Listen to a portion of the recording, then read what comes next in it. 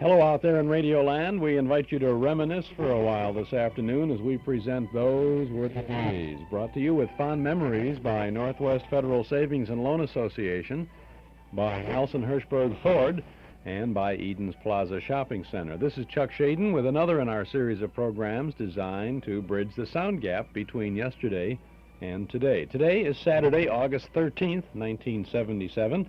And today on Those Were the Days, we salute the talents of Gale Gordon with an afternoon of great comedy entertainment featuring Mr. Gale Gordon, along with Fibber McGee and Molly, our Miss Brooks, the Judy CANOVA Show, My Favorite Husband, and Harris and Alice Faye. Between now and 5 o'clock, it'll be a super day of fun, so you'll want to stick around for every minute of it. It all begins right after this word from Northwest Federal Savings. Remember the days of the old-fashioned the like skyscrapers, sprawling splits that drive you bananas, sundaes with irresistible chocolate and cherries. But no matter how tip-top they seem, Northwest Federal Savings would like to remind you that great ice cream creations don't start at the top. They all begin at the bottom. And you can get 12 great bottoms in a complete 13-piece set of old-fashioned glass fountainware. It's free when you deposit $1,000 at Northwest Federal, or just $3 with a $250 deposit. There are 4 big banana split boats, 4 sundae goblets, 4 big soda glasses, and a super ice cream scooper, too. Pick up your fountainware at any Northwest Federal Savings Center now through September 10th. Limit 1 per family. Fountainware from Northwest Federal. This could be the start of something big. It's Northwest Federal Savings Time, 63 hours a week. And that could be the start of something big from Northwest Federal Savings. That fountainware set through September 10th. That's a big day for us, September 10th. That's the day the Memory Club will resume after our summer break. And we will begin with one of the best movies that you're ever going to see at the Memory Club, I think. It's called Love Thy Neighbor with Jack Benny and Fred Allen. And it's a super film. And also on that day, during our Those Were the Days program, we will have a whole afternoon of comedy with those two battling fellows from the airwaves, Jack Benny and Fred Allen. So it'll be a super special day. That's the Memory Club resuming on September the 10th in the community room over at Northwest Federal Savings. This is Chuck Shaden with our Those Were the Days program on WNIB Chicago at FM 97 every Saturday afternoon from 1 to 5 right here, and we'll be tuning into the first of the programs featuring the talented Mr. Gale Gordon right after this.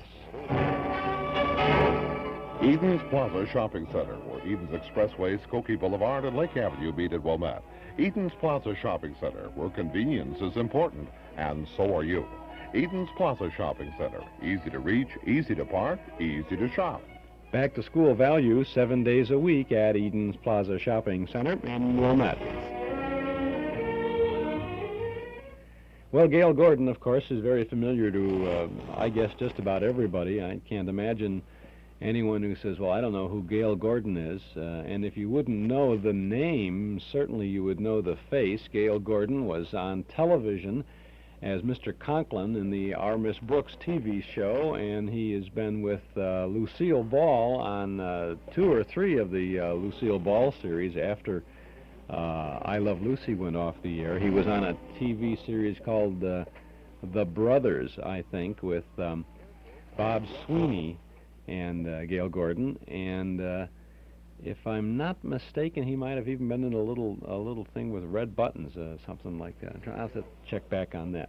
Of course, he was very much involved in the radio days. He played Mayor LaTrivia on the Fibber McGee and Molly show, and when Mayor LaGuardia of New York died, they thought that maybe it would not be in good taste to keep the Mayor LaTrivia character going. So for a time in the 1940s, the mid to late 40s, Gale Gordon just swapped characters. He changed from being Mayor LaTrivia to Foggy Williams, the Weatherman. He was also on the radio series Our Miss Brooks as Mr. Conklin, the principal of Madison High School. In a radio series called My Favorite Husband, starring Lucille Ball and Richard Denning, Gale Gordon appeared regularly as Lucille Ball's husband's boss, And on the Phil Harris Alice Faye show, Gale Gordon turned up regularly as Mr. Scott, the sponsor of the show. He was also a regular on the Judy CANOVA show and in many, many other radio broadcasts. We're going to spend the whole afternoon today listening in to the talents of Gale Gordon. I think you will discover by 5 o'clock today that Gale Gordon always played Gale Gordon. He had different names for his characters, but the characterization that he built into the radio shows was the same kind of a blustery, barrel-chested type person. And always so much fun. So we have a lot of that fun for you. We're going to start off with the Fibber, McGee, and Molly program from January 13th of 1948. That's a period of time when Gale Gordon was portraying Foggy Williams, the weatherman, rather than Merrill Trivia. All the regulars are on this show, and the extra added plus is Fibber, McGee, and Molly. So why don't we just sit back, as they used to say, relax, and enjoy the Fibber, McGee, and Molly show. The Johnson Wax program with Fibber, McGee, and Molly.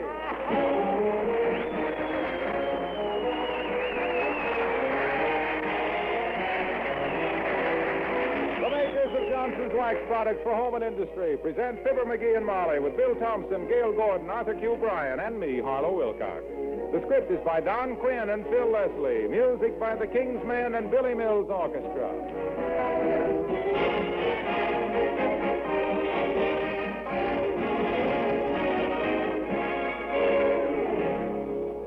Johnson Self-Polishing Glow Coat. It shines as it dries. It shines brighter than it's ever shone before, actually nearly twice as bright.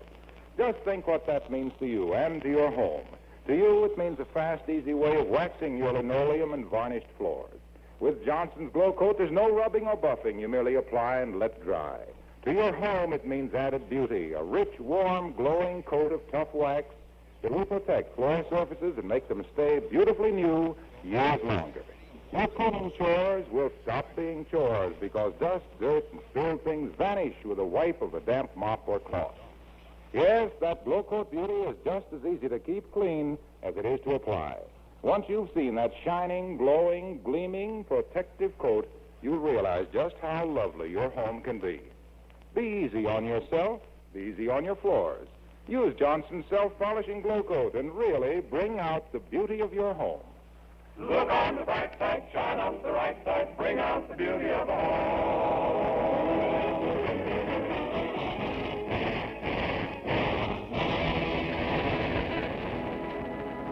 Mr. McGee, suddenly being Mr. Victor's had a lot of million-dollar ideas in his hand. Some of them were not so good, of course, but others were simply fun. But he's got one here that looks like a winner. In fact, it's terrific. It's sensational. It's colossal. It's... Well, it's Fibber, McGee, and Molly.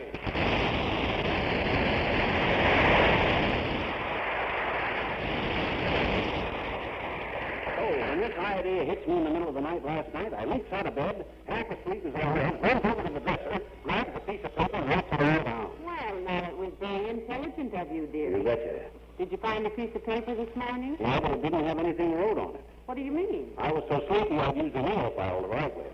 And I remembered, and that's why I got this package right here, kiddo. This is the greatest little invention since Eli Whitney started making gin out of cotton. Eli Whitney did not make gin out of cotton, sweetheart. Mm-hmm. He just invented a machine to take the seeds out of it. No, they can leave the seeds in it for all I care. I prefer root beer anyway. Let me tell you about this idea, kiddo. Well, sir, I goes down to the war surplus store. Oh, no, not another 16-man life raft. That was a bargain, all right, but this is better. Look, what would you say if we had a radio in the car? We have got a radio in the car. The kind that goes dead when you drive under a viaduct alongside a streetcar near a power line or past a policeman with a magnetic personality. You didn't leave me finished. Oh, I'm sorry. What would you say if we had a car radio that we could just lift out and carry away and use as a portable radio? Or just stick it back in the dashboard of the car again? Why, that sounds wonderful. Whose idea is that? Mine. tell me over again. There must be something wrong with it. No, sir, this is it, kiddo. This is the gimmick that's going to put us in a big fat warehouse on the sunny side of Easy Street. Here, look. What's that on Madison thing? That, my dear, is an Army surplus radio. 6 tubes. I'm going to rewire the car so I can just stick this radio in and use it as a car radio. When I yank it out, switch over to battery and use it as a portable. You are looking, Mrs. McGee, at the original McGee cardable radio. Cardable, get it? Combination of car and portable? Dearie, I take back everything I ever said about you and your inventions. Or I'd like to if it wouldn't take so long. Forget it, Snooky. In every generation, there's one outstanding genius that's had to endure the jeers of the Harpalai. But you're looking at a guy that's going to collect right off the bat. I'll have every car owner in the country screaming for a McGee cardable radio. You will? Boy, I can just see the Ford people tugging at my coat sleeves, waving $1,000 bills at me. You can? What, do you think I'm going to grab the first $20 million offer they throw at me? You better. You said it. Well, what do you do now? Well, first, I see if I can work this Army radio. Now, let me see. Oh, I'll turn it on. Well, I never was much for electronic stuff. But just as a suggestion, how about that little switch there that says on? Well, it's worth a try, at least. And now, madam, with the very finger that will soon be digging bank presidents in the ribs, I turn on the first McGee cardable radio. What a moment in history. Yeah. Better make it 2 moments. Nothing is happening. Yes, it is. Yes, it is. Listen. WBPD, calling car 15, for the 14th and out. A man creating a disturbance. That is all. There. Isn't that wonderful? Every squad car in town will want one of these radios. I got a TL for you, Snooky. Every squad car in town has got one of them. All right, I'll tune in some other station and see what I can get. Uh-oh, not a word about this to anybody now. Okay, Chief. I'll keep it under my hairnet. Come in. Hello there, Mr. Wimple. Oh, hi, Wimp. Hello, folks. Oh, for goodness sakes, what a cute little radio, Mr. McGee. Yeah. Does it work? Oh, it certainly does, Mr. Wimple. All you have to do is join the police force, get assigned to a squad car. Easy, Molly, now, remember. Wimp, old man, I ain't dribbling this down Main Street yet, see, but you happen to be looking at the portable radio that's going to revolutionize the industry. You don't tell me.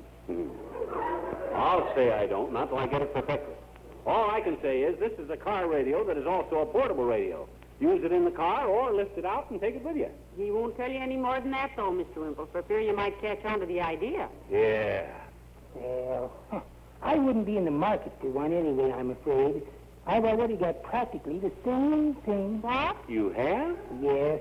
The loudspeaker in my car usually gets right out and walks along with me, still talking. Oh, you mean... Yes. Sweetie face, my big old wife.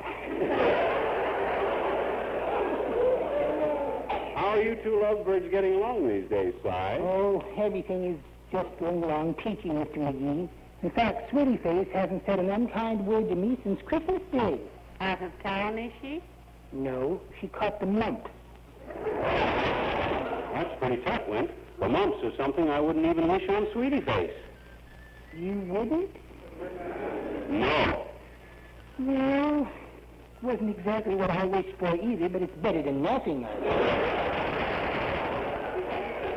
But I've got to get downtown, folks. I'm getting Sweetie Face a little sickbed present. Stop. Well, what are you going to get, Mr. Wimple?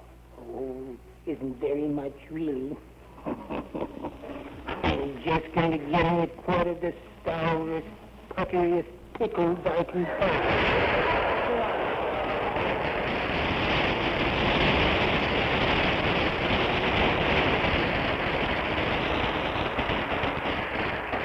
Heavenly days, isn't that awful? Pickles for the mumps. Why, she'll leap up and jam them all down Mr. Wimple's own throat. Well, that'll be a neat switch. A pickle in Wimp. I got no time for other people's troubles right now. I got to get busy making a few $1 million. Wouldn't it be wonderful if you did make a lot of money, dearie? I wonder if a mink coat is very warm. If you get cold in a mink coat, kiddo, we'll buy you 2 mink coats. Now, let me see here. This switch here turns it on. There. There's a mink coat in the window at the downtown that I just love. The most beautiful mink coat I ever saw. WBPD, WBPD, calling car 15. Go to 14th and Oak. A man creating a disturbance. That is all. Seems to get only one station. And you had to turn off long enough for me to call my dressmaker, dearie? Sure, what do you got to clear it all about? A new lining in my old cloth coat.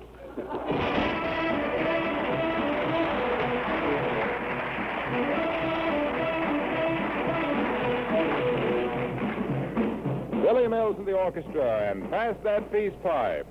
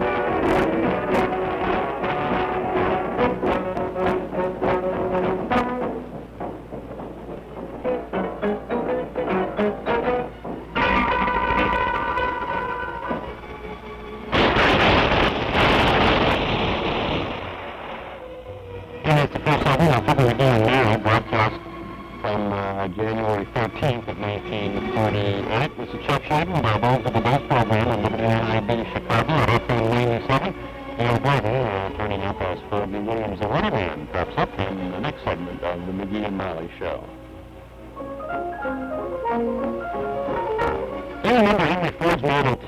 And do you remember cranking up the motor to start the car? How about the Model A with the self-starter? And you recall World War II gas rationing and those little A and B stickers you had to display in your windshield. Great memories, huh? Well, Ralph Hirschberg of Nelson Hirschberg Ford has fond memories too.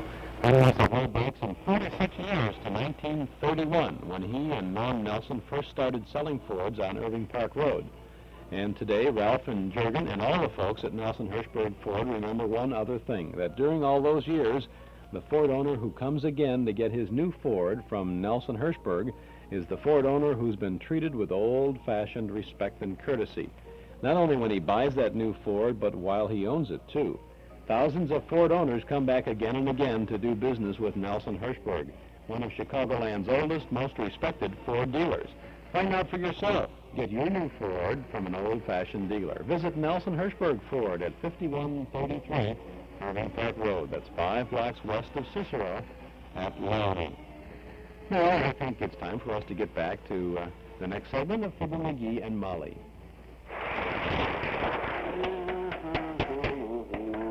If I put this here wire there, and that there wire here, then this here wire hooks onto that there wire.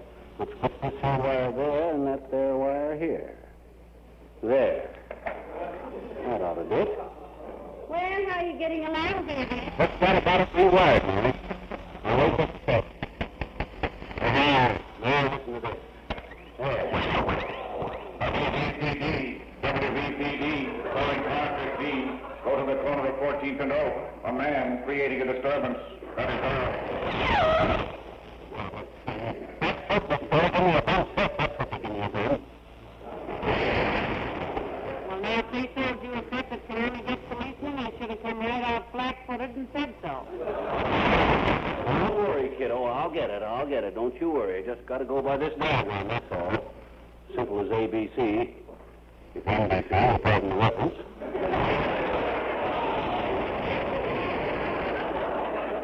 And if they give me Hail Columbia, I'll give it right back to them, which will make it mutual.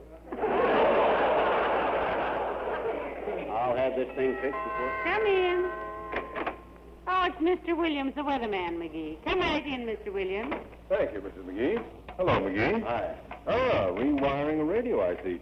May I help? You know how to wire a radio, Foggy? Yes, I do. In fact, when I was in college, I built a wireless set with which I could get the British Broadcasting Company anytime I liked. Heavenly days, you got Britain? Where did you go to college, Mr. Williams? Oxford.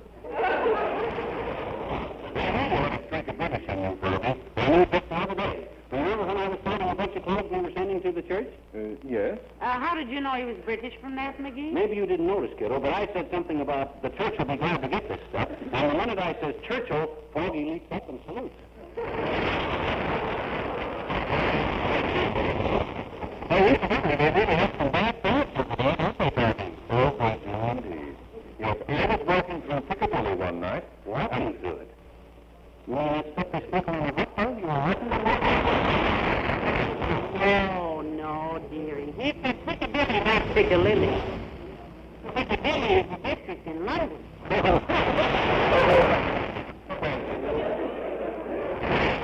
Anyway, I was walking through Piccadilly one night with some relics on my arm. And a sudden fog came up. In 10 minutes, it was so thick that Big Ben did not sound 9 o'clock until almost 10:30.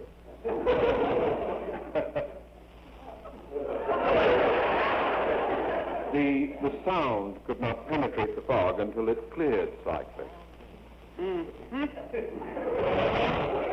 Well, what's the forecast for Wistful Vista? You heard anything? Yes. I just got word this morning that we may expect a cold wave here in July. In July, Mr. Williams, a cold wave? Yes, Mrs. Williams has a sister in the Navy. She's coming home from Alaska in July. According to her letter, she's the coldest wave that ever wore a white cap. Well, goodbye. Probably.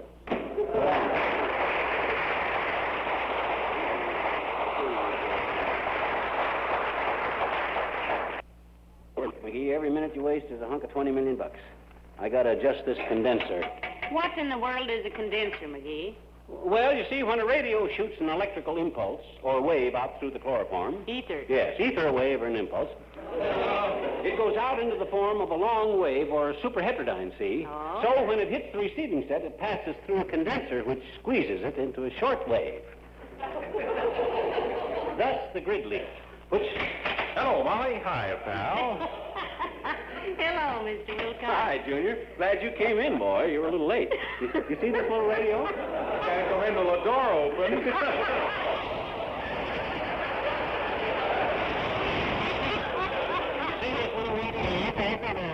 Well, he's got a great invention, Mr. Wilcox. He really has. Yeah. A great invention is a pretty mild term for this radio, kiddo. This will be the greatest step forward in the automotive industry since a girl's knees were made safe by putting the gear shift on the steering wheel. Well, what is it, pal? What is it? Well, go on, tell him, dearie. I'm kind of excited about this myself, Mr. Wilcox. Well, here's the gimmick, Omaha. It's a car radio, you see, but removable. You yank it out of the car, turn it on to the dry cell batteries, and zingo, you got a portable radio you can take any place. The McGee Cartable Radio. You slap it back into the car, lock it in place, and you got a car radio. And if there's some programs you want to miss, leave it at home, and you got an extra glove compartment. Pal, it's wonderful. Thank you. I think so. Well, I can just picture the day when I'm riding along with my car radio on. I hear a well-modulated voice say, "Ladies, do you have spots before your eyes? Spots that the children have tracked in on your kitchen floor?" Oh, but McGee, it means... Then I park my car, yank the radio out, and the voice continues as I carry it toward my office. Do you suffer from worn and faded linoleum? Look, Junior, that ain't what I was... Try Glow Coat. I can hear the voice saying, Johnson's self-polishing Glow Coat. What other kind is there? Yes, the voice will be saying, as I carry my McGee cartable radio into my office, look, Johnson's self-polishing Glow Coat will banish that scuffed and seedy look from your faithful old linoleum and help to restore its pristine luster and love. Yeah, but what the... No rubbing, no buffing. Pour a little out, spread it around in 20 minutes or less. Look, Waxy. Yes, Cartable. Pal. I'm going to make $1 million on this thing, Christine. How'd you like to be my private secretary? Quick, Junior, yes or no? I got to have men around me who can make decisions. Okay? No. Oh. Mr. Wilcox, what an opportunity you have passed up. I'll say. Yeah? Look, pal, when you've been in business as long as SCJ&C Inc. of Racine Whis, ask me again. As the airmail pilot said when his motor conked out over Mount Whitney at 3 a.m., no more fly-by-night stuff for me. Sorry, chum. So long, Molly.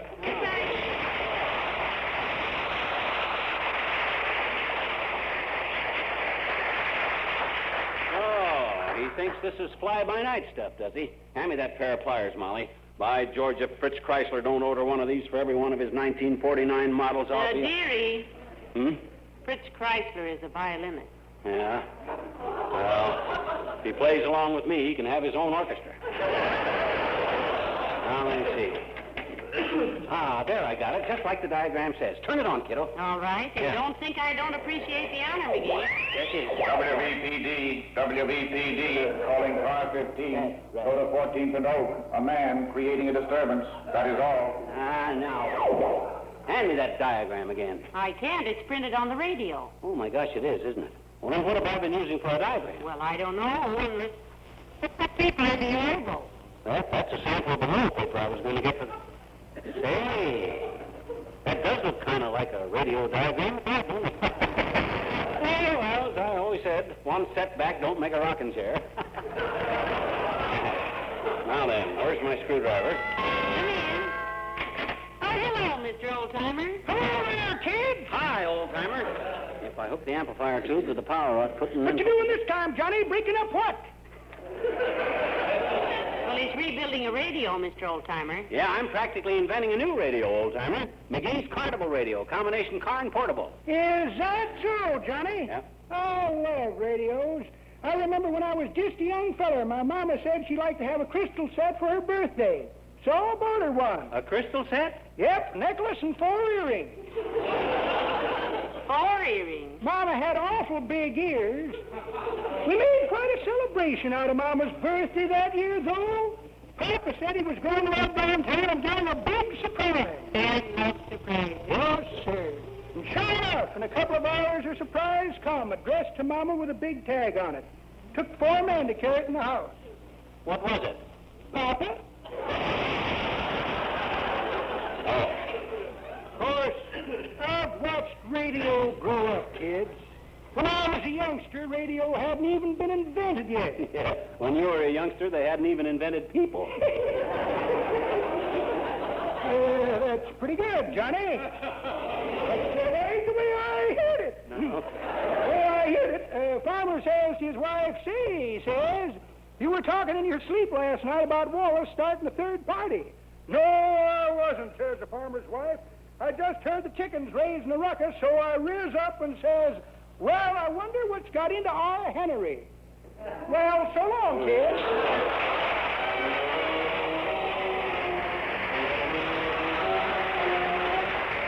The King's Man, and I'm a-comin' a-courtin' Cora Bell. I'm a-comin' a-courtin' Cora Bell. Got a 40 plover stuck in my lapel. With a horseshoe in my pocket and a rabbit's foot as well. I'm a-comin' a-courtin' Cora Bell. Gotta keep up my courage, Cora Bell. Gotta speak up to your pappy for a spell. I'm gonna mention my intention of a honeymoon hotel. I'm a-comin' a-courtin' Cora Bell. So it's giddy up, Sylvester, don't you dare to stop. 'Cause underneath this double-breasted beats a heart that's about to pop. I'm a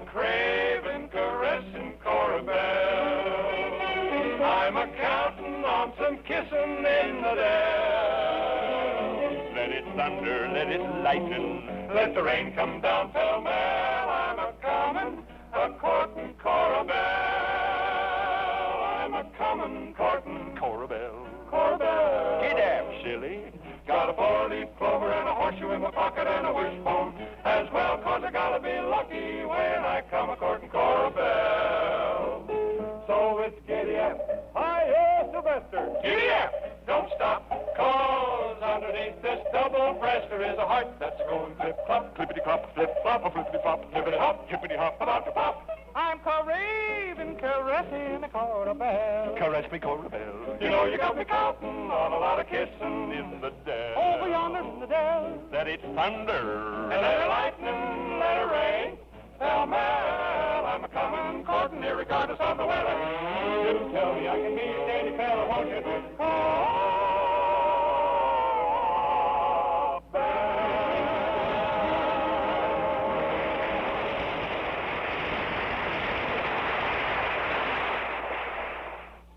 Those were the King's Men on the Fibber, McGee, and Molly program, the Johnson's Wax program from 1948. You heard, of course, in this segment, Gale Gordon as Foggy Williams, the weatherman. Chuck Shaden here on a Saturday afternoon with you on WNIB Chicago at FM 97. Our Those Were the Days program today, listening in to the talents of Mr. Gale Gordon. You'll find a generous helping of memories from and about the good old days when you visit our Metro Golden Memory Shop at 5941 West Irving Park Road. That's just east of Austin. I'd like to invite you to come in and browse for a while. I think you'll find a complete selection of big band, personality, and soundtrack recordings, as well as those great old-time radio shows on cassettes, 8-track tape, and LP records. Besides that, we offer books and magazines about the stars and the days gone by, plus nostalgic jigsaw puzzles, games, cards, gifts, and novelties. We have an amazing selection of memorabilia, giant one-sheet movie posters, theater lobby cards, photos, magazines, Riverview, theater and railroad scenes, lots more. At our Metro Golden Memory Shop at 5941 West Irving Park Road, just east of Austin. The shop is open 7 days a week, Monday through Friday from 11 to 5:30, Saturday from 10 in the morning till 7:30 in the evening. We're open right now. We'll be open till 7:30 tonight. And then every Sunday afternoon, you can come by between noon and 5. Come on in, see all the goodies at our good old Metro Golden Memory Shop, 5941 West Irving Park Road, just east of Austin. Metro Golden Memories, the MGM shop. Now let's get back to FMGM shop. That's Fibber, McGee, and Molly. She's too fat for me. She's too fat. How's the radio coming along now, McGee? Got it rewired yet? I was just about to try it out, kiddo. Listen to this now. WVTD, calling cars. No, that ain't quite it yet. But I got an even greater idea than I had originally. Doesn't seem possible. It is, though. Look, I can already get shortwave on this thing on account of all police calls that are on shortwave. I thought police calls were all on the crime wave. No. No, that's just newspaper talk. Now then, it's a simple matter if we get local shortwave to get foreign shortwave. Catch on to it? So when I get this baby finished, we'll have a portable car radio that'll get any broadcast in the world. Overseas, even. Heavenly days. Yeah. Now then, let me see this diagram again. As soon as I fix the frequency... How did you break that? Break what? The frequency. I didn't break it. Well, you must have. Huh? It was fixed when you got it. No. See what it says down the corner here? It says Model B fixed frequency receiver. Yeah, but... So if it was fixed when you got it, you must have No. Let me explain, kid. All right. A fixed frequency set means a set that the set frequency is fixed, you see. Some of the fixed frequency sets are set so the frequency is frequently fixed for a freak frequency. Or, in other words, if the freak frequency is too frequent, then the frequency you fix has to be fixed for an infrequent frequency, which is fixed. Well, good. Yeah. Now tell me about television. Well, television is an entirely different frequency. You see? Come in. Oh, it's Dr. Gamble, McGee. Hello, Doctor. Hello, my dear. Hello, Dipper Mouth. Hi, Pullman. Pullman, dearie? Yeah, he's the guy people are always calling up for birth reservations.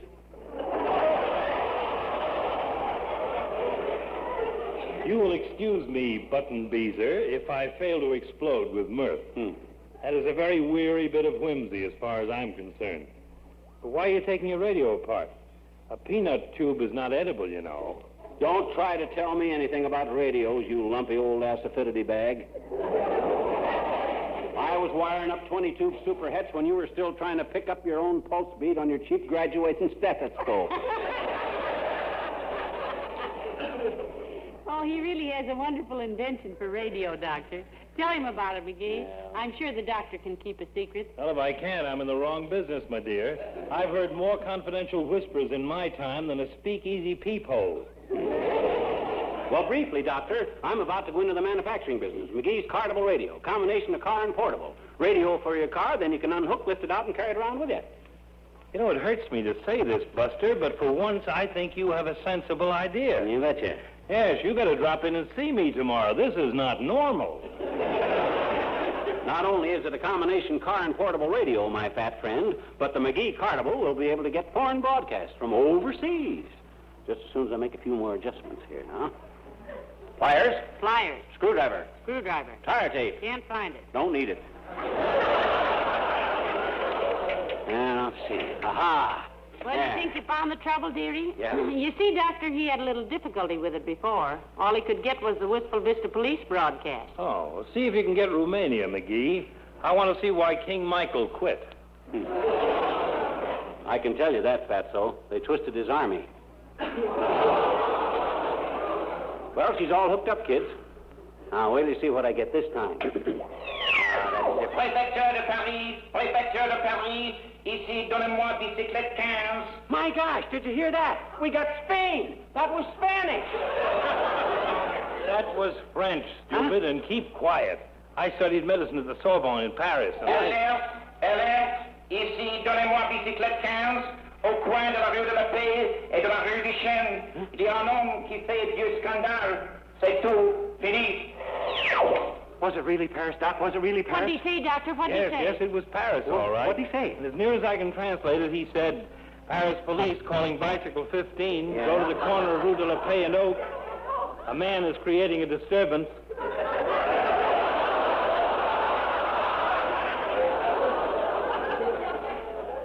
That is all. That is enough. That is too much.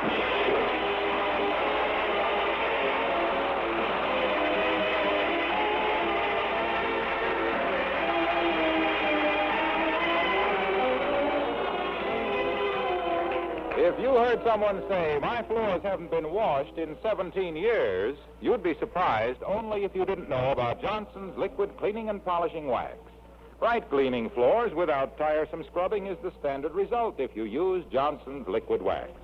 You see, Johnson's liquid wax is more than just a wax. It contains an effective dry cleaning ingredient which quickly removes dirt and leaves floors immaculately clean and thoroughly waxed. You merely apply, then buff lightly. No water, no brush, no hands and knees scrubbing.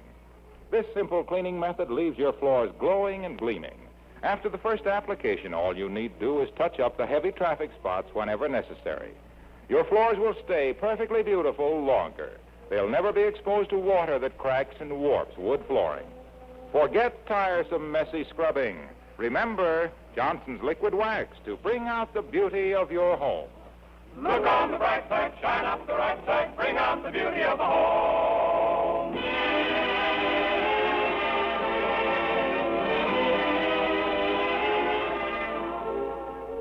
Ladies and gentlemen, the United States Marines have announced the formation of a post-war reserve force, the Citizen Marine Corps. These hometown Marines will remain civilians and work at their civilian jobs.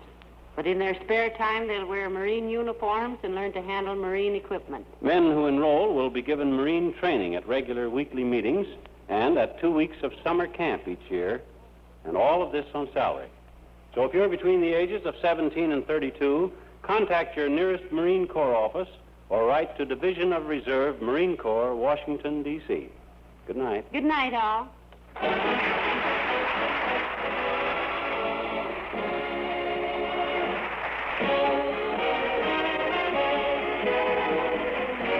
makers of Johnson's Wax Products, Racine, Wisconsin, bring you Fibber, McGee, and Molly every Tuesday night. Be with us again next week, won't you? Good night.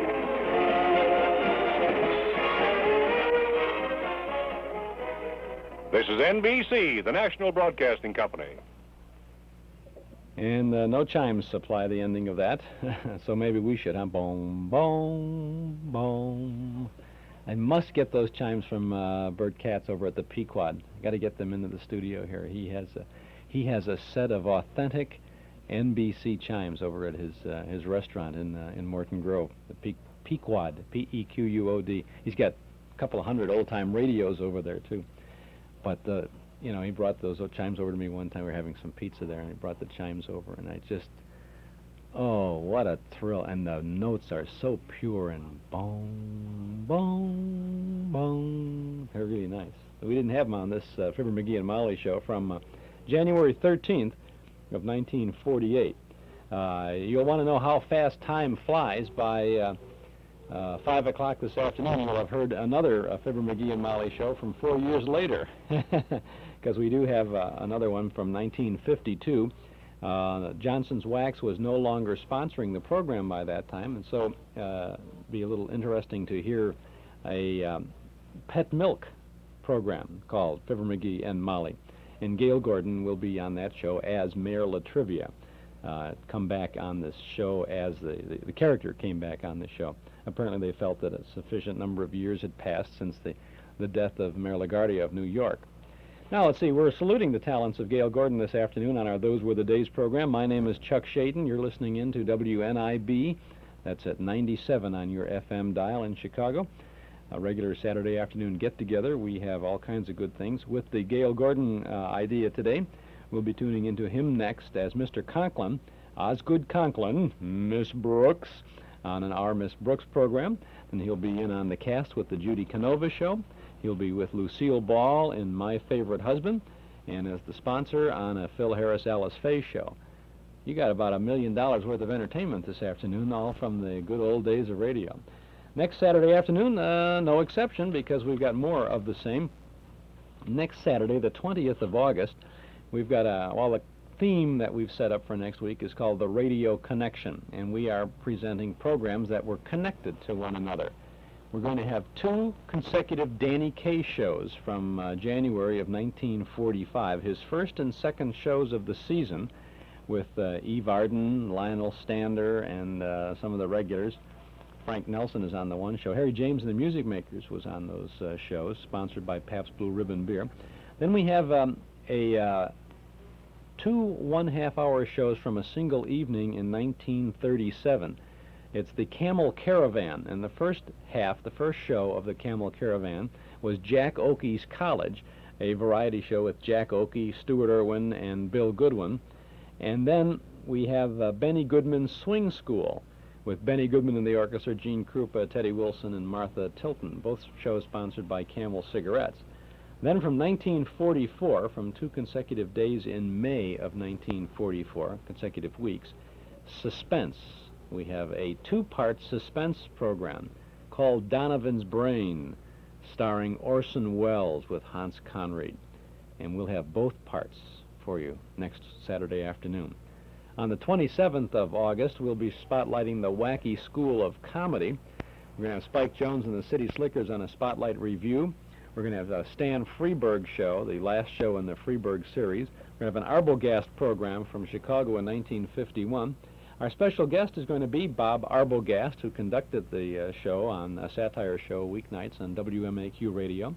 And just this week, we learned that we'll be able to get a chance to meet and sit down and talk with Maury Amsterdam in the next week or so. And so we will have a double interview on that show, because we'll be talking with Bob Arbogast, and we'll also be talking with Maury Amsterdam. If you're following our Nostalgia newsletter, you see we have a Henry Morgan show scheduled for the 27th. Depending on the length of our Maury Amsterdam interview and other Amsterdam material we can pick up, we may have to postpone the Henry Morgan show for a later date. That would be the one, I think, that we would nudge off the scene for that particular thing. But it's nice to be able to get an opportunity to sit down with a great comedian like Maury Amsterdam. And we'll let you know next week or so how we progress along in that direction. We have good things lined up for you on Saturday afternoons. The first Saturday in September, Labor Day Saturday, we will be having an afternoon of band remotes from Chicago, all kinds of Chicago band remotes. And then on the 10th of September, we'll have an afternoon with Jack Benny and Fred Allen. A whole bunch of programs and excerpts kind of relating to that classic Benny Allen radio feud. So there's a super helping of good things coming up for you on Saturday afternoon. If you want to stay in touch with everything we have lined up for you, then I invite you to subscribe to our Nostalgia newsletter and radio guide. The guide for this month features Ed Gardner, that's Archie the manager of Duffy's Tavern, on the cover. Inside, articles from and about the good old days. Now, a one-year subscription, 10 issues, is only $7, and you can subscribe right now if you like when you call us at 545-2260. Give us your name and address. We'll begin your subscription with the Midsummer, that's the July-August edition. If you prefer, and make sure you'll mention this, we'll start your subscription with the September issue, which you'll have by the 1st of September. But otherwise, we can start you with the current issue. We'll include an invoice along with your first copy, so why don't you give us a call at 545-2260. In this current issue, you'll find reprint articles about Easy Aces, about Howard Miller and June Valley, about the moving of radio shows from New York to Hollywood back in the middle 1930s, and a summertime look at the Chicago entertainment scene back in 1944, the summer of 44. And you'll find original articles, Mark Nelson writing about the films of Bud Abbott and Lou Costello, Carl Pearson looking at the career of Tommy Dorsey. You'll find our complete Saturday afternoon Those Were the Days broadcast schedule, letters from listeners, and our dime store want ad page. So why don't you subscribe now? Just give us a call at 545-2260. A one-year subscription is just $7. When we list the programs that we're planning, we list the name of the program, the date, some of the stars, a half a line maybe about the content of the show, and for the tapeworms out there in Radio Land, the times of the segments. For example, our present guide shows that the Fibber, McGee, and Molly show we just played was in 3 parts, 11 minutes, 11 minutes and 35 seconds, and 7 minutes and 15 seconds. And that's the kind of information we try to give about our Those Were the Days program. So if you'd like to begin your subscription, give us a buzz at 545-2260. $7 for a full year subscription, and we'll begin your subscription with the current issue or the September issue, whichever you suggest. If you like, you can send $7 to Nostalgia Newsletter, Box 421, Morton Grove, 60053. But if it's easier, just give us a buzz now at 545-2260.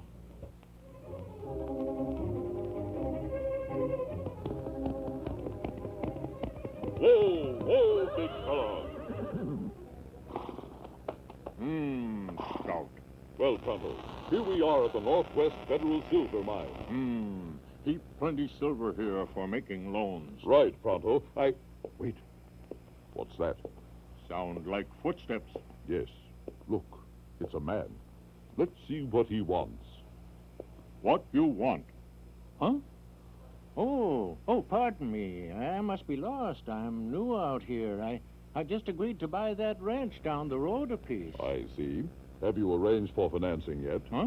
Oh, well, no. I really don't know how to go about it. Here, take this silver bullet. On it is inscribed the name of Northwest Chicagoland's leading financial institution.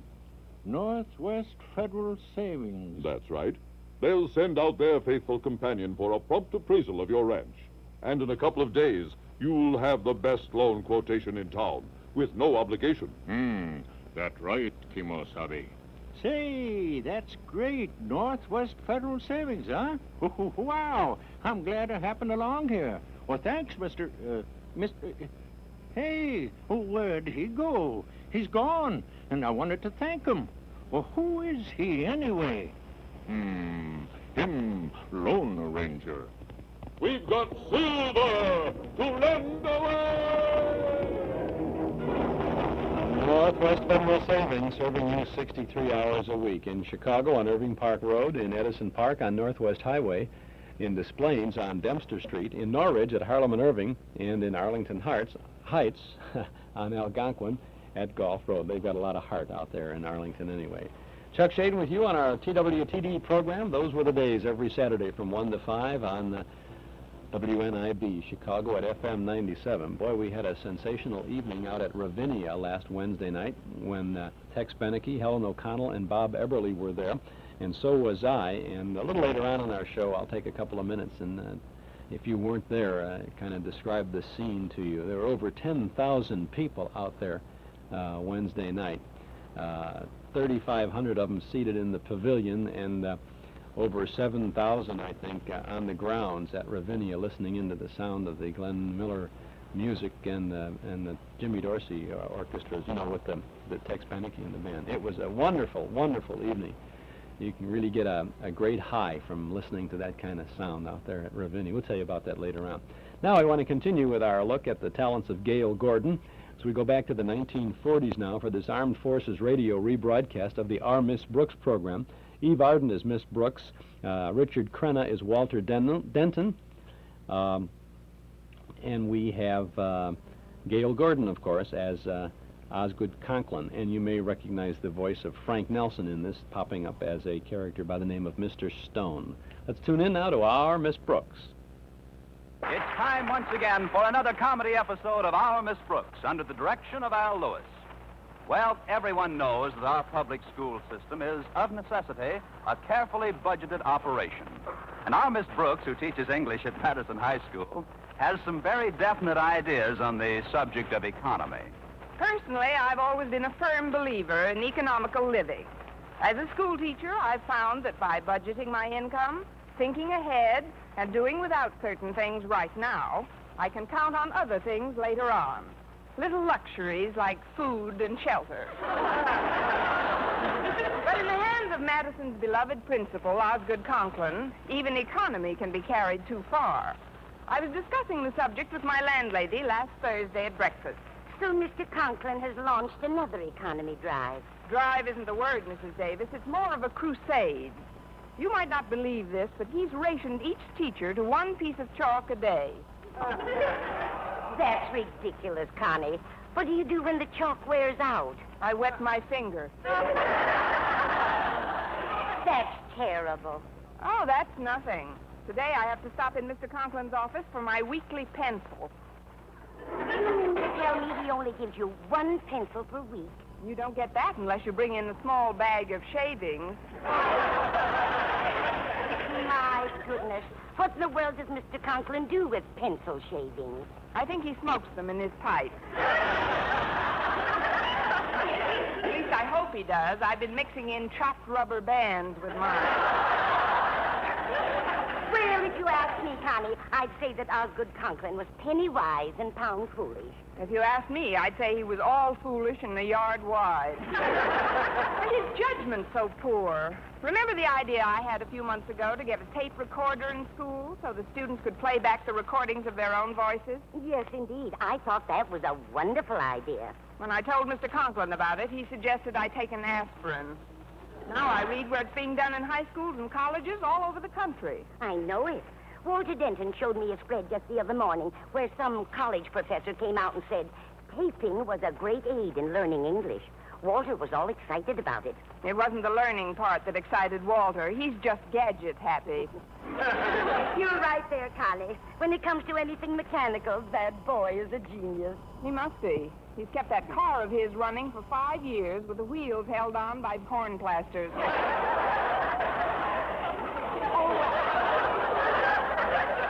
That reminds me, dear. Walter phoned while you were in the shower and asked me to tell you that he won't be able to drive you to school this morning. Oh, fine. But you can borrow my car, Connie, if you don't mind picking it up. Oh, where is it, Mrs. Davis? In the garage next door to school. Somehow I get the feeling that this isn't going to be one of my better days.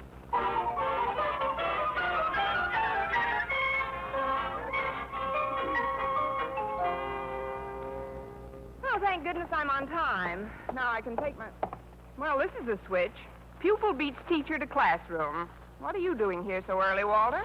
I thought your car broke down. No, ma'am. I just had something else to attend to.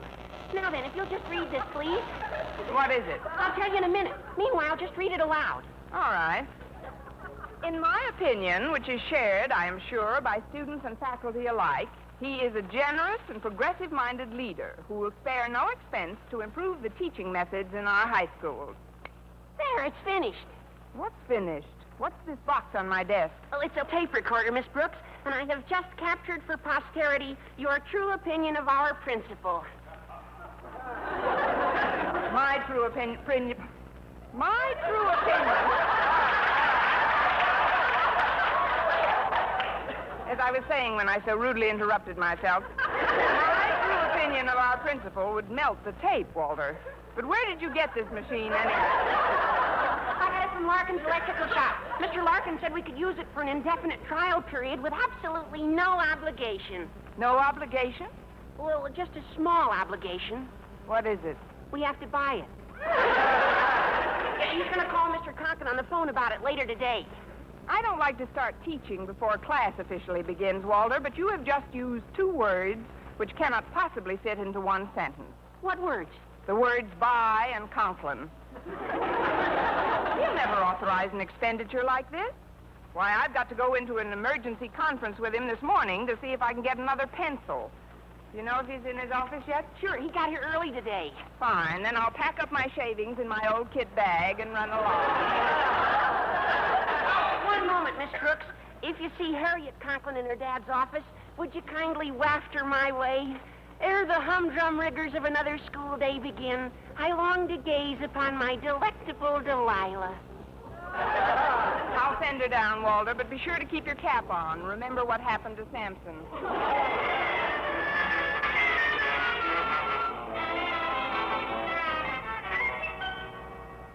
I'm furious, Harriet. Absolutely furious. Why are you furious today, Daddy? Because of the way this... I'm not sure I like your tone, girl. Are you inferring that your father is in a constant state of ill temper? Oh, no, Daddy. I think you have a very healthy temper. That is, I know how hard it is for you to control your nerves sometimes. I have perfect control of my nerves. It's a wonder I have any nerves left. Things are done around here. Look at this lamp. Yesterday, I ordered a repairman from Larkin's electrical shop to come out and fix the wiring. Look what he did. He simply taped it up and left. It looks all right to me, Daddy. It doesn't look all right to me, Daddy.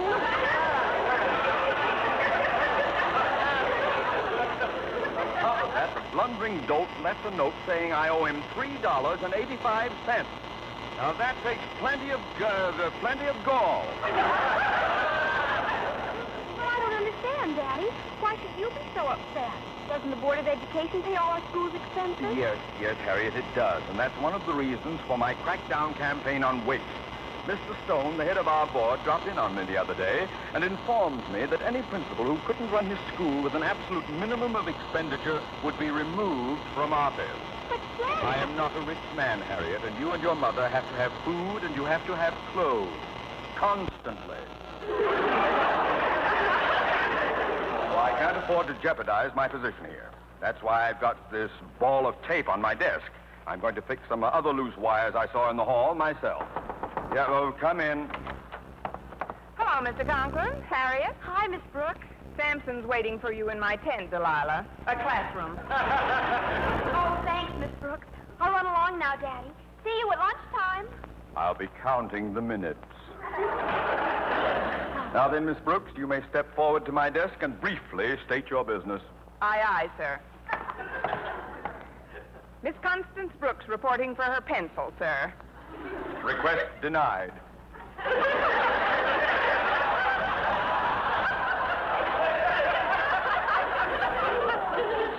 You have our permission to withdraw. But, Your Majesty, Mr. Conklin. I don't understand. This is Pencil Thursday, isn't it? Yes, it is. But during the past week, 2 board erasers have been lost from your room.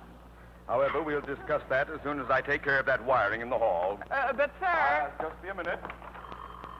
Go answer that, please. Yes, sir. Hello? Principal's office, Miss Brooks speaking. You ain't the principal, are you? No, I ain't. I'm an English teacher. Mr. Conklin's out in the hall at the moment. Who is this? Oh, this is Larkin of Larkin's Electrical Shop. I let Walter Denton take a tape recorder over to your school this morning on a trial basis. All I want to know is, doesn't Mr. Conklin want it or don't he? Frankly, I doesn't think he do.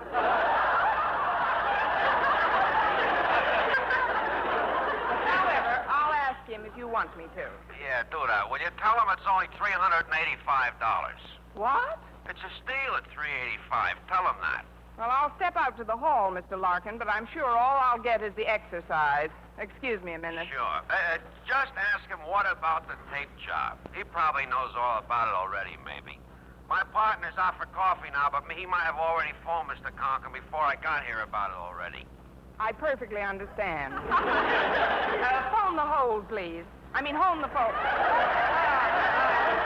Hang on a minute. Mr. Conklin, Mr. Larkin of Larkin's Electrical Shop is on the phone. Larkin? What does that pirate want? It's about the tape... I know all about it, and you may tell Mr. Larkin for me that I recognize my obligations and will pay, albeit reluctantly, what he asks. You will pay? But, Mr. Conklin, do you realize it will cost... I know. $385. Tell Larkin to send the bill to Mr. Stone's office at the Board of Education. But, sir... Go, Miss Brooks. Aye, sir. Are you still there, Mr. Larkin? Hey, sure. What did Mr. Conklin say? Well, I think he's delirious, but he said you're to mail the bill to Mr. Stone at the Board of Education. Oh, swell, but I won't have to mail the bill, Miss Brooks. The board is right down a block from my place. I'll bring the bill over to this here Mr. Stone when I go out to lunch. Well, that's about all we got to discuss, I guess. Thanks for everything you've done, Miss Brooks. Oh, I only done what I had to done. That is, I only done what I should have did. Give me a ring sometime and we'll go to night school together.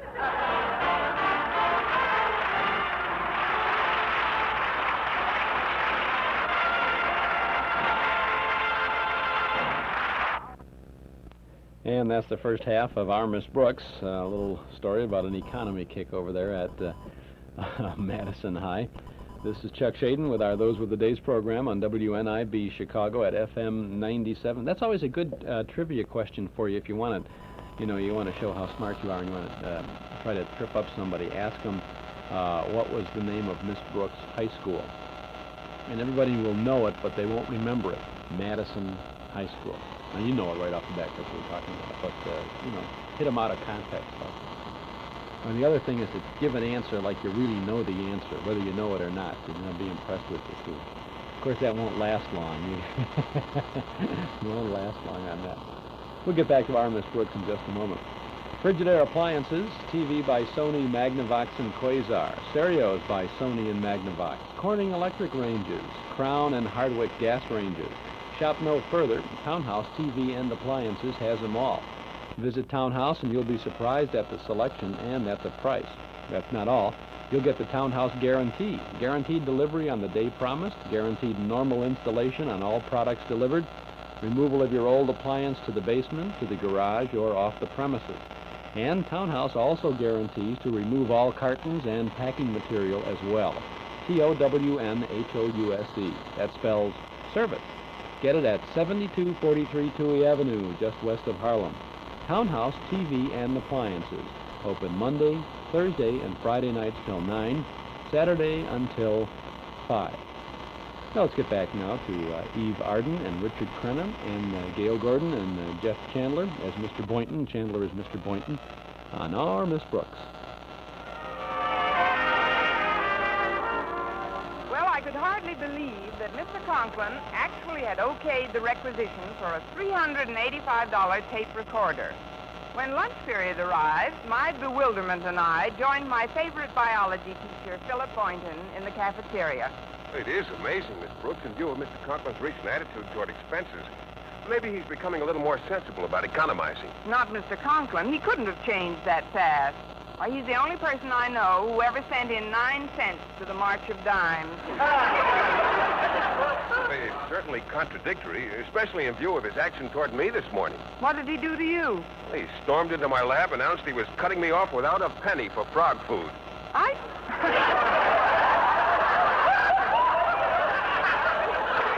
didn't know you liked frog food. Oh, forgive me, Mr. Boynton. I shouldn't tease you about your animals. I know how attached you've become to some of them. How's McDougal these days? Mac's fine, thanks. But I'm a little concerned about a new frog I caught in the meadow last week. It's a wonderful specimen. I've named him Shamrock. He weighs almost 2 pounds. That's a good-sized shamrock. He's healthy-looking enough, but I think he's mentally upset. He's so lethargic.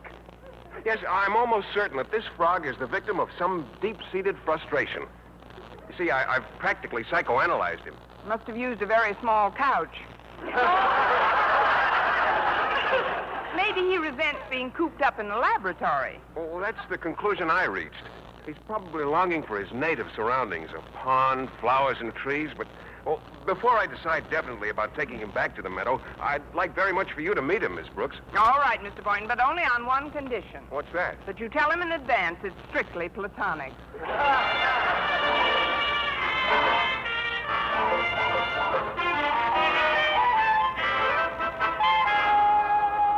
Are you still tinkering with that recorder, Walter? Yes, ma'am. There's one switch here has me a little confused. I can't tell whether it's on or off. Let's see here. Well, I got it figured out now, I think. Did you have lunch with Mr. Boynton? Yes, I did. Then I stopped in at the lab to meet one of his friends, a new frog named Shamrock. Oh, I know Shamrock. Kind of a mope. How'd you like him? He's all right, I guess, if you like slimy, bulgy-eyed, pot-bellied monsters. You don't sound very enthusiastic. Oh, I can tolerate his green little jowls at a distance. It's only when he jumps into my lap that I want to scream. Pardon me, Miss Brooks. May I come in? Oh, certainly, Mr. Boynton. It just seems like minutes since last we met. That's all it's been. Hello, Walter. Hi, Mr. Boynton. What do you got in that jar? Shamrock? Oh, what have you decided about him, Mr. Boynton? Well, I've come to the conclusion he doesn't belong in a school. I think I'll take him out in the woods somewhere and toss him into a pond.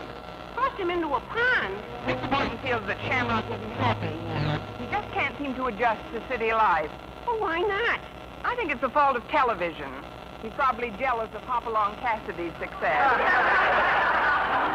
Oh, it's just that he's lonesome, Walter. Say, I've got an idea.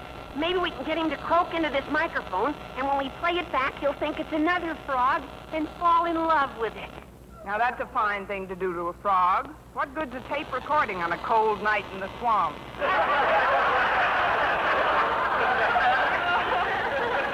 No, Walter may have something there, Miss Brooks. It might cheer him up considerably. The only trouble is Shamrock would recognize the call as that of a bullfrog. Why don't you play him the cry of the wild goose? Maybe that'll send him. No, what he needs is the croaking of a female. Miss Brooks, I was just wondering... You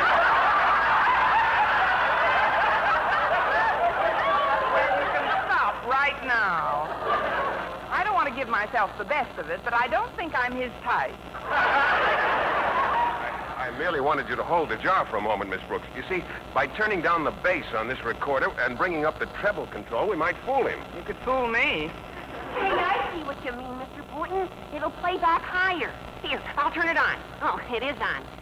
Just hold him up to the microphone. Come on, boy. Let's have a nice, clear call. Oh, come on, Shamrock, let's have it. Right into the mic. What do you suppose is wrong, Miss Brooks? Maybe he doesn't like the script. What do you think, Walter? I wish he'd croak. Well, I'm afraid he isn't going to do it, Walter. Better turn it off. Okay. There, it's off.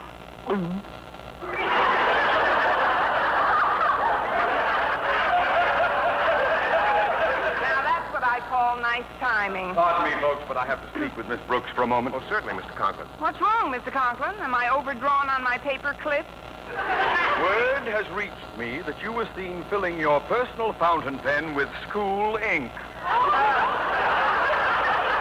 Is this true? Guilty as charged. But I can't understand this excessive economizing on little things. Oh, you can. You can. Well, you'd better try harder, Miss Brooks. When I've finished tightening up around here, Mr. Stone will have no unnecessary expenditures charged to my account. Hello, what's that on your desk, Miss Brooks? It's a tape recorder, Mr. Conklin. A tape recorder? Yes, why don't you step up and try it, Mr. Conklin? Yes, why don't you? Your voice should record beautifully. Well, it has been said that I possess a certain resonance of tone. How does the thing work? Here, I'll show you. Mr. Conklin will now say a few words about the head of our school board, Mr. Stone. That's all there is to it. Then when you push this button here, it plays back. Listen. Mr. Conklin will now say a few words about the head of our school board, Mr. Stone. Simple, isn't it? Go ahead, Mr. Conklin, say something. Oh, but I don't have anything prepared. Just say a few nice words about Mr. Stone. Yes, something that'll soften the jolt when the bill arrives.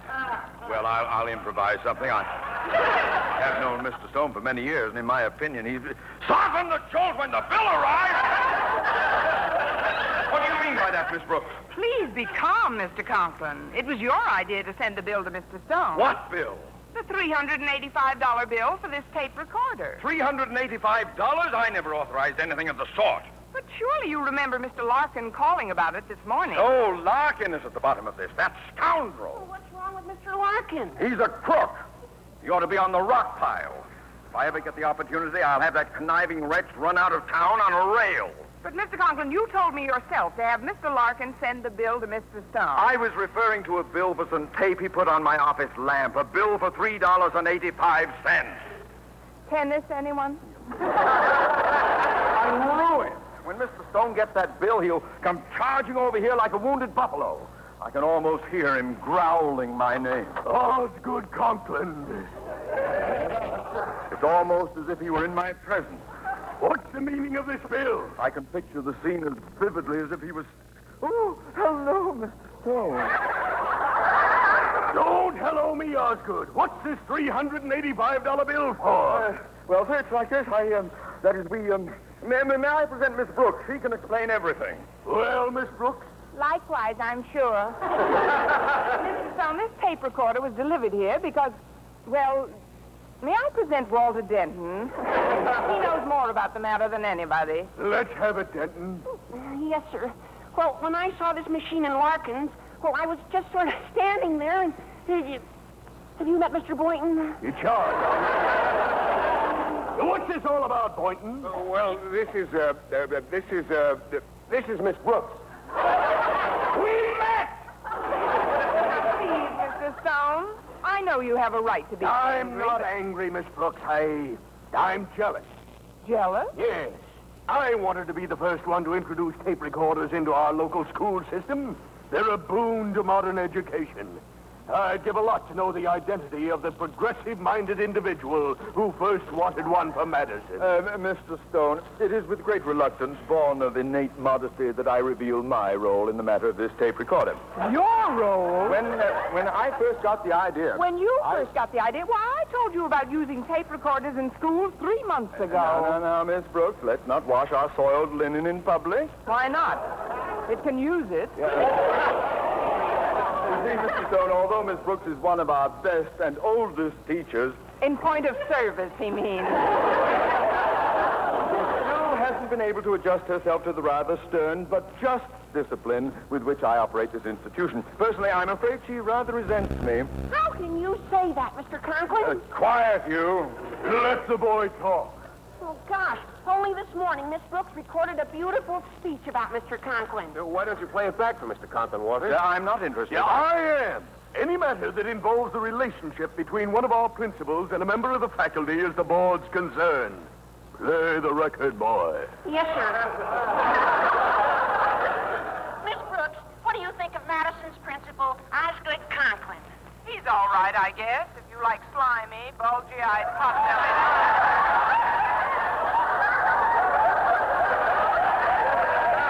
What? I can tolerate his green little jowls at a distance. It's only when he jumps into my lap that I want to scream.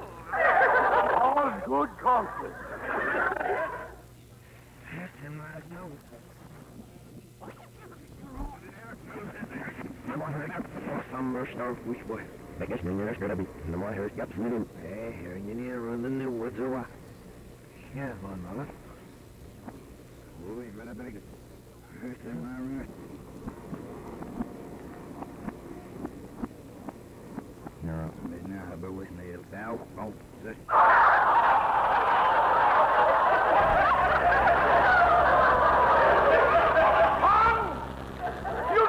That's a mistake, too.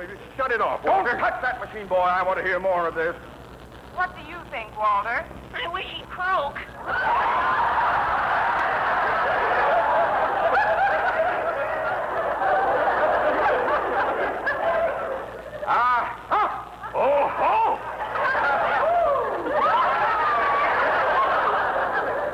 Miss Brooks, Mr. Stone, I deeply regret this unseeming exhibition.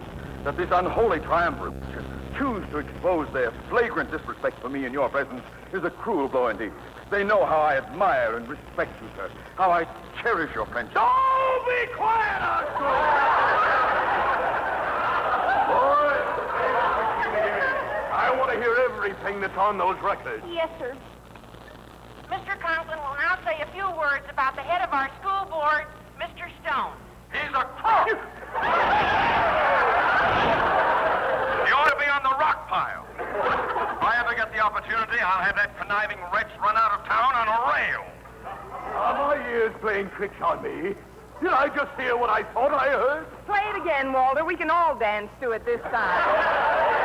Please, Mr. Stone, your ears were playing tricks on you. This is all a horrible nightmare of misunderstanding. Not another word, you slimy, bulgy-eyed monster!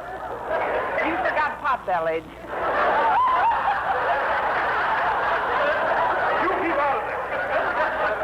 I'm going back to the board and file my report. You've not heard the end of this incident, Mr. Osgood, ex-principal Conklin. Well, Miss Brooks? Suicide, anyone?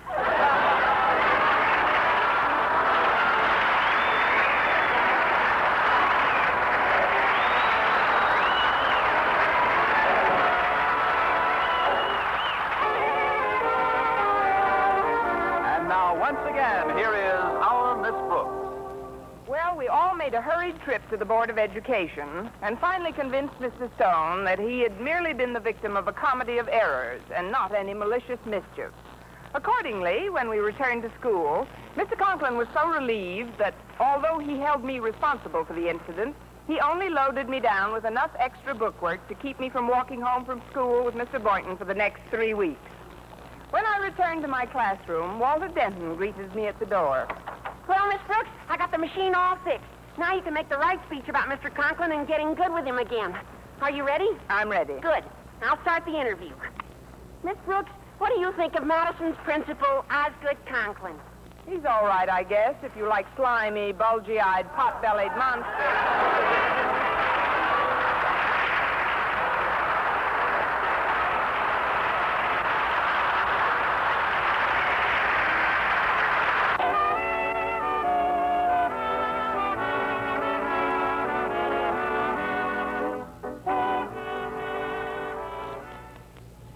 And that's our Miss Brooks, Armed Forces Radio rebroadcast, possibly not from the 1940s. My ESP says this would be closer to the 1950s, closer to the early 50s somewhere. They're playing around with a tape recorder there. They wouldn't, high school wouldn't have a tape recorder in the 40s. They would have a tape recorder in the 50s. So make that little change, just cross that 40s out, put 50s on it, okay? And that was Eve Arden, of course, as Connie Brooks, with Gale Gordon at his very best as Mr. Conklin, at his blustering best. It was a good, funny show there, too, wasn't it? Chuck Shaden here with all kinds of good, funny shows this afternoon on our Those Were the Days program, saluting Mr. Gale Gordon, WNIB Chicago at FM 97. The talents of Gale Gordon throughout this afternoon. Coming up, we have a Judy CANOVA show, then My Favorite Husband with Lucille Ball, Phil Harris and Alice Faye, and another Fibber, McGee, and Molly program. Man, the Paul Meyer Shoe Store in Evanston wants your feet to be as comfortable in shoes as possible. After all, you spend most of your life in shoes. That's why you'll find Freeman shoes at the Paul Meyer Shoe Store. Freeman, the shoes with Goodyear welt construction and the finest leather that breathe and mold to every bend of your foot. Freeman means comfort, elegance, and flexibility. You'll find a nice selection of Freeman shoes at the Paul Meyer Shoe Store, 2924 Central Street in Evanston. Before we continue, I'd like to share with you a sound from our cassette tape of the month for the month of August. This is the opening of A.B.'s Irish Rose. Green Shampoo presents A.B.'s Irish Rose. What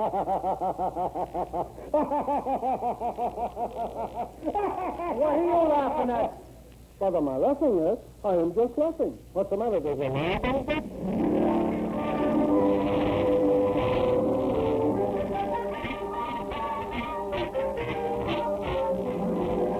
Yes, here it is, folks. Green, D-R-E-N-E, Green Shampoo, once again brings you that lovable, laughable show, Ann Nichols, A.B.'s Irish Rose.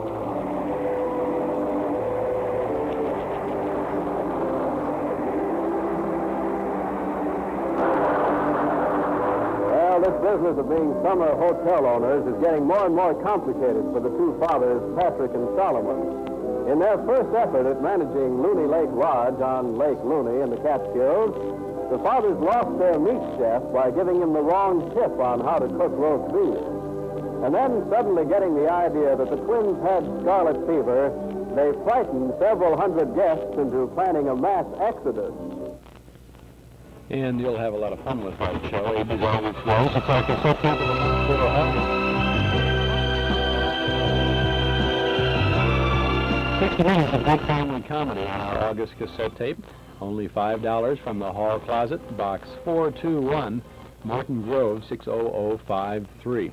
A.B.'s Irish Rose is the original Jewish boy, Irish girl comedy from radio, and this mid-1940s wartime broadcast set at, as he said, Looney Lake Lodge. It's great fun. The Marlon Hurt and Beulah show is from August 13th of 1945. You'll be amazed at the talents of Marlon Hurt, who portrays not only himself, but Beulah and Beulah's boyfriend, Bill, as well. It's an hour of good entertainment on our August cassette tape of the month. $5 from the Hall Closet, Box 421, Morton Grove, 60053. Or get your tape at any of the 5 offices of Northwest Federal Savings, or at our Metro Golden Memory Shop, 5941 West Irving Park Road. Get 2 new shows now for your good old collection. A.B.'s Irish Rose, $5 from the Hall Closet, Box 421, Morton Grove, 60053. Eden's Plaza Shopping Center, where plenty of free parking makes it a pleasure to shop your favorite store or service. Eden's Plaza Shopping Center, where Eden's Expressway, Skokie Boulevard, and Lake Avenue meet at Wilmette. Eden's Plaza Shopping Center. Easy to reach, easy to park, easy to shop. Back to school values 7 days a week at Eden's Plaza Shopping Center in Wilmette.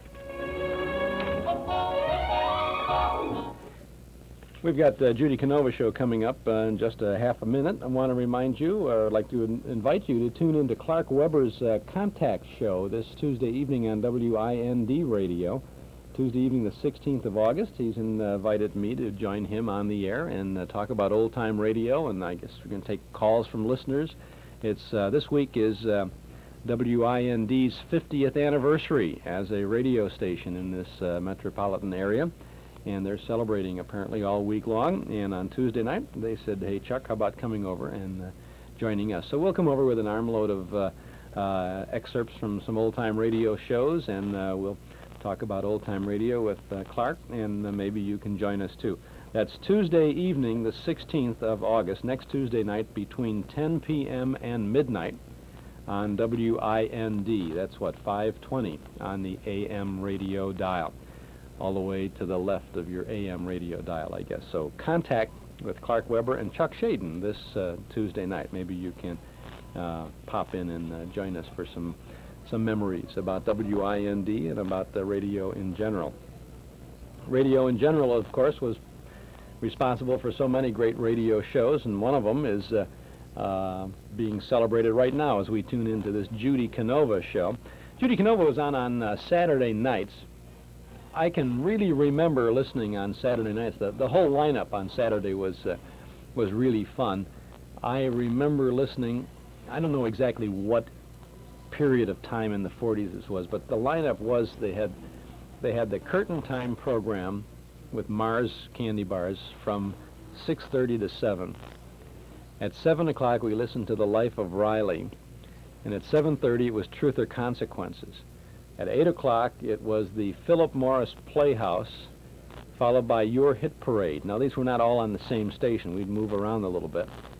And then after the Hit Parade, we had the Judy CANOVA show and the Grand Ole Opry and the National Barn Dance. That was a regular, solid Saturday night listening for us. And after 9 o'clock, we kind of went into the country scene with Judy CANOVA and the Opry and the Barn Dance. And that wasn't too much special interest to me, although we always listened to it. We listened to Minnie Pearl on the Opry and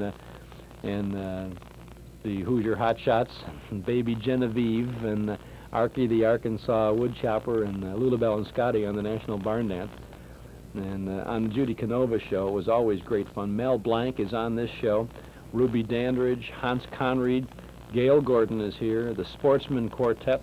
Some of the finest radio people in the business were active on this show. This is an Armed Forces Radio rebroadcast of the Judy CANOVA show. The Judy CANOVA show with Mel Blanc, Ruby Dandridge, Hans Conried, Gale Gordon, Elvia Allman, the Sportsman, Charles Dant and his orchestra, and starring Judy CANOVA.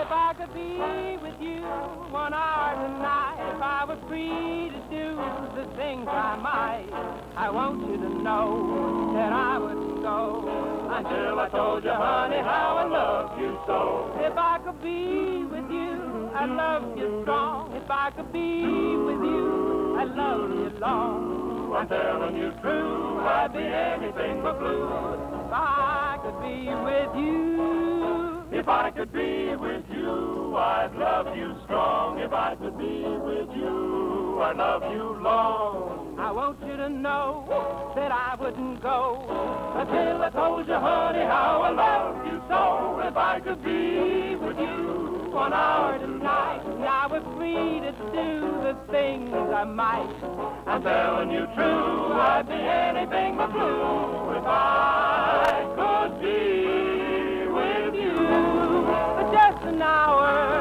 If I could be with you.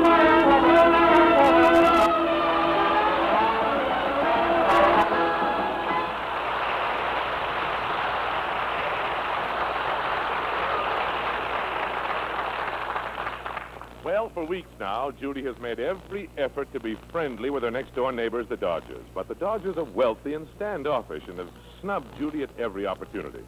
As we look in on Judy today, she is discussing her problem with her star boarder, Mr. Hemingway. Did you know that Mrs. Dodge walked by me today without even speaking? Golly, she snubbed me like I never been snabbed. Oh, pish and tush, Miss CANOVA. You're just self-conscious. No, I'm not, Mr. Hemingway. I could tell she didn't like me just by looking at her fingers. Why, what was she doing with them? Holding her nose. And you know something? I just can't understand why Mr. Dodge britches me, too. He's supposed to be kind to animals. Well, that is news to me, Miss CANOVA. Where did you get the impression that Mr. Dodge was kind to animals? From his butler. He told me that last week Mr. Dodge put his shirt on a horse that was scratched. I hear that them Dodgers are so ritzy that their maid even has a chaise longue in her room. Well, anything they can do, I can do too, Geranium. I'm going to get you a chaise longue. Well, honey, I can't use a chaise longue. The way I'm built, I need a chaise wide.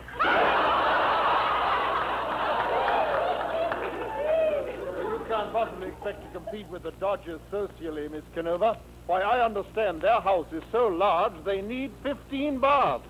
They need 15 baths. No wonder they call them the filthy rich. Well, there just ain't no use in trying to impress those Dodgers by being friendly, Mr. Hemingway. Why, I even tried to be friendly with their cook, and even she turned me down. Really? What offer did you make their cook, Geranium? Well, I said, if you let me fry my eggs in your butter, I'll let you boil your ham in our cabin. Oh, it ain't no use, Mr. Hemingway. Ain't no use. The Dodgers get mad at everything I do.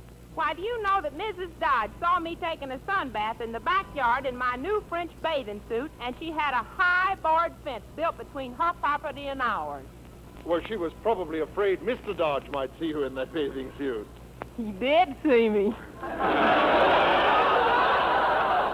What did he do? He had the fence built even higher. Now, Miss Canova, I have a suggestion. Why don't you try to play hostess to the Dodgers? Invite them over here and entertain them. Oh, they probably turn me down. Well, at least you can try.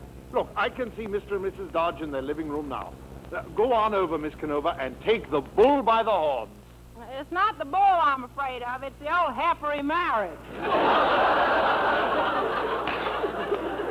Well, I suppose might as well go over.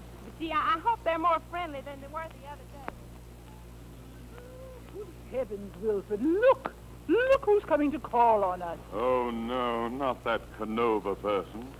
Yes, the one who lives next door in her own private snake pit. Oh, Miss Canova must have some trace of a brain, my dear. I understand she once won $10 on information, please. Really? Yes. The experts couldn't figure out whether she was animal, mineral, or vegetable. Well, but I suppose she's coming over to try to maneuver another dinner invitation for herself. Dinner with her? Never again at this house. I'll never forget her table manners the last time. Neither will I, Wilfred. Gracious. She inhaled her spaghetti so fast, the loose ends whipped the cream in the cream pitcher.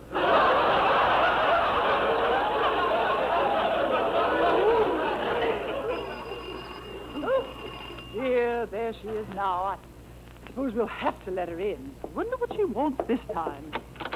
Howdy, Mr. and Miss Dodge. Hello. Do come in, Miss Canova. Oh, it's nice seeing you once in a while. It's almost as nice as not seeing you at all. Gee, thanks. Thank you. I'm glad to know you're beginning to like me. Say, Mrs. Dodge, I'm sure glad that you'll be glad to know I've been sticking up for you with the neighbors. Sticking up for me? I sure have. All the neighbors said you look like a sick cow. Well, really? What did you say? I said you were the healthiest looking cow I ever saw.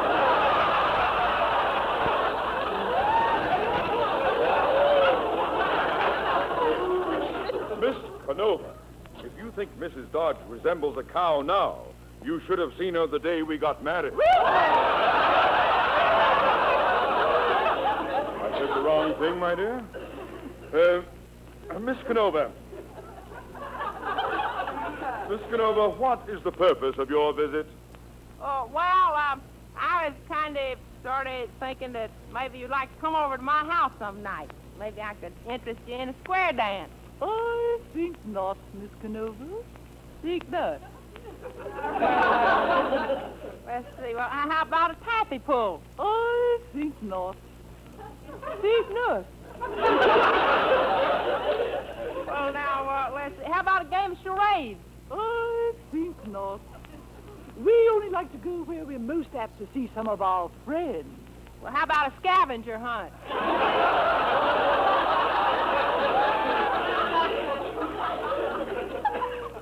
Well, gosh, golly, if you folks don't like parties, what do you do for pleasure? Oh, we go on an occasional fox hunt. Or don't you even know what a fox is?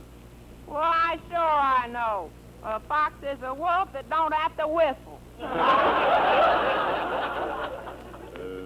Yes. You see, Miss Canova, we took up the sport of riding because Mrs. Dodge is a very active horsewoman. Oh, I'm so enthusiastic about horses. Oh, I maintain a stable for my own use. Well, that's one way of keeping out the other horses.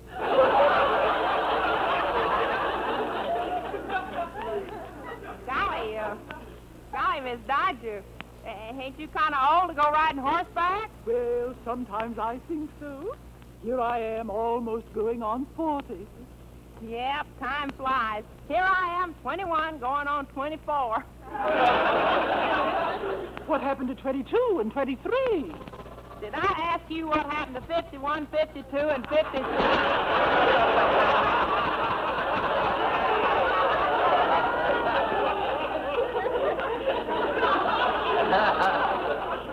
Miss Canova, I believe you'll find your visit here will be quite futile.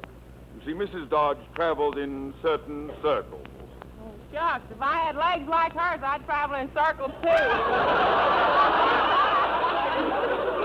Miss Canova. Egg beaters. Mr. Dodge. Mr. Dodge means that our social program is not like yours. Well, in what way is yours any different? Well, you see, my dear, we usually tea at 4, cocktail at 6, and nightclub at 10. Ooh, just like my daily program. I cheeseburger at 5, dill pickle at 8, and nightmare at 12.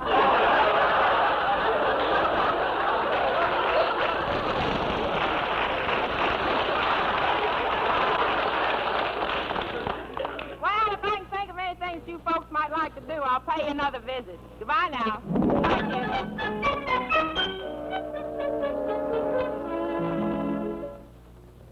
And that's the first segment of the Judy Canova Show, broadcast from the 1940s on Armed Forces Radio.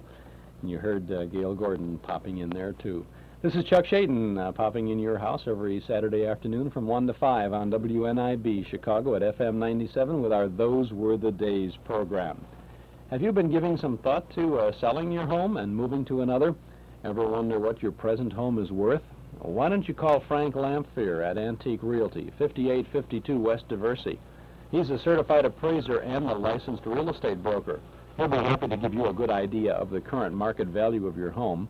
He'll show you comparable properties in your neighborhood and discuss the factors which will contribute to a realistic selling price for your property. There's no cost or obligation.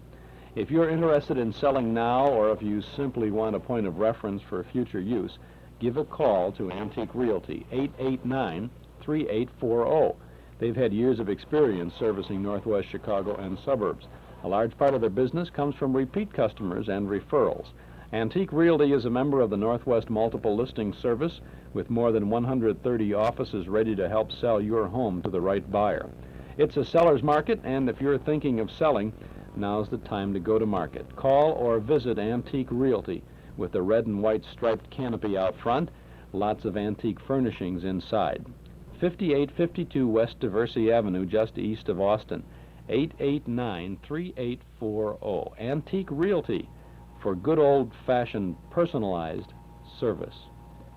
Now back to the Judy Canova Show.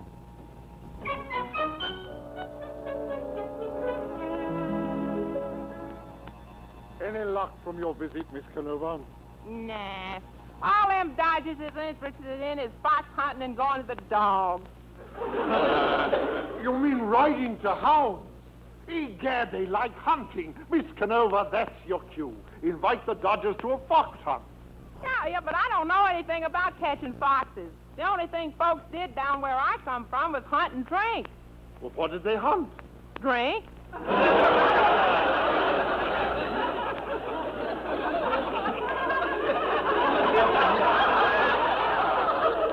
You know, going on a fox hunt is a very simple affair. All you need is a few hounds, some horses, and a fox.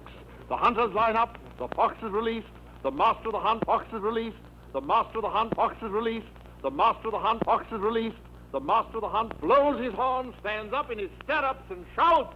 Pardon me for talking in your face, Senorita.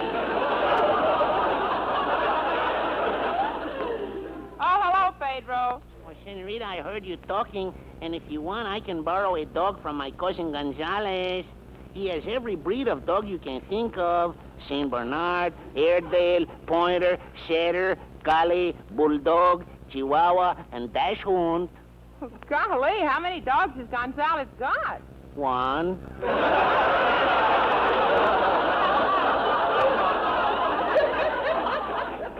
Senorita, that dog has everything. His front legs are very short, and his back legs are very tall. Golly, can he run fast? Run fast? How come? Well, he is always running downhill. Look, Pedro, I want you to get me a real hunting dog. See. I want one that would rather die than lose a scent. Senorita, what do you want, a hunting dog or Jack Benny?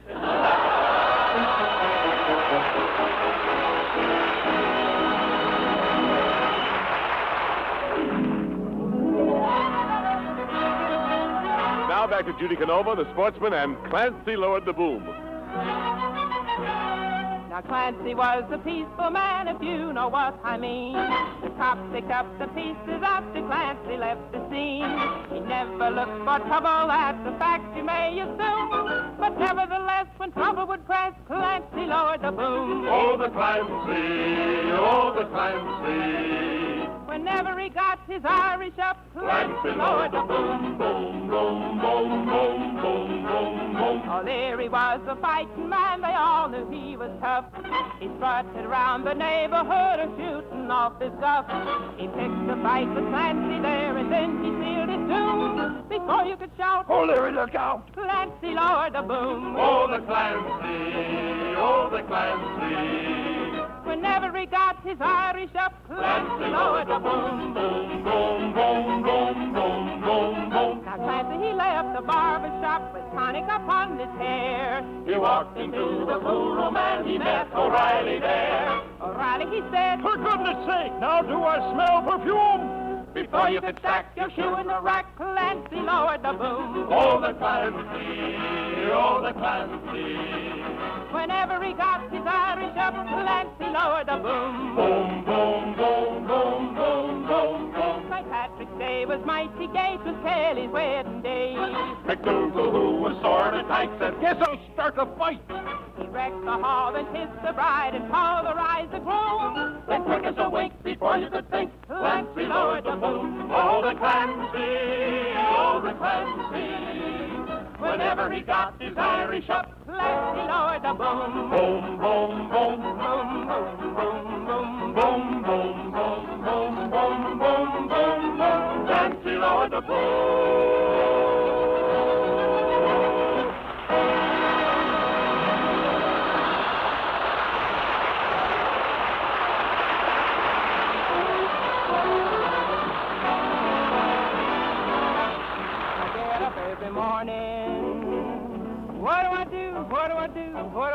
What do I do?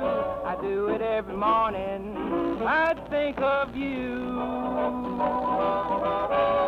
I get up every morning. What do you do? What do I do? What do you do? What do I do? I say it every morning. I love you, I do.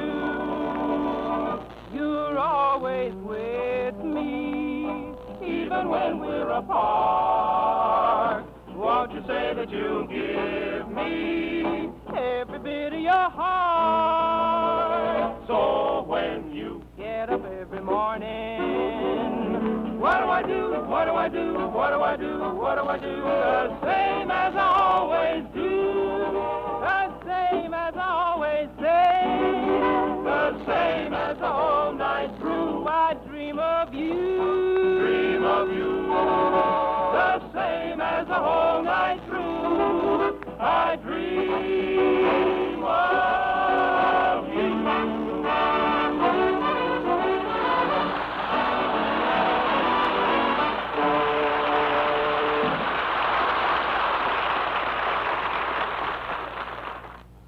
Judy Canova singing there on her broadcast from the 1940s. She had a pretty decent singing career.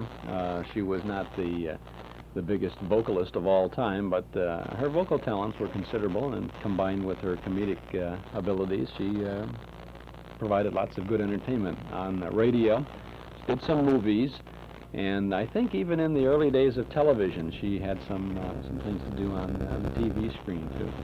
Judy Canova. We'll get back to this show in just a short minute. I'd like to ask you if you've ever been over to our Metro Golden Memory Shop. If you haven't, you ought to plan on making a midsummer visit to our shop. We're at 5941 West Irving Park Road, just east of Austin. You'll be amazed at our supply of new things that we have to bring back the old times, and how many old things we have to provide even more good times. There are hundreds of recordings of old-time radio shows on cassette, on 8-track tape, and on LP records. As a matter of fact, every cassette that we have ever offered as a cassette of the month is available at our Metro-Goldwyn Memory shop. You'll also find big band, soundtrack, and personality recordings, movie posters, magazines, books, cards, games, jigsaw puzzles, gifts, and novelties.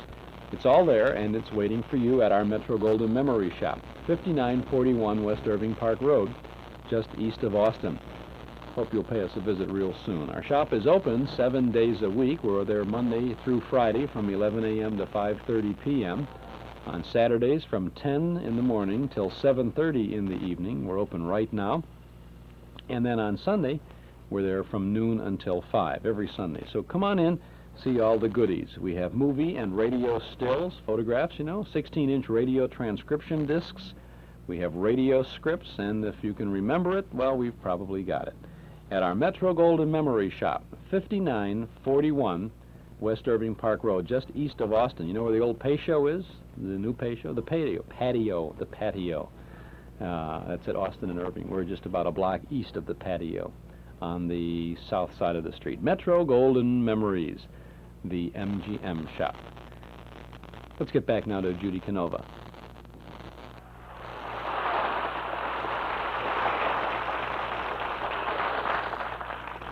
Well, Judy has extended an invitation to the Dodgers to go on a fox hunt.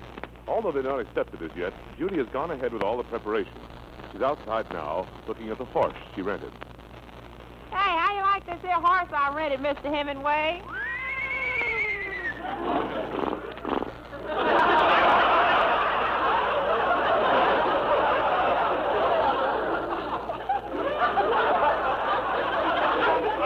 Splendid, Miss CANOVA, but isn't he too big for you? Oh, no. He looks like he's only about 6 feet tall. Well, you never say a horse is tall. You say he's 14 hands high or he's 16 hands high. You measure him from the ground up. Oh, then I think this here one is only 8 hands high. Only 8? Yeah, I never could measure him any higher. When my hand reached his stomach, he got ticklish. Hey, look, I'll show you what I mean.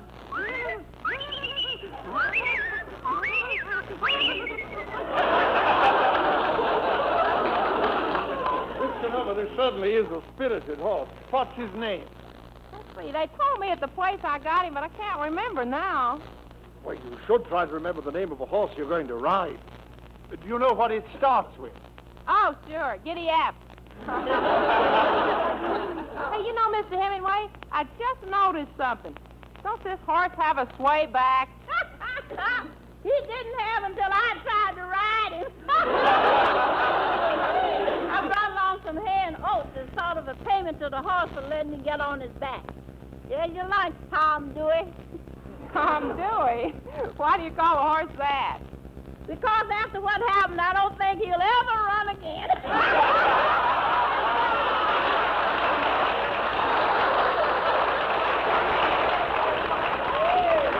Let me do it. I'm never going to ride this one again. He sure evicted me in a hurry. Well, that's probably because you didn't know how to ride him, Geranium. All you have to do is go up when the horse goes up and come down when the horse comes down. I tried that. I went up when the horse went up, but when I came down, the horse was gone.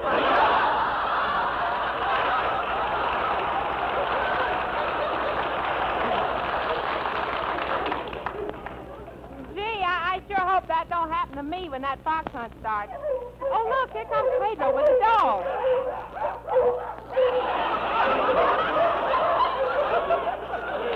Senorita, I got the dogs for you. Well, they sure scare me. Oh, Pedro, you don't have to worry. A barking dog never bites. Well, this one just barked the shit out of my trousers. Pedro, did you go down to the city hall and get a license to go hunting? Oh, si, senor. I went for the hunting license, but by mistake, I got in front of the wrong window. Well, so what happened? Senorita, you are now talking to Irish setter number 6438.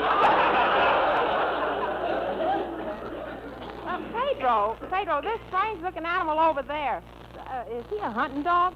See, and he comes from a fine family, too, Senorita. Do you remember the famous movie dog Strongheart? Now, don't tell me this is Strongheart. No, this is his cousin, Weak Liver.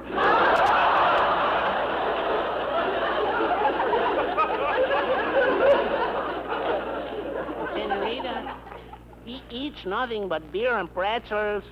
Beer and pretzels? See, he's a cockeyed spaniel. Well, Senorita, I even got you a live fox. He's in a garage. Are you going on a fox hunt soon? Oh, I don't know, Pedro. The Dodgers ain't accepted my invitation yet, and I just can't understand why. Well, possibly they are still concerned about your not being their equal socially. You know, Mr. Dodge is quite stuffy about his Royal English ancestry. I understand that his family tree goes back to Richard the Lionhearted. So what? Do you know how far my family tree goes back? Probably to the time your family lived in it. Now, this may surprise you, Mr. Hemingway, but I've still got aristocratical relatives over in England. Yes, sirree. They're 10 times richer than the Dodgers. Well, you'd ought to hear the way they talk. Why, if we was with them right now, you'd think you was listening to one of Noel Coward's famous plays.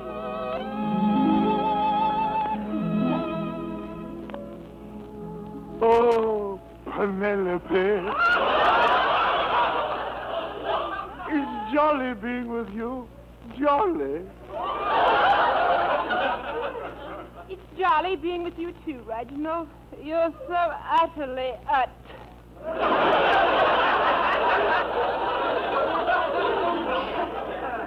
Hip, hip, old fruit.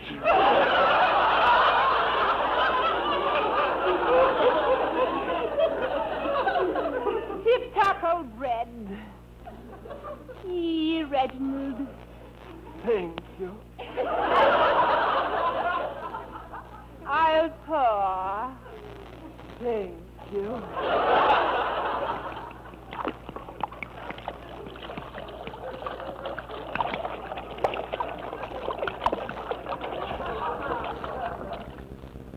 Reginald, the teapot is empty. Very well. You may take the spout out of my mouth. Crumpet, Penelope. Thank you. Reginald, we're alone now. Do you think we might? Penelope.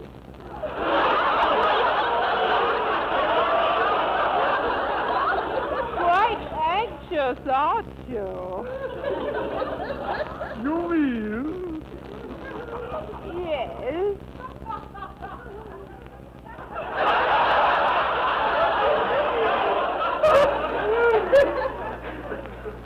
Let's dunk.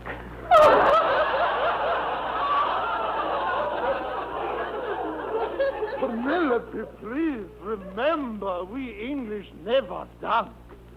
We simply hold our cake dangerously close to our teacup with one finger. And if by chance it happens to fall in, we fish it out. Ha, ha.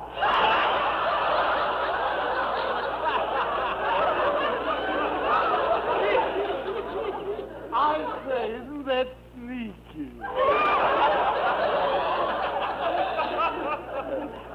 Reginald, I simply must thank you. All the men follow me around when I wear that expensive bathing suit you gave me. Oh, Penelope, it's really nothing. That's why they follow me around.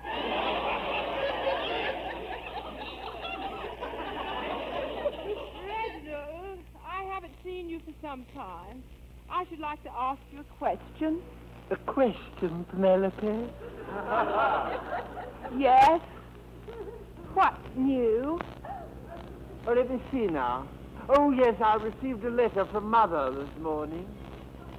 They buried Father yesterday. Oh? Was he dead? The letter didn't say.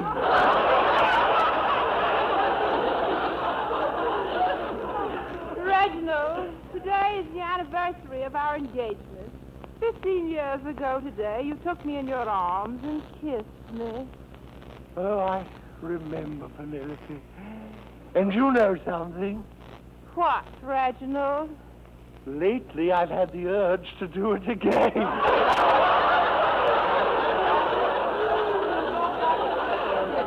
Oh, Reginald, you're so impetuous. Won't you make kiss me again? What kind? A peg? No, this time make it a bushel. Oh, Penelope, I just want to crush you in my arms and kiss you and kiss you and kiss you. Reginald, stop racing your motor. Oh, but I could crush you, Penelope. I could crush you. I've muscles, you know. Here, feel my arm. I'll flex my muscle. Reginald, I don't feel any muscle. Oh, fudge, it went by while you were talking. Well,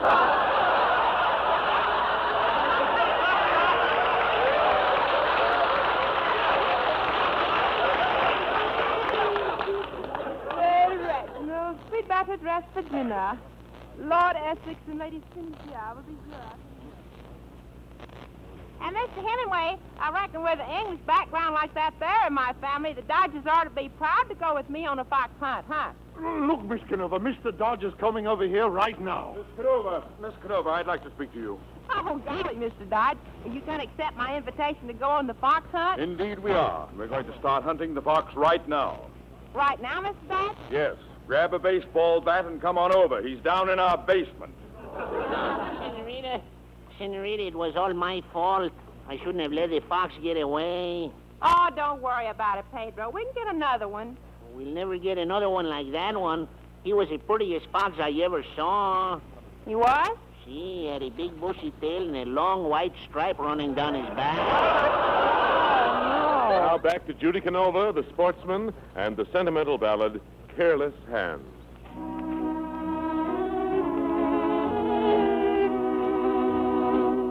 I let my heart fall into careless hands that broke my heart in two. You held my dreams like worthless grains of sand. Careless hands don't care when dreams slip through. I brought you joy, and dear, I love you so. But all that sunshine didn't make the roses grow. If you don't change, someday you'll know the sorrow of careless hands that can't hold on to love.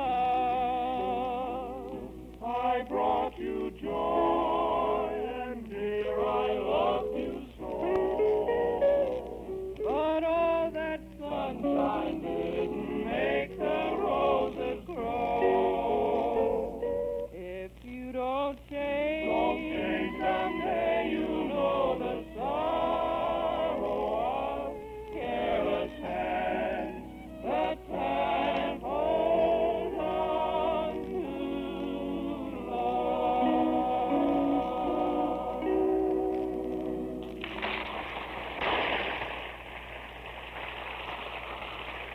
Folks, it was awfully nice being with you tonight, and I hope we'll all be together again next Saturday night when I'll be singing at you.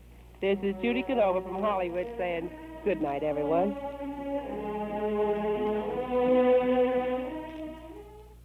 The Judy Canova Show, broadcast from the 1940s. By way of Armed Forces Radio, you could, fellows who were doing the editing of the commercials from this show for Armed Forces Radio must have been buck privates or so this time. They were a little less than the pros that Howard Duff and Elliot Lewis were when they got rolling with all of that, I guess.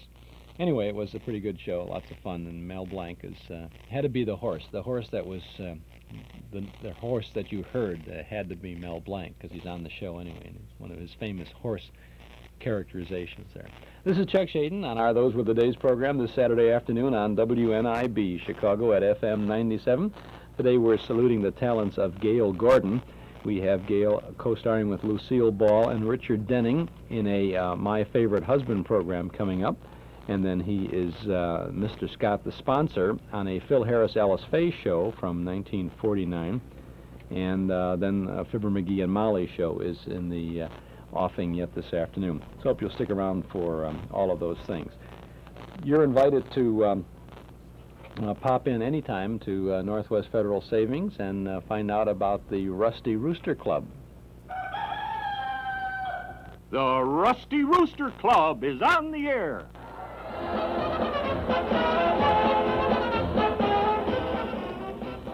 Yes, fellas and gals, this is your old friend Smiling at the Rooster Man with something to crow about. Good news for all you youngsters out there in Radio Land. Now you can get in on the fun and join Northwest Federal's Rusty Rooster Club, a special club for boys and girls to age 15 with free movies, parties and games, contests and prizes, field trips, tours, special meetings with famous sports stars, and lots more fun, too. Boys and girls aged 9 and under can be a junior booster with special secrets and privileges all their own. Isn't that right, Froggy? It is. And you fellas and gals aged 10 to 15 can be senior boosters with special meetings and events just for you. Now listen closely, because Mr. Announcer Man is going to tell you how you can be a Rusty Rooster booster. Well, Smilin' Ed, it's easy. Boys and girls, all you have to do is start saving at Northwest Federal Savings. Start your account in any amount, and you'll automatically become a Rusty Rooster booster with an authentic membership card and official club badge of your very own. For your membership application and all the details, call, write, or visit Northwest Federal Savings. And now, Smilin' Ed, what's that special Rusty Rooster greeting? It goes like this. Cock-a-doodle-doo, how are you? Northwest Federal Saving with something to crow about 63 hours a week in Chicago on Irving Park Road, in Edison Park on Northwest Highway, in Des Plaines on Dempster Street, in Norridge at Harlem and Irving, and in Arlington Heights on Algonquin at Golf. This is Chuck Shaden with our Those Were the Days program on WNIB Chicago at FM 97.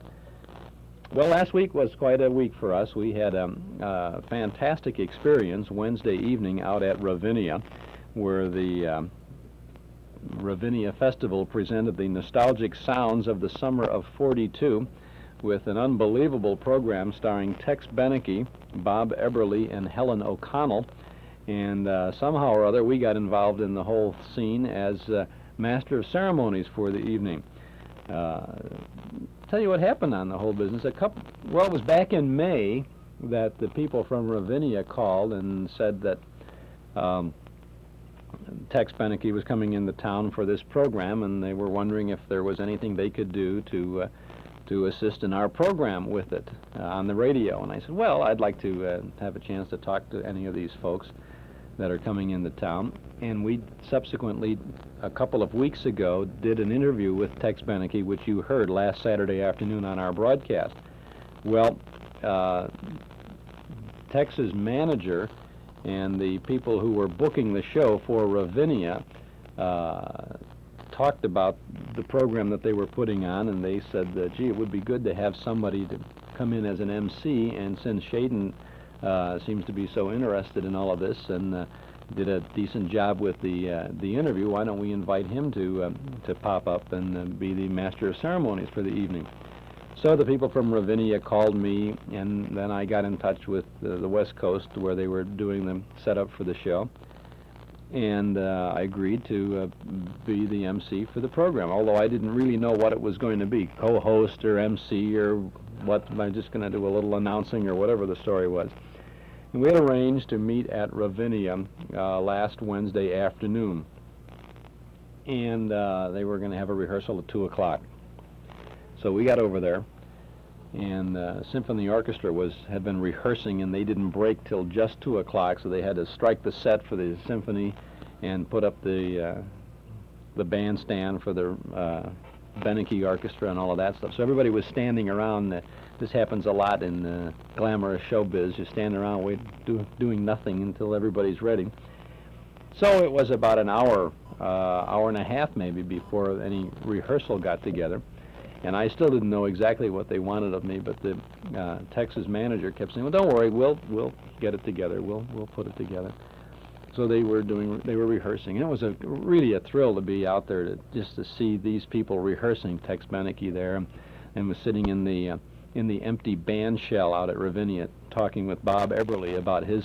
We didn't tape this; it was informal conversation, but we'd talk about his career and what he's doing these days. And then Helen O'Connell showed up, and she started showing pictures of her grandchildren to everybody in little Polaroid photographs. And Tex was working very much with the band, and the whole thing was really quite an exciting afternoon. So about 4:30, Tex and his manager and I went into what was to become the dressing room shared by the two great artists, Tex Beneke and Chuck Shaden. That in itself, if there was nothing else happened, to share a dressing room backstage with Tex Beneke was a nice kick for him. We sat down and went through the program and talked about what we would do, and I said, well, why don't we try to do this like a band remote, that we would fix it up that way, and then I can be in and out of it a little bit. And they had wanted me to be in and out of it anyway, so it turns out that they put me up on stage for the whole program, at least the first half of the show, and I came out and introduced Tex Beneke, and we chatted about their career and talked a little bit about some of the big tunes and all of that stuff. And the audience was really receptive. The park was, I don't know if they've had such a big crowd at Ravinia all this year. They were tremendously pleased with the attendance. There were something like 3,500 seats in the pavilion, and they were all filled. There were folding seats, folding chairs, extra added folding chairs set up on both sides of the pavilion. And out in the park itself, people come with their picnic lunches and picnic dinners and all of that sort of thing, spreading the blankets out under the stars. And there was no grass to be seen any place. There were wall-to-wall people out there. I should say, I suppose, bush to bush, huh? You could tree-to-tree people out there. It was just absolutely packed. They told me later that more than 10,000 people were at Ravinia Wednesday night. No parking to be found any place. People were walking long distances, parking way out and all around, because they had used the total capacity of the park and everything. People were so thrilled with the Beneke performance, and Helen O'Connell and Bob Eberly, they were dancing on the sidewalk areas, dancing on the grass to the great music of the 1940s. I would say that someone asked the age of the people who were out there, and I would say, well, about 30 was the starting point, although there were a great many people in their 20s and some youngsters out there too. But it was an audience that really knew what to expect, and Tex Beneke put on a sensational program, and it was really a thrill to be part of it. The little part that I played with it was a great kick for me. It was about the biggest live audience I've ever played for, with over 10,000 people there, and it was an absolutely sensational evening. If you were there, you know what I'm saying, and if you weren't there, I'm sorry you missed it. I hope that maybe you'll be able to catch them the next time they come around, though I know of no plans for them to come back into this area. But I would suggest that if they did such a good job getting a crowd like that at Ravinia this year, Ravinia would do very well to try to book them in again next year. And I'm very proud to say that Tex Beneke and his manager said to me that if they ever come around again, they sure like to have me involved in it again. So that's very nice too. It was one of the best evenings I've ever experienced, and it was a marvelous chance to. I was sitting up on the stage. I was on the stage right. And there was a little stool, like a teller's stool. Relate to savings and loan business, you know. And the microphone was there. And then when they were performing, of course, the rest of the stage was dark, and I was kind of just sitting on the side, tapping, you know, toe tapping. And then when it came to a point where I would chat with Tex or talk about something in the program, a spotlight would come on, and I'd get up to the mic and do my little number. And then I would say, and now here's Tex Beneke and the boys in the band with the American Patrol, you know, and I'd extend my arm over towards the bandstand. I could not help but thinking what a tremendous experience it is to be doing this with a live band there instead of pointing to a tape recorder and having a tape start rolling. It was just an amazing experience. Well, we don't have the Beneke Orchestra here now, so I can't extend my left arm and say, here's Tex Beneke, the Modern Airs, and Paula Kelly with Glenn Miller in the orchestra. But we do have a record, and it's just as good.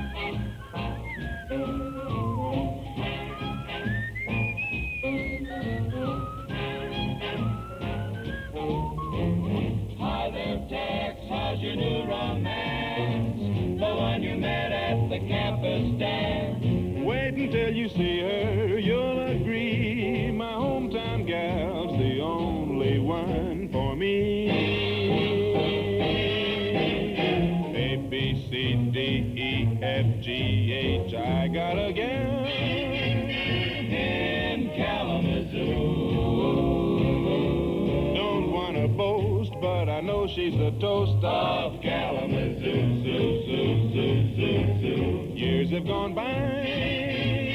My, how she grew. I liked her looks when I carried her books in Kalamazoo, zoo, zoo, zoo, zoo. I'm gonna send a wire, hopping on a flyer, living today. Am I dreaming? I can hear her screaming. Mr. Jackson, everything's okay. A-L-A-M-A-Z-O. Oh, what a gal, a real pipperoo.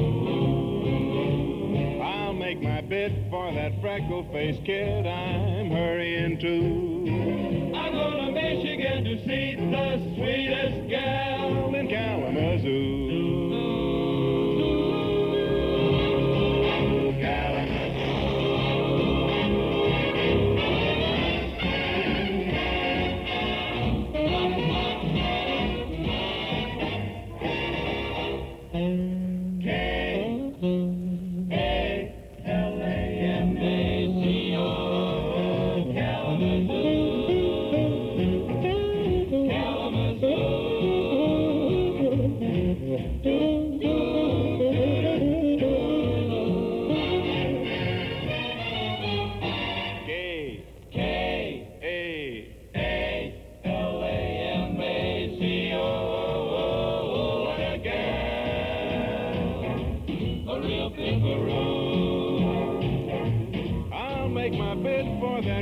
pale-faced kid I'm hurrying to. We're going to Michigan to see the sweetest gal in Kalamazoo. Zoo, zoo, zoo, zoo, zoo, zoo, zoo, zoo, zoo, zoo.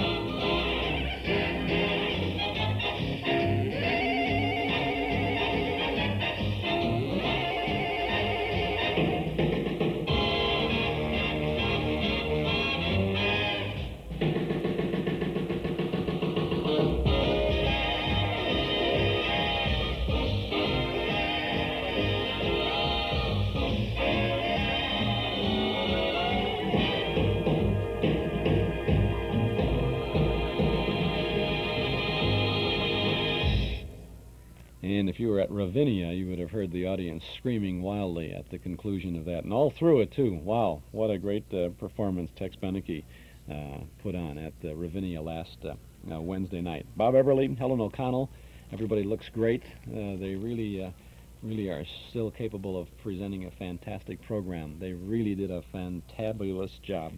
That, of course, was Glenn Miller in the orchestra, the original, with Tex and the Modernaires and Paula Kelly.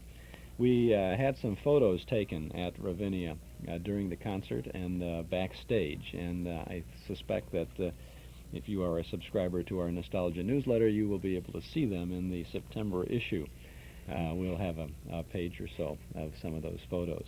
Our newsletter, by the way, is filled with articles from and about the good old days. A one-year subscription, 10 issues, is only $7. You can subscribe right now if you call us at 545-2260.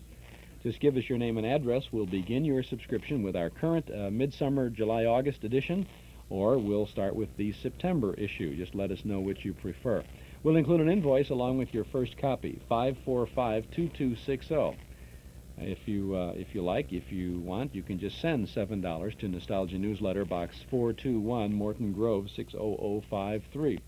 But if it's easier, just give us a call, 545-2260. In addition to articles from and about the past, we have regular features and our Dime Store Want Ad page, letters from listeners, and, of course, our complete Saturday afternoon Those Were the Days broadcast schedule. 545-2260. A one-year subscription, just $7. Give us a call now at 545-2260. Hi, Carmelita Pope from Magic-Kiss. Call Magic-Kiss now, and we'll give you a helping hand with the dishes. With any Magic-Kiss order, you'll receive a 32-ounce bottle of Pink Lady dishwashing detergent. Pink Lady is the smart, economical way to wash your dishes.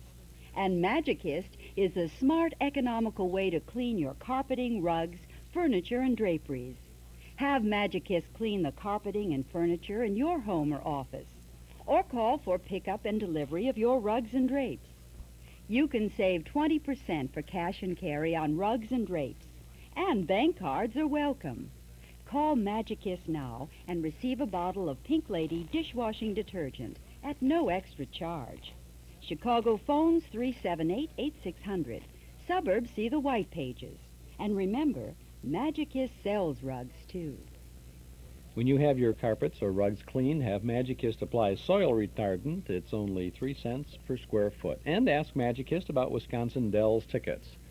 This is Chuck Shaden with our Those Were the Days program on WNIB Chicago FM 97 this Saturday afternoon, saluting the talents of Mr. Gale Gordon, who turns up in this next program as Mr. Atterbury.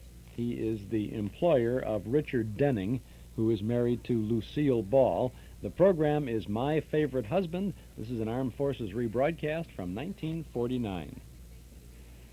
You look in on the Coopers, it's morning. Katie, the maid, is singing in the kitchen as Liz Cooper enters. Some enchanted evening, you will meet a stranger. Good morning, Katie. Good morning, Mrs. Cooper. Across a crowded room. Well, what makes you so happy across an empty kitchen? Oh, Mr. Negley, the mailman, was just here. Katie, have you been playing post office? No, but I had been giving him a cup of coffee every morning. Oh, I wondered why we've been getting our mail before anyone else in the neighborhood. He must like the way you percolate. Oh, I don't percolate for him. He's a Silex man. Oh. Oh, that's 3 kinds of coffee I have to make every morning. I'm an old-fashioned boiled drinker. He's Silex, and you and Mr. Cooper are drip.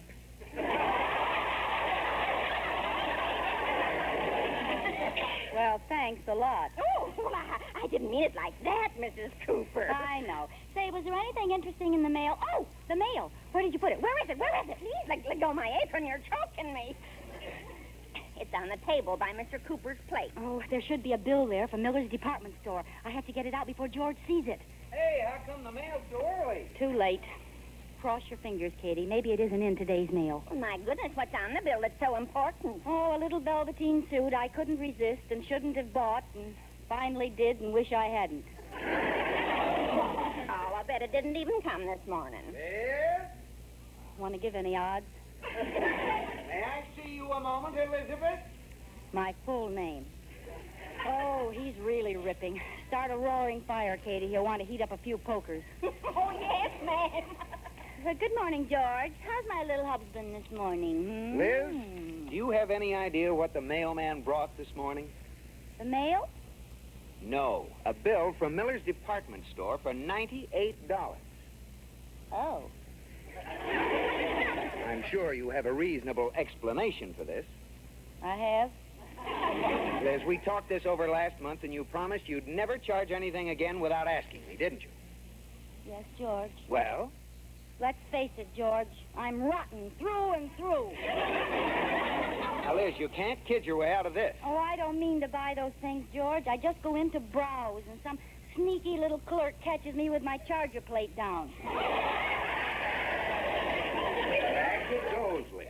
Back like the coat last month, then the 2 hats the month before that, and the blouse before that. No, George, don't make me take anything else back to Miller's. You know what they call me down there? Mrs. George Retriever. Well, I'm sorry, Liz. Maybe someday we can afford those extra luxuries, but right now we've got to cut corners. Well, it's not my spending that's the trouble. It's your salary. I think Hold it's the it. least... I know just what you're going to say. George, I think you should ask for a raise. I certainly do. What's the matter with Mr. Atterbury, anyway? You've been with the bank 10 years, and you haven't got a thing to show for it. I have, too. Don't forget my 10-year pin. Well, pretty soon you'll have to use it to hold your 10 years' trousers together. You're afraid to ask him for a raise. I am not. You are, too. Georgie is a sissy. Georgie is a sissy. All right. Now, look, if it'll make you feel any better, I gave Mr. Atterbury a very strong hint yesterday. Really? Did you really, George? I certainly did. We were having lunch, and Mr. Atterbury said, George, it's getting hard for a man to make both ends meet these days. Oh, what an opening. And what did you say? I said, it sure is. That's all? Yes. He didn't get upset by your strong language, did he? Well, George, you've got to speak plainer. Come right out and ask him for a raise. Well, things like that just aren't done down at the bank. Then do it away from the bank. Ask him tonight at dinner. We're eating out with the Atterburys, you know. I won't talk business at dinner. All right, if you won't, I will. Oh, no, you don't. Don't worry, George. I'll bring it up subtly. I know you're subtly. Good evening, Mr. Atterbury. Sorry we're late, and why don't you give George a raise? All right, George. I won't say anything if you'll promise me one thing. What? For heaven's sake, don't pay the check. No wonder he thinks you don't need more money. You always pick up the check when the 4 of us go out to dinner. I do not. You do, too? Although I'll admit it isn't your fault. Mr. Atterbury can out-fumble anyone. Oh, now, that isn't fair. He pays as often as I do. Oh, sure. You pick up the check for dinner and dancing at the Biltmore, and then when we're at the ball game having peanuts, he says, it's my turn, boys. You're exaggerating. Use your eyes, George. Every time the check comes, he's looking down, studying his fingers. You'd think he just discovered a uranium under his nails. Now that you mention it, he has done that a couple of times. Sure. You don't have a chance between his fingernails and that trick fork of his. Trick fork? You've seen it. The minute the waiter brings the bill, Mr. Atterbury's fork jumps under the table, and he drops out of sight to look for it. Hey, that happened just the other night, didn't it? You know it did. The zipper got stuck in your wallet, and Mr. Atterbury had to stay under the table 45 minutes. Golly, Liz, I think you've hit on something there. Why, that big tightwad. Then you'll make him pay the bill tonight. You're darn right I will. And as long as we're sticking Atterbury with it, let's stick him good. You mean order everything expensive? Everything we order is going to be either a la carte, imported, or out of season. Oh, good. I think I'll have caviar smothered in caviar. I could just see Atterbury's face when he gets the bill. Yeah, make the waiter crawl under the table and hand it to him. Yeah. And remember, George, now don't weaken. I won't. Even if we have to sit and drink water until he gets the idea. Yeah, and if I know him, when we walk out of there, we'll squish.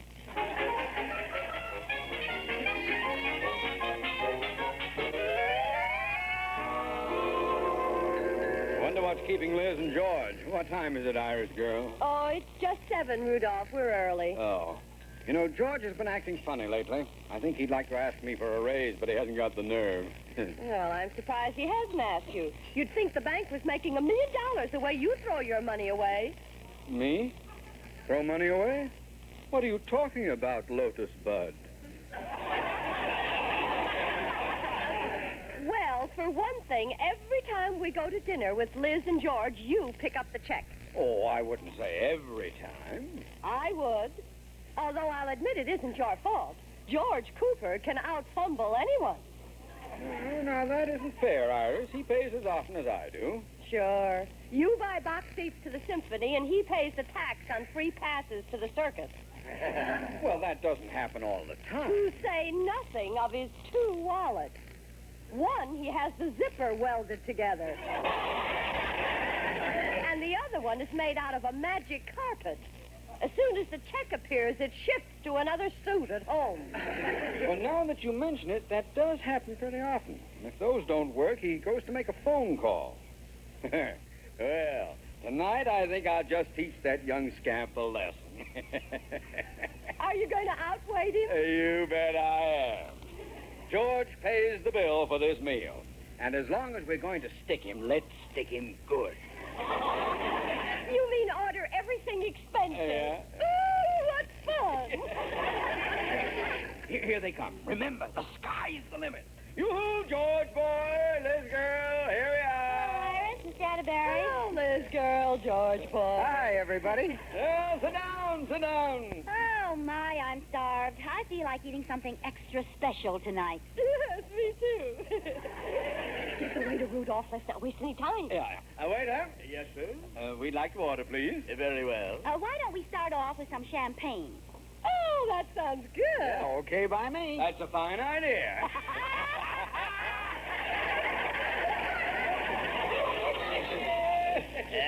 Then you want a bottle of champagne? Yes, bring a bottle for each of us. Which would you like, domestic or imported? Imported.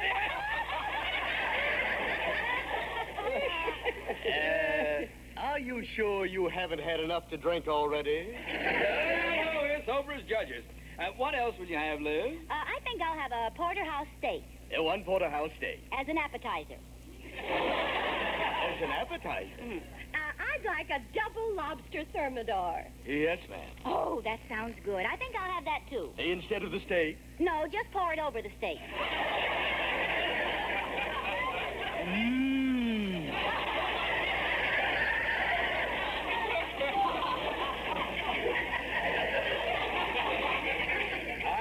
I'll have beef stroganoff. I'd like a filet mignon with wild rice and an anchovy salad. Yes, sir. Oh, and some artichokes and drawn butter. And some water chestnuts and bamboo shoots. And bring a side order of peasant under glass. Ooh, what a bunch of spenders. Oh, and for dessert, crepe Suzette and cherries Jubilee and a baked Alaska. Waiter. Waiter, what's the matter? What are you dreaming about? Oh, if I was only working on commission, I could retire. Hey, now, let's see. Who ordered the Fit shampoo? What? Oh, that's French champagne. I'm so excited I can't read my own writing.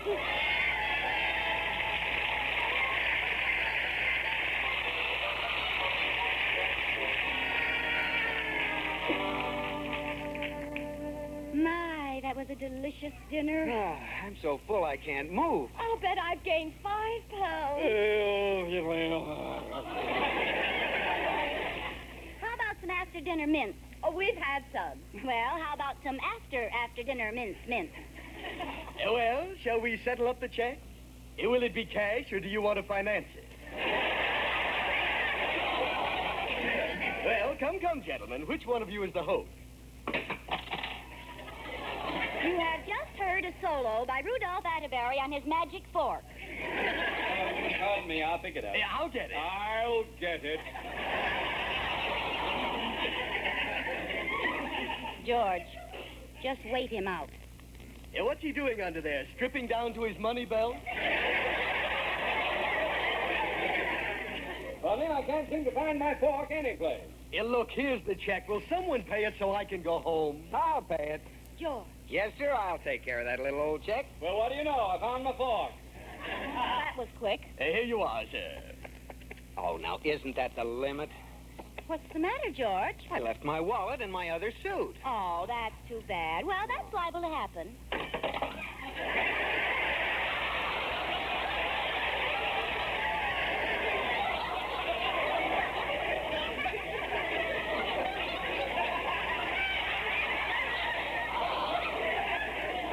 Well, there goes my knife.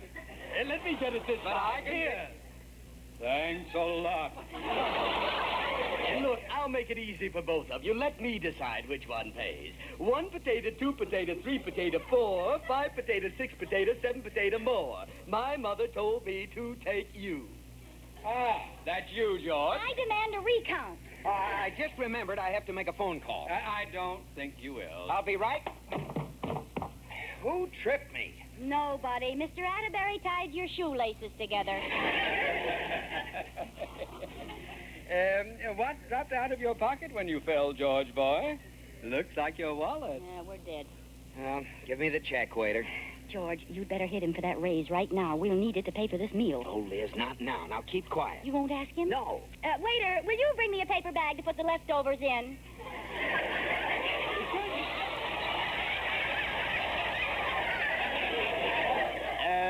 For your dog? No, for us.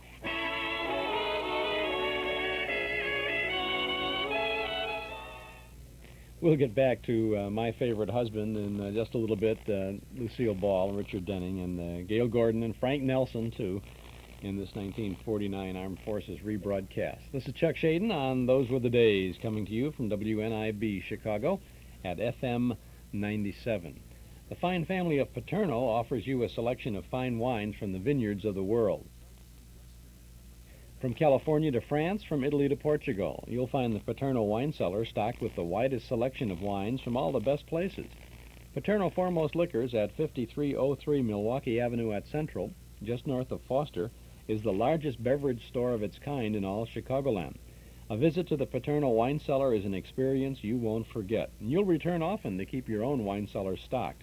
Whether it's an intimate candlelit dinner for two or an important dinner party for quite a few, you'll find everything you need to add the word special to your next occasion. Visit the wine cellar at Paterno Foremost Liquors, open Monday through Saturday from 9 in the morning till 10 at night. Sundays from noon to 6. Paterno Foremost Liquors at 5303 Milwaukee Avenue at Central, just north of Foster. Well, we shall return now to My Favorite Husband.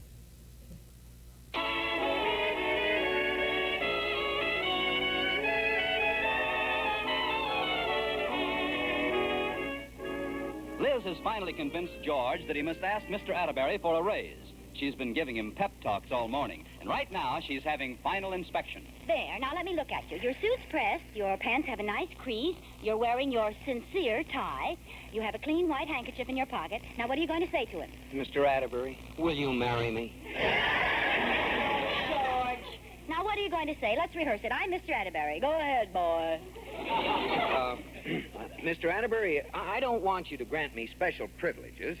I realize this is a bad time to ask, but... Oh, for heaven's sake, speak with authority like this. Mr. Atterbury, you've stalled me long enough. I demand a raise. Mr. Atterbury, you've stalled me long enough. I demand a raise. Wonderful. Now hurry up while you're still in the mood.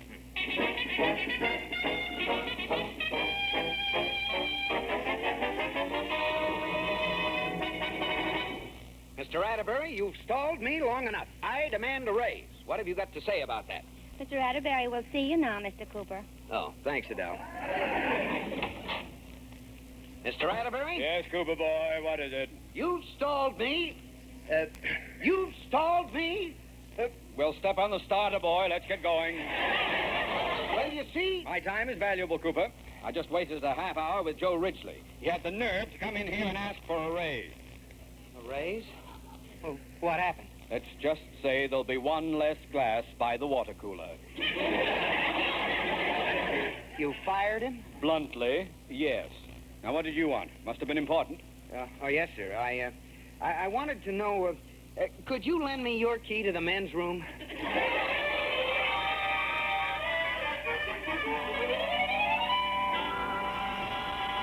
Oh, Katie, I'm so mad. What's the matter? George just called and he didn't get his raise. He didn't? No, he didn't even ask for it. Oh, he's so wishy-washy. Oh, I wouldn't say that. Well, I would, and if he doesn't stop being wishy, I'll have to take in washy. Well, there's more than one way to skin an Atterbury. Well, what are you going to do? I'm going to heckle him into getting George a raise no matter what I have to do. And I've got some real goofy ideas in my head.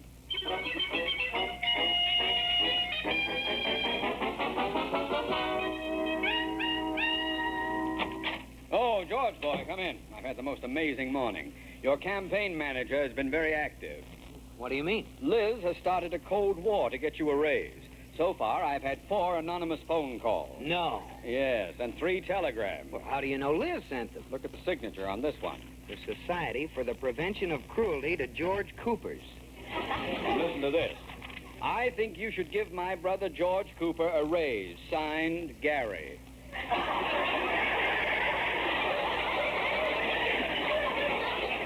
I'll tell her to cut it out. Yes, I've had just about enough. Well, come on, boy, let's go to lunch. All right. A rock through the window. Let me see the note tied to that. Here. Dear Mr. Atterbury, George Cooper deserves a raise. Signed, an important depositor. P.S. Sorry, I thought the window was open.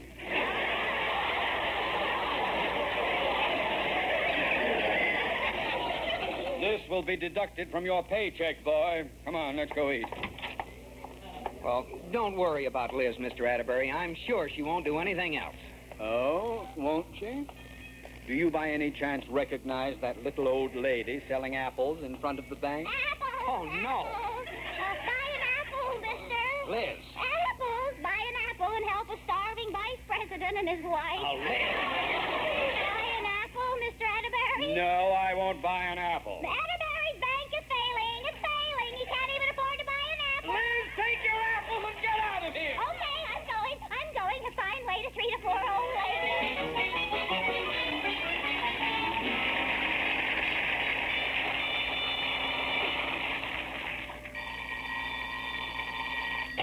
Hello?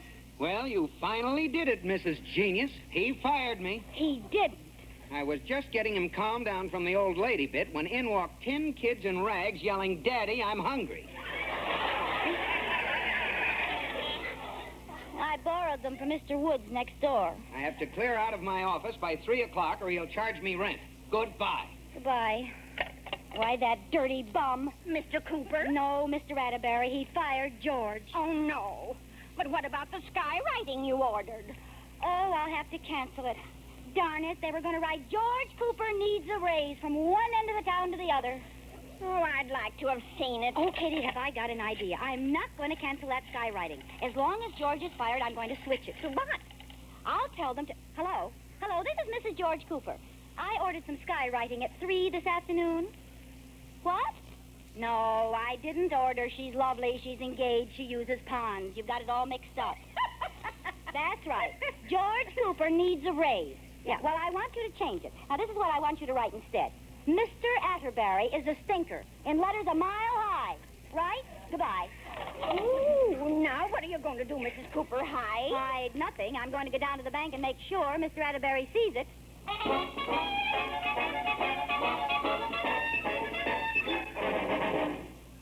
Well, George, it's almost 3. Is your desk cleaned out? Yes, Mr. Atterbury. Well, you can take your things and put them in that large office down the hall.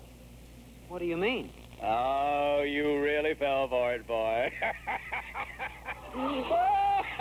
Everybody in the office knew about your promotion but you. The board of directors voted it this morning. Promotion? You mean I'm not third vice president anymore? No, sir. From now on, you're executive third vice president. I couldn't resist having my little joke. Oh, gosh. I thought you fired me on account of Liz. Well, if she'd pulled one more stunt, I would have. But that's all over. Come on, I'll buy you a drink to celebrate. Oh, boy, this is great. Well, what a break. There's Liz. You can tell her the good news. Hello, Liz girl. Mr. Atterbury, I do not recognize your existence. Come on, George, get your things and let's leave this marble sweatshop. Oh, Liz, that firing was all a gag. Mr. Atterbury gave me a promotion. A Oh, George, that's wonderful. Come with us, Liz, across the street. I'm buying. Well. Oh, look up there. They're starting some skywriting. Ay, ay, ay, ay, ay, ay, ay. He's starting with M.R. Mister. Oh, well, it's probably just an ad for that show, Mr. Roberts. Come on, let's go. No, wait. I get a kick out of these things. You never know what they're going to write next. You can say that again. Now, let's see. Mr. A.T.T. Mr. Atterbury, will you tie my shoelaces? Liz, you're wearing pumps. You stay out of this. Look what he's spelling now. Mr. A.T.T.E.R.B. It's probably an ad for that piano player, Jose Atterbury. U.R.Y. Oh, that's my name. No, it isn't. It's that soft drink, you know. Atterbury hits the spot, 5 full ounces, that's a lot. Liz, I'm beginning to have an awful feeling about this. You have an awful feeling. Mr. Atterbury is... Well, goodbye, George. It's nice to have known you. Lovely. Mr. Atterbury is lovely. Huh? That's what it says. Oh, Liz, this is a wonderful surprise for me. Well, it's a much better surprise for me. Mr. Atterbury is lovely. Well, come on, let's go get a drink.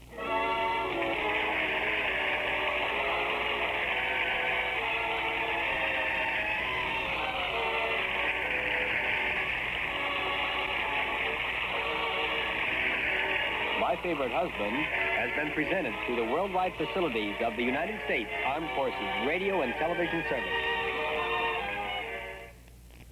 And that is My Favorite Husband, a broadcast from 1949 with Lucille Ball and Richard Denning, and Gale Gordon as Mr. Atterbury, and Frank Nelson as the waiter there in the first portion of the show.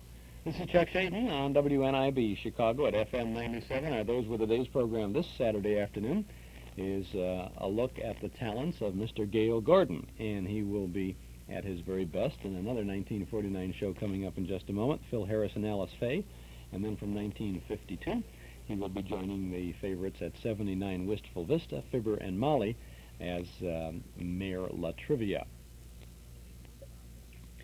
I have a sound for you now from our cassette tape of the month for the month of August. This is the opening of the Marlon Hurt and Beulah Show. Tums, famous quick relief for acid indigestion, presents the Marlon Hurt and Beulah Show.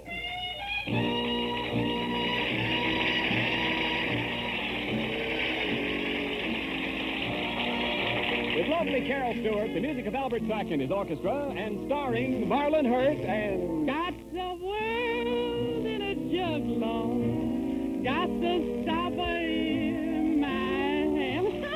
Yes, sir, it's Beulah.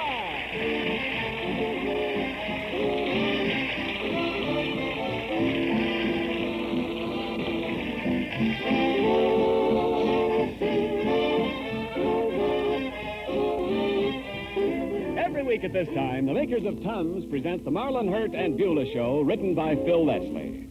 Don't always blame it on war tobacco. Every smoker knows that nothing will make a good cigar or a good cigarette or the faithful old pipe taste like burnt rubber bands as surely as acid indigestion. Next time your smokes don't taste just right, make this test. Between smokes, put 1 or 2 Tums in your mouth. They taste like delicious candy mints.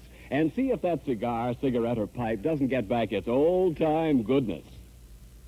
Oh, that's something, isn't it? Tums get at you anyway, right? For the cigar and cigarette smokers, too.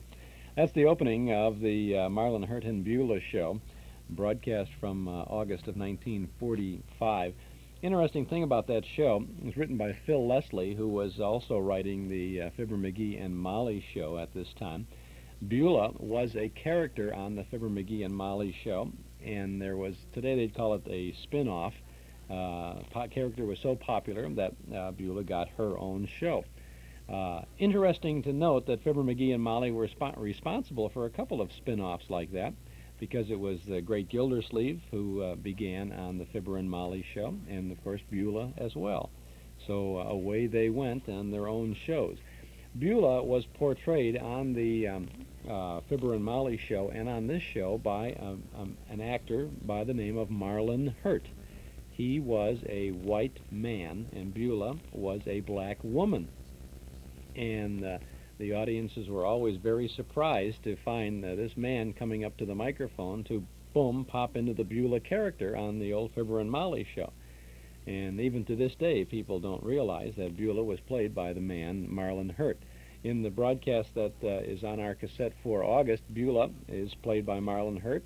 He also plays himself, and then he also plays Beulah's boyfriend, Bill. So there's some real tricky dialogue going on in that particular broadcast.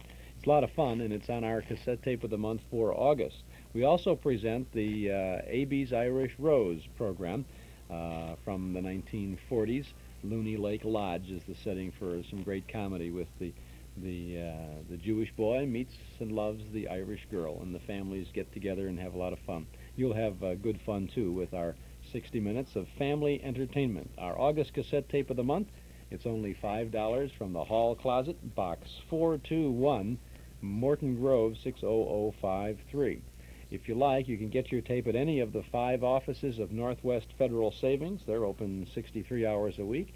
Or at our Metro Golden Memory Shop, 5941 West Irving Park Road, and we're open there 7 days a week. 2 new shows for your good old collection, A.B.'s Irish Rose, plus The Beulah Show, our cassette tape of the month for August. $5 from the Hall Closet, Box 421, Morton Grove, 60053. Eden's Plaza Shopping Center, where Eden's Expressway, Skokie Boulevard, and Lake Avenue meet at Wilmette. Eden's Plaza Shopping Center, where you'll find quality merchandise for the entire family. Eden's Plaza Shopping Center, easy to reach, easy to park, easy to shop. Back to school values 7 days a week at Eden's Plaza Shopping Center in Wilmette.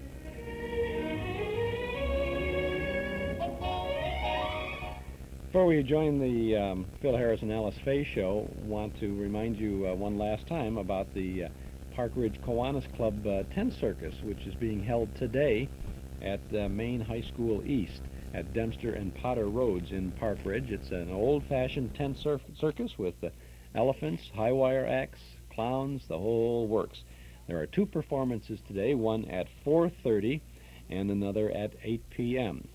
You can get your tickets at the tent, right at the high school, at Maine High School East, this afternoon, 4:30 and 8 at Dempster and Potter Roads in Park Ridge. An old-fashioned tent circus. The Kiwanians are working hard for this annual project and to raise some funds for kids. And what a better way to raise funds for kids than having a circus for kids of all ages. Now we're going back to 1949 again for this broadcast from June 26th of that year. It's the Rexall Show starring Phil Harris and Alice Faye. Elliot Lewis is Frankie Remley on the show. Walter Tetley is Julius Abruzio, the grocery boy. Janine Roos and Ann Whitfield are the daughters of Phil Harris. And Gale Gordon is in this as the sponsor, Mr. Scott. You will also recognize the voice of another regular. This could also be a salute to Frank Nelson today, because Frank is in this program too. This program, by the way, happens to be the last program of the 1948-49 season, and you'll find out who their summer replacement will be as we listen in to Phil Harris and Alice Faye. Good health to all from Rexall.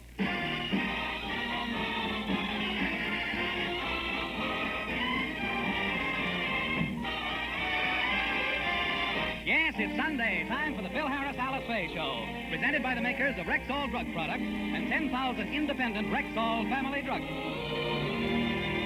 Good evening. This is your Rexall family druggist, taking a little time from behind the prescription counter this Sunday evening to speak for all 10,000 of us. The 10,000 independent druggists who have added the word Rexall to our own store names. You can always tell us by the orange and blue Rexall sign on our windows. The sign means that we carry the 2,000 or more drug products made by the Rexall Drug Company. They range all the way from aspirin to penicillin. And they're as fine and pure and dependable as science can make them. We independent druggists recommend them to our customers because we know you can depend on any drug product that bears the name Rexall. Good health to all from Rexall. And now your Rexall family druggist brings you the Phil Harris Alice Faye Show, written by Ray Singer and Dick Chevrolet, with Elliot Lewis, Walter Tetley, Robert North, Janine Roos, Ann Whitfield, Walter Sharp in his music, yours truly, Bill Foreman, and starring Alice Faye and Phil Harris.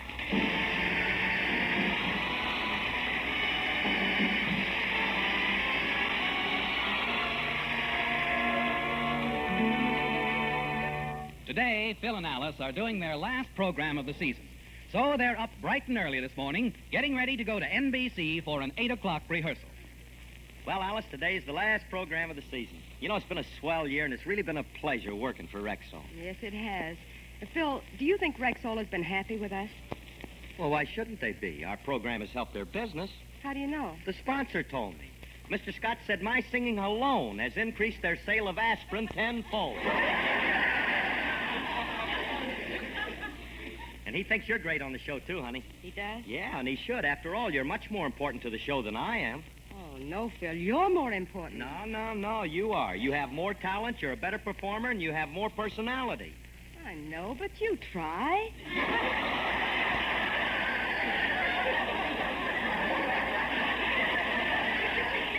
You've got a little talent, kid. Just stick with me, and in a year or two, you might crash the big time. Thank you, Horace Height. You know, honey, after a little vacation, it's going to be nice to go back on the air for Rexall again in the fall. Phil, are you sure we're going back? You know, Mr. Scott and you didn't get along too well. Personalities have nothing to do with it. I got a contract for next year. But suppose he tries to break it. Don't be silly. How can he break my contract?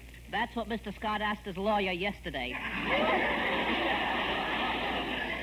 I was wondering how long it would take this little pip to squeak. Mr. Scott doesn't think you add anything to the program, Philip. Well, how can he say that? The public loves me on the air, especially the women. Why, I'm the greatest thing that has happened to the American housewife since steel wool.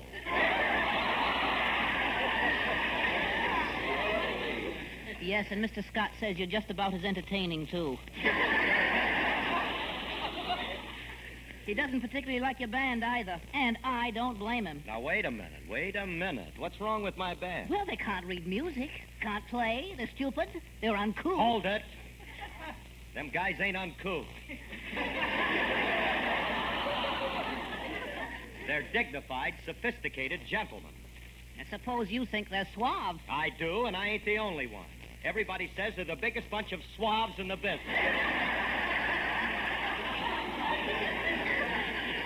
It'll be a pleasure to hear some good music when Guy Lombardo replaces you on the air for the summer. My band is just as good as Lombardo's. Oh, how can you say that?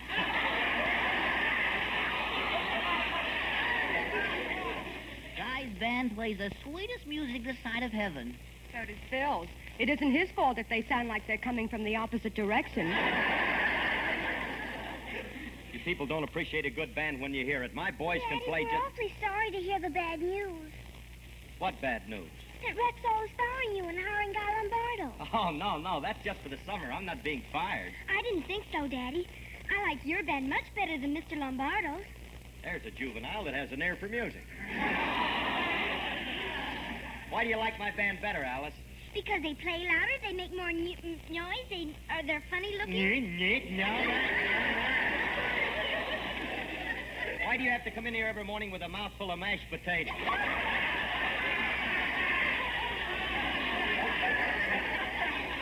Gee whiz, you'd think that somebody... Oh, Phil, it's 7:30. If we have a rehearsal at 8, we'd better get started for the studio. All right.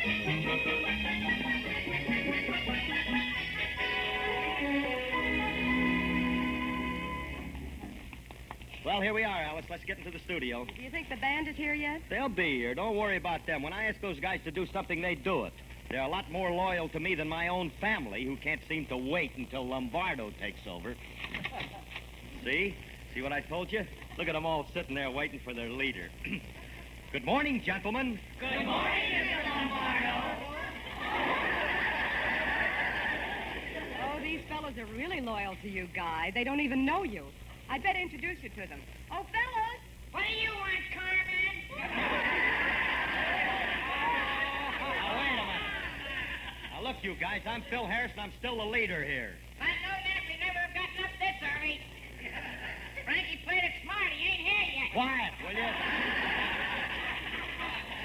I'm the boss of this outfit, and you'll do as I tell you. When I order you guys to be early, I don't want to hear any moment... Hey, Sammy. Sammy, wake up. Huh? What happened? Where am I? What time is it? It's time you were up. It's 8 o'clock. 8 o'clock? I haven't been up this early since I was in the Army, and... Oh, no, don't tell me I've been drafted again. Looks like we all been drafted. It's like being in the Army. All right, will you now quiet? Cut it out. You're not in the Army. Artie, is everybody here? I'll see, Captain. Count off, men. 1, 2, 3, 4. 1, 2, 3, 4. 1, 2, 3, 4. We're in the Army now. Just behind the plow. There you been by digging in this. We're in the Army now. Now, wait a minute, you guys. Shut that... We're marching for friends.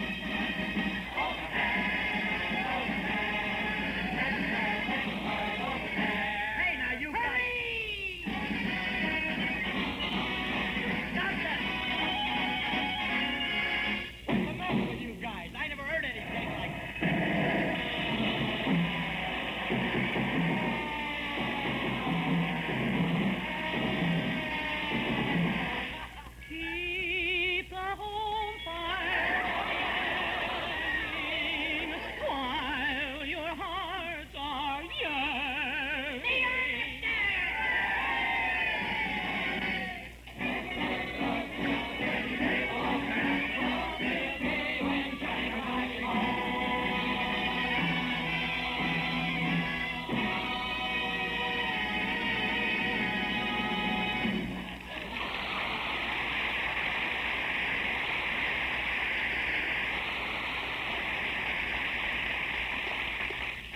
All I did was ask them to get up at 8 o'clock, and they fight a whole war.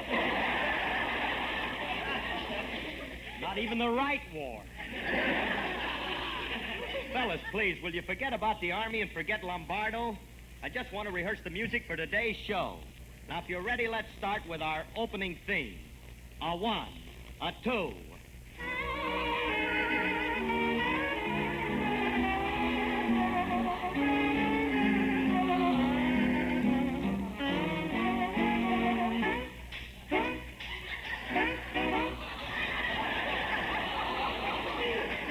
You guys, look, if you don't stop it, I'm going to bang your heads together. Come to think of it, it'd probably get better music that way. Now, let's skip the theme. Alice and me are going to do a double today, so let's run over that. I want you to play it just as if you knew what you were doing. Alice, give them the music. That ain't gonna help. Well, let's try and see what happens. Okay, fellas, let's go. I simply can't But baby, stay. it's cold outside. I've got to go But away. baby, it's cold outside. This evening has been Hoping that you'd drop so in. very warm. I'll hold your hands, they're just like My ice. mother will start to worry, Beautiful, watch your and hurry. father will be pacing the floor. Listen to the fireplace So roar. really, I'd better scurry. Beautiful, please don't Well, hurry. maybe just a half a drink Put more. some records on while I The pour. neighbors may But think- baby, it's bad out there. Say, what's in No this drink? cats to be had out there. I wish I knew how Eyes are like starlight to now. break the spell. I'll take your hat, your hair looks I ought to swell. say no, no, Mind no, if sir. I move At in least closer? I'm gonna say that I tried. What's the sense of hurting I my really pride? can't Oh, stay. baby, don't hold out. Oh, baby, but it's it's cold cold outside. we must But go. baby, it's cold outside. The answer is Ooh, no. it's cold outside. The welcome has How been lucky that you dropped so in. nice and warm. Look out the window at that My sister storm. will be Gosh, your lips look My delicious. brother will be there at the door. Waves upon the tropical My shore. maiden aunt's mind is Gosh, your lips are delicious. well, maybe just a cigarette more. Never such a bliss as I've before. gotta get But home. baby, you'd freeze out there. Say, lend me a coat. It's up to your knees out there. You really I look thrill when you touch my Oh, hand. don't you see? How can you do this thing to There's me? bound to be talk tomorrow. Think of my lifelong At least sorrow. there will be plenty implied. If you caught pneumonia I and really died, can't get say. over that old out, but baby. it's It's cold outside.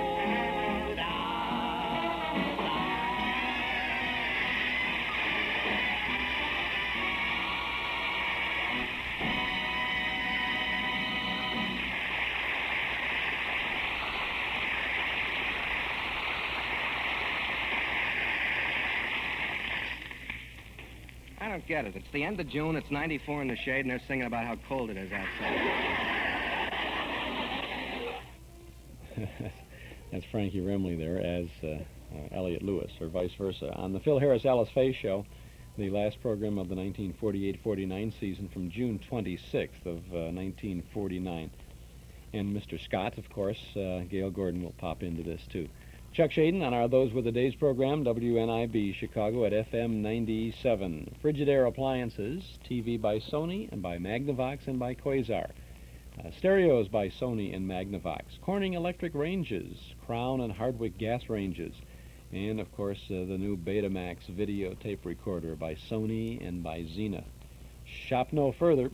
Townhouse TV and Appliances has them all. Visit Townhouse and you'll be surprised at the selection and at the price. That's not all. You'll get the Townhouse Guarantee. Guaranteed delivery on the day promised. Guaranteed normal installation on all products delivered. Removal of your old appliance to the basement, to the garage, or off the premises. And Townhouse also guarantees to remove all cartons and packing material as well.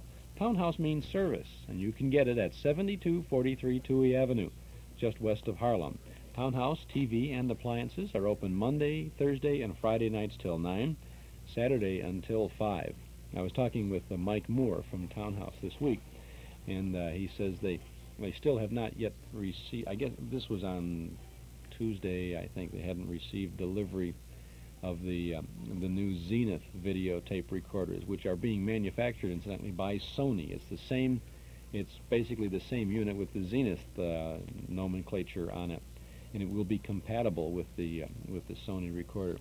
And of course, Sony is coming out almost instantly now with a videotape recorder that has a 2-hour tape capacity.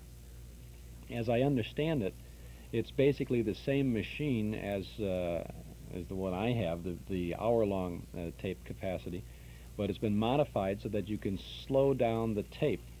It's just like 7.5 and 3 3/4 on the reel-to-reel audio tape. You'll be able to take the hour-long cassette that we have now and slow it down so that it'll run 2 hours, and you'll be able to get a 2-hour shot at one time on there. There is supposed to be a slight trade-off as far as the time of tape and the quality is concerned. When when you record something at 3 3/4, you don't get as good a audio copy as you do if you record at 7.5. Now, whether that difference disturbs you is something you'd have to decide. But you can check with Mike Moore at Townhouse and take a look at the new Betamax over there. It's going to be a big hot item for Christmas again this year. And there are going to be sensational programs on television this year for you to tape and to save if you're a saver. If you're not a saver, then you just you buy a dozen cassettes and then you erase them each time you find something else. But when the season is hot, and the new season, they got two things on at the same time almost every time you want to watch both of them, right? So with the Betamax, you just tape one, watch the other, and there you are. But there are things that if you're into it a little bit like we are, there'll be some things you want to tape. Last year they had Life Goes to the Movies. This year Life Goes to War. And they're going to have, I think it's a 2-hour special on with war newsreels and things like that. also, there's a 2-hour special that another network is coming out with called Hollywood Goes to War, and there's going to be a whole montage of scenes from the war movies from World War II and the Korean and all the other business like that. And then a lot of big specials are going to be on. CBS is having its 50th anniversary this year. Last year we saw a big special on NBC, so CBS is going to try to outdo them this year. And there's lots of stuff coming up. If you're inclined towards the videotaping thing, now's the time to look at it again, I think. And you can see it at Mike Moore's Townhouse TV and Appliances. Now let's get back to Phil Harris and Alice Faye. Well, if it ain't Rip Van Remley. Why are you late again? I couldn't help it. I was studying. You? Studying? Yeah. I was up all night cramming for a sobriety test.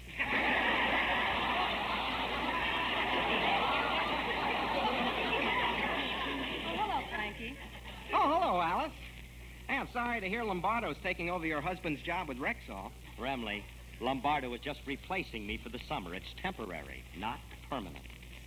How do you know? Why should the sponsor want to hire Lombardo and get rid of me? I got much more to offer. In the first place, I've got a good band. So is Lombardo. Well, so far we're even. Now let's go to point 2. Lombardo ain't a comedian. You're still even.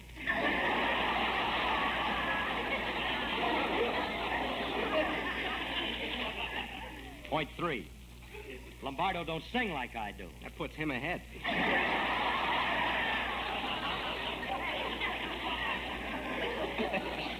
Guy doesn't have to sing. His brother Carmen does the singing. That evens us up again. Now we come into the home stretch. Let's compare our individual musicians, shall we? Mm-hmm. I've got Newman on piano, Hagen on drums, and you on guitar, and foul! Let's go back to the post and start again. Phil, don't listen to Frankie. You know you have a contract with Rexall for next year. That's right. And by the way, Scotty's coming down this morning to pick up the option. So, Frankie, don't do anything to antagonize him, huh? Just this once, Frankie. Just be nice to him. Play up to him and make him think you're crazy about him, huh? All right, I'll play up to him. I'll make him think he's a great... Good morning, everyone. Oh, good morning, Mr. Scott. My, but you look handsome today. Simply devastating. Thank you. Hello, Remley.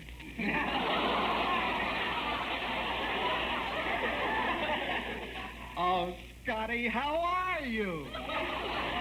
I've missed you terribly, and every moment away from you has been an eternity. What are you driving at? Scotty, darling, would you like to go steady? Rem. Just be nice. You don't have to get engaged to him. Oh. Scotty, I'll thank you to return my fraternity pin.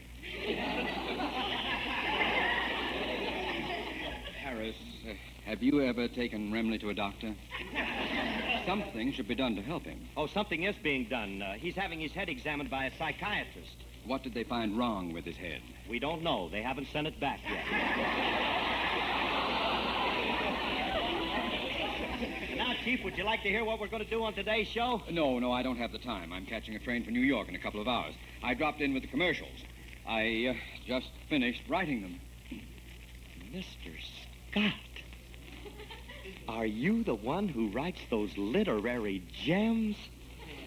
Did you hear that, Frankie? Mr. Scott is the man who writes the commercials.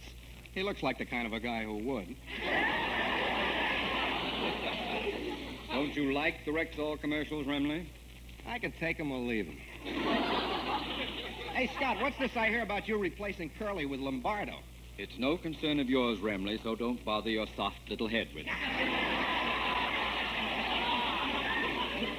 Harris, I have to take the option renewing you for next year to New York. Just sign here. I'll be glad to sign. Not so fast.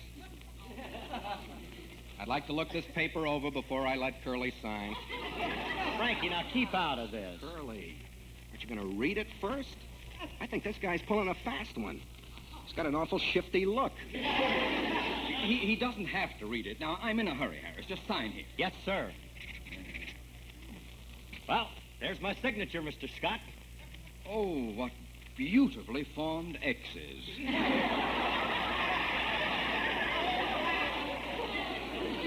No, that's not my signature. My name is spelled out up there. Then what are these X's? Kisses. I love my sponsor. And I want you to be sure and tell them, too, when you get back to New York, Scotty. Oh, I'm sure that will thrill the 10,000 independent druggists no end. Now, if you'll excuse me, I have to make a phone call. I'll be back to say goodbye. Well, Alice, we're all set. We signed our option for next year. How do you know it was an option? Did you read it? Well, no, but... Well, what else could it be? It could be a release form. He wouldn't let you read it, and he was awful anxious for you to sign it. Oh, stop it, Frankie. Mr. Scott is happy with Phil on the show. Why, he calls him after every program. Yeah, and you should hear what he says about my band and my singing and my comedy, and oh, what a sneaky way to get rid of me. Hey, Alice, Frankie may be right. Maybe it was a release form. If it was, I got to get it back, but how? Pick his pocket. Frankie. Look, Phil, if you're in doubt, all you have to do is ask Mr. Scott, and he'll show it to you. I'm sure that he Well, will. I'm all set to leave, and I'll say goodbye to you all. And Hey, before you go, Mr. Scott, may I see that option I signed? What option? Oh, that. Oh.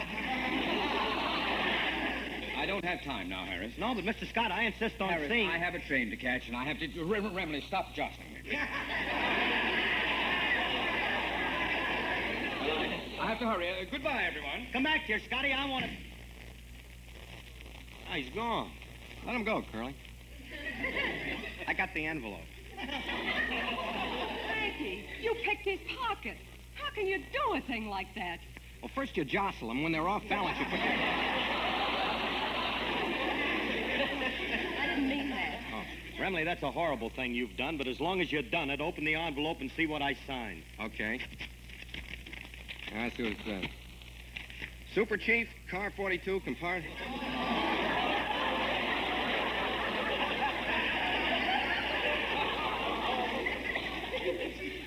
Curly, I got news for you. What? You just signed up as porter for the Santa Fe.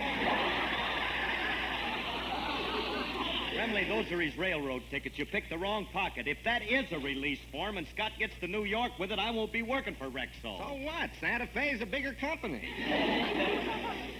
How are you at making up berths? Good. Remley, this ain't fun. You got to keep Scott from getting on that train. Yeah, but how are we going to keep him from getting on that train? Well, we got to think of something. This'll take brains. Let's put our heads together.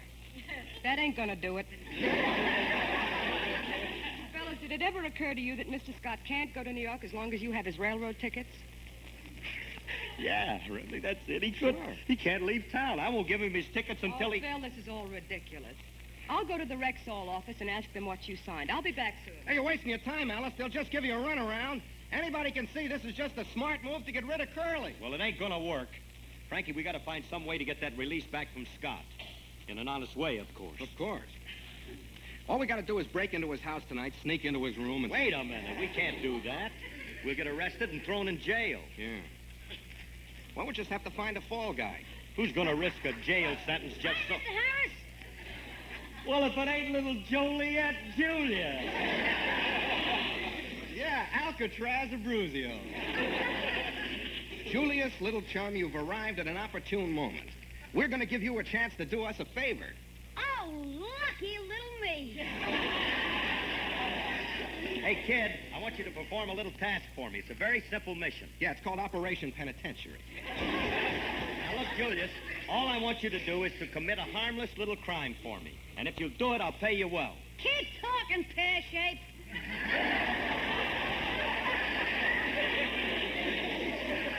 What do you want rubbed out? And if it's Mr. Renly, it's on the house.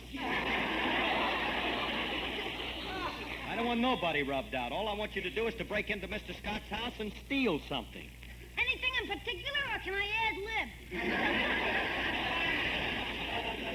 You mean you'll do it for us? Go stick your head in a buzzsaw. Now, wait a minute, Julius. This is important. Mr. Scott has a paper I signed, and if I don't get it back, I'll be fired, and next year I won't be on the air. Good. Then everybody can start breathing it again.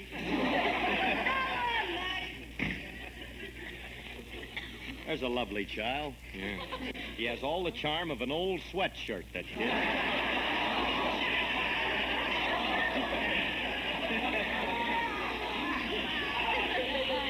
we going to do about trying to get that paper back? Just take it easy, will you, Curly? We got time. Scott can't leave town while we got his tickets. We'll manage to think of some... Harris, have you seen my railroad tickets around here? I seem to have lost them. Oh, what a pity. Now you can't go to New York today, Scotty. Yes, I can. I'll fly there. Fly? Excuse me a minute, Scotty. We're not prepared for this emergency. I'm prepared. Scotty, I happen to know that the regular airlines are all booked up, but if you insist on flying, I can get you on a plane that costs a lot less than the regular airlines. How can you do that? I know a guy. You know a guy, Remley? That's wonderful. Wonderful. Fine sponsor. He don't even listen to his own program. Come on inside. We'll call him. This guy runs a private airline. Remley, I thought you're on my side. What are you getting him a plane for? Don't worry, Curly. You'll never ride on this one. Here we are. I'll just call and let you make the reservation, Scotty. Well, now, Remley, are you sure this is a dependable airline? Would I give you a bum steer? I hope this is the right number I'm calling. Hello, this is the O. Are you going to be sorry you didn't take a train airline?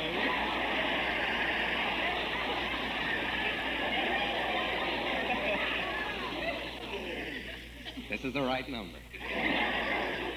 Here you are, Scotty. You talk to him. Oh, thank you. Hello? I have to go to New York, and I want to fly in one of your planes. Oh, you mad, impetuous fool, you!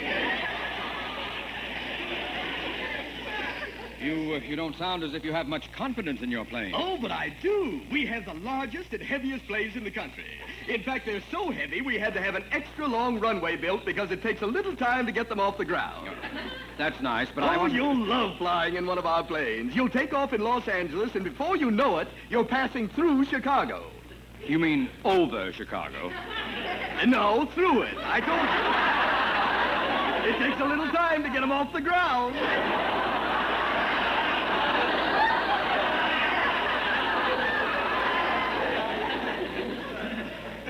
Yes.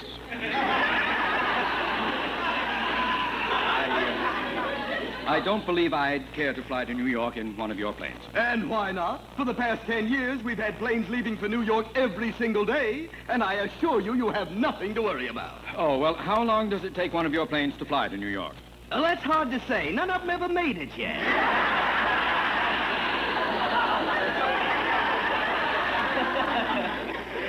I must have a bad connection. I can't be hearing this. I wouldn't fly in one of your broken-down crates. Please. We spend a fortune to get the most modern planes available, and you have the nerve to malign. All right, all right. All I want to do now is to get a plane leaving for New York. Do you have one leaving today? We will if we have our Stratosphere Special repaired by then. We're having a little trouble with the motor, and the propeller won't turn. What's wrong? The rubber band broke.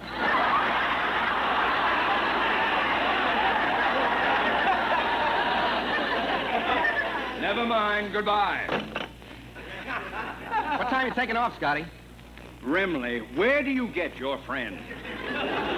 He rubs two bartenders together and up they jump. Now I'll have to take a bus to New York. But you can't go until I get that... Mr. Scott, I'm going to make a deal with you. Will you give me back that paper I signed if I find your train tickets in Remley's pocket? Remley's pocket? Give me those tickets, you dip. No, not until you give us that paper. All right, here it is. Thanks. Okay, Curly, we got it back. I'll take care of this right now. But Frankie, maybe we should have read it before you tore it out. Please. I know what I'm doing every minute. Phil, I just came from the Rexall office, and as usual, Frankie's wrong. They're picking us up for another year, and that was an option you signed. Of course. I don't know why Remley tore it up. Oh, no. Look, Mr. Scott, there's been a terrible mistake. Please give Phil another chance. All right, I'll do it for your sake, Miss Faye. Harris, I'll mail you another copy. Goodbye, knucklehead. Oh, thank you, most exalted one. Well, Curly, thanks to me, you'll be working again next year. Yeah, Remley, the things you do to me, I don't know why I don't fire you off the show. You need me. I need you. Remember, Remley, you can be replaced. Are you kidding? Who can you get to replace me? I know a guy.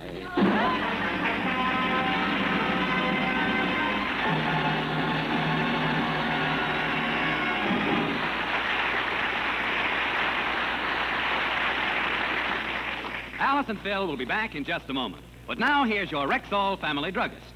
I'd like to depart from my usual role this evening in order to deliver a personal message to the stars of our show, Phil Harris and Alice FAYE. Phil, Alice, I'm speaking now for the 10,000 independent Rexall druggists of America when I say thank you for a season of grand entertainment. It's been a pleasure, Griff. And we, in turn, would like to thank the 10,000 independent Rexall druggists for giving us the opportunity to come into the homes of so many swell people. We're grateful to all of you listeners, and if I ever get my own money, I'll buy you a soda sometime. And I'd like to add our thanks to our wonderful cast and production staff. Good night, everybody, and have a nice summer. And don't forget, our whole gang will be back with you in the fall, so keep your radios warm. We don't want you to miss our opening show on September the 18th. And good luck on the summer show to Guy Lombardo and all of these boys. Have a swell season, Guy. Thank you, Phil. And now, friends, please accept my invitation to be with us next week at the same time when the makers of Rexall drug products and 10,000 independent Rexall family druggists bring you Guy Lombardo and his music. We hope to add to your summer enjoyment with this grand half hour of tuneful listening. In the meantime, whenever you have need of reliable drug products, remember the store with the orange and blue Rexall sign on the window. There's a family druggist inside that store, able and anxious to serve you. And he'll be glad to tell you you can depend on any drug product that bears the name Rexall. Good health to all from Rexall. This program was produced and directed by Paul Phillips. Included in today's cast were Gale Gordon, Frank Nelson, Jerry Hausner, and Ollie O'Toole. The part of Frankie Remley was played by Elliot Lewis, and Julius was played by Walter Tetley.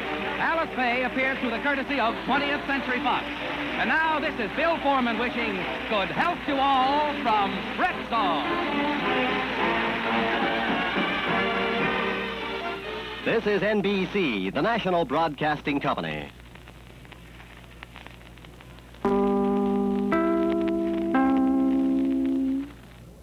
And we had the chimes on that NBC show a little out of tune there because the tape was running slightly fast. The quality of the sound on the show was running a little fast. Sometimes you get them so speeded up that you try to slow them down, and if you slow them down any more than what you've done, you really get into a distortion picture, and so you run into those kinds of problems. So we thought a little swifter Phil Harris and Alice FAYE wouldn't hurt this time on our Those Were the Days program, a broadcast from June 26th of 1949 with, of course, Gale Gordon popping in there, and Frank Nelson, too, all the regulars. Good comedy show. As we continue our salute to Frank Nelson salute. We're saluting Gale Gordon this afternoon.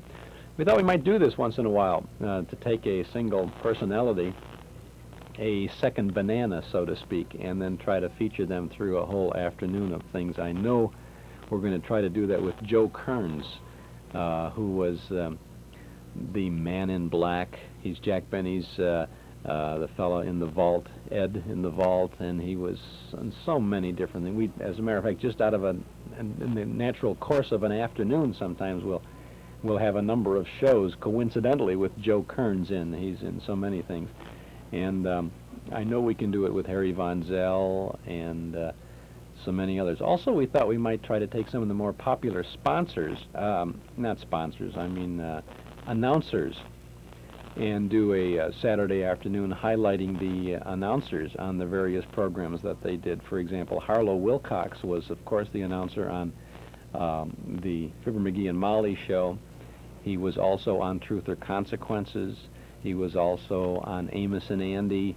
He was also on Suspense when they had Autolite and some things. So I would think that we could nicely put together an afternoon of radio shows highlighting Harlow Wilcox or Ken Carpenter or Harry Von Zell or some of the other big-time radio announcers. We're always interested in ideas and suggestions, too. We like to work with a theme on a program on a Saturday afternoon. And some of the best themes that we've ever come up with have come from listeners who've taken a moment to drop a note or to call and say, why don't you do something like this? Or why don't you plan that? Have you ever thought of this and that? So we're always pleased to hear from folks who have something to say about our programming. or our program. As a matter of fact, we have a regular letters from listeners column in our Nostalgia newsletter, and we try to publish as many of those letters as we can, as space permits. We try to do that regularly. Our newsletter for this current month features a couple of pages of letters from listeners, as well as articles from and about the good old days. Ed Gardner, who is Archie the manager from Duffy's Tavern, is on the cover of our midsummer edition of the newsletter, covering July and August. And you can get that issue if you subscribe to us right now. You call us, a year subscription. 10 issues is only $7. If you dial us up at 545-2260, we'll get that current issue out right away. If you prefer, we'll hold off until September, and you'll have the September issue before the end of August. We'll include an invoice along with your first copy. 545-2260. Articles from the past, articles about the past, plus all kinds of good information, too. Subscribe now. Give us a call, 545-2260. A one-year subscription, $7. If you like, just send $7 to Nostalgia Newsletter, Box 421, Morton Grove, 60053. But if it's easier, call us at 545-2260. Remember the days of the old-fashioned ice cream parlor, superb sodas that tower like skyscrapers, sprawling splits that drive you bananas, sundaes topped with irresistible chocolate and cherries. But no matter how tip-top they seem, Northwest Federal Savings would like to remind you that great ice cream creations don't start at the top. They all begin at the bottom. And you can get 12 great bottoms in a complete 13-piece set of old-fashioned glass fountainware. It's free when you deposit $1,000 at Northwest Federal, or just $3 with a $250 deposit.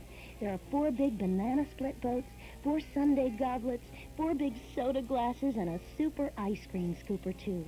Pick up your fountainware at any Northwest Federal Savings Center now through September 10th. Limit 1 per family.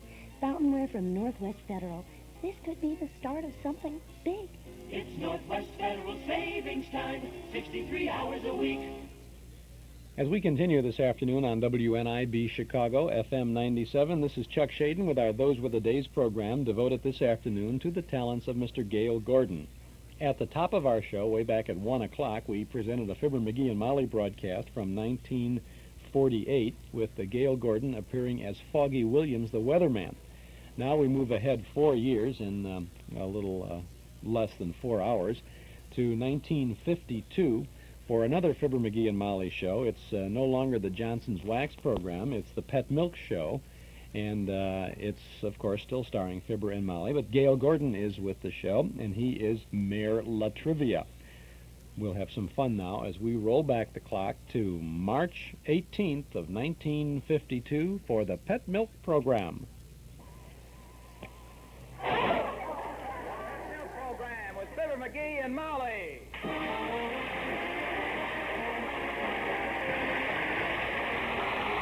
The first evaporated milk, Pet Milk, presents Fibber, McGee, and Molly, transcribed with Bill Thompson, Gale Gordon, Arthur Q. Bryan, Dick LeGrand, Ken Christie, Peggy Weber, Gil Stratton Jr., Tyler McVeigh, and me, Harlow Wilcox. The show is written by Phil Leslie and Keith Fowler and directed by Max Hutto, with music by the King's Band and Billy Mills Orchestra. In most families, morning's a pretty hectic time, with breakfast to fix, husband and youngsters to get off to work and to school. And when the house is quieted down again, that's when you really enjoy a good cup of coffee. And morning after morning, you'll enjoy that coffee more when you use Pet evaporated milk instead of cream. You see, Pet milk is good, sweet country milk with more than half the water removed. So it's just the right consistency for coffee. No doubt about it, Pet milk gives coffee the creamy color and fine, mellow flavor most folks like best. But there are two things that Pet milk does.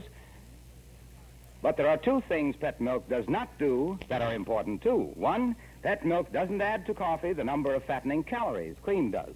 And two, Pet milk doesn't cost nearly as much as cream. In fact, it costs less than half as much. If you're still using expensive cream in coffee, how about switching to Pet milk? Once you try it, you'll know why millions of coffee lovers who used to use cream now use Pet evaporated milk.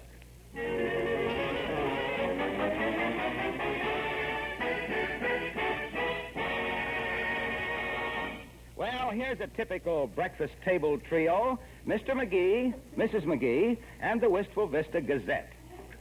The head of the household is reading the news, while her husband is busy eating. As we join Fibber, McGee, and Molly.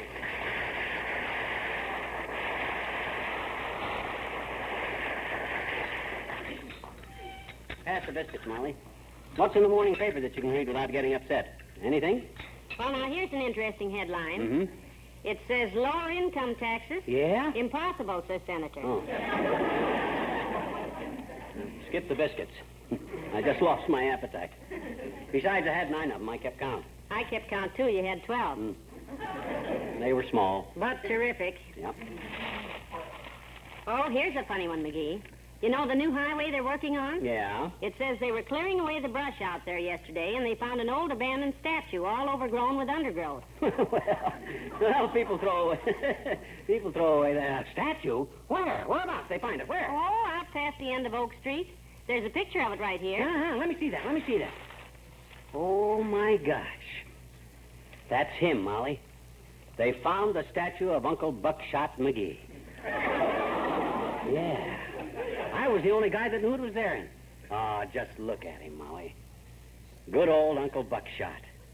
Who is he? Or was he? Who is he or was he? My gosh, Molly, Uncle Buckshot McGee was the greatest hero in the entire history of my family. That's a very modest claim. My folks had a million stories about old Uncle Buck. Any of them true? I never asked. He done everything, Uncle Buck did. He was an Indian scout and a buffalo hunter. He fought in the Civil War. He hunted gold in the gold rush. Really? In California? Right. They say that when Uncle Buck went out there in 1849, all he owned in the world was 50 cents and a case of hay fever. But when he came back 4 years later, he had entirely got rid of the 50 cents. Well, he sounds like a fascinating figure, all right. Yep, I found that statue last fall, Molly. I kept it quiet because I've been saving it to donate it to the city this summer when we have Pioneer Day, see?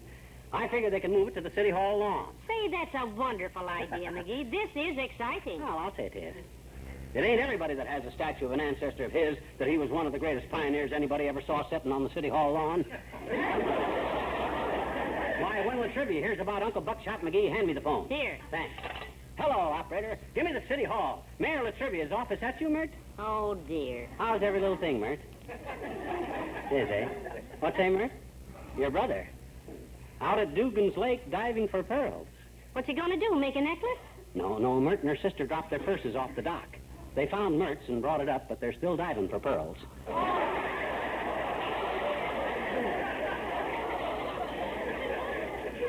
Yes, it has been a long time. What's that, Mert? Oh, okay. The trivia's phone's busy. Grab your hat. Let's go down to the City Hall. Good. Come on, let's go.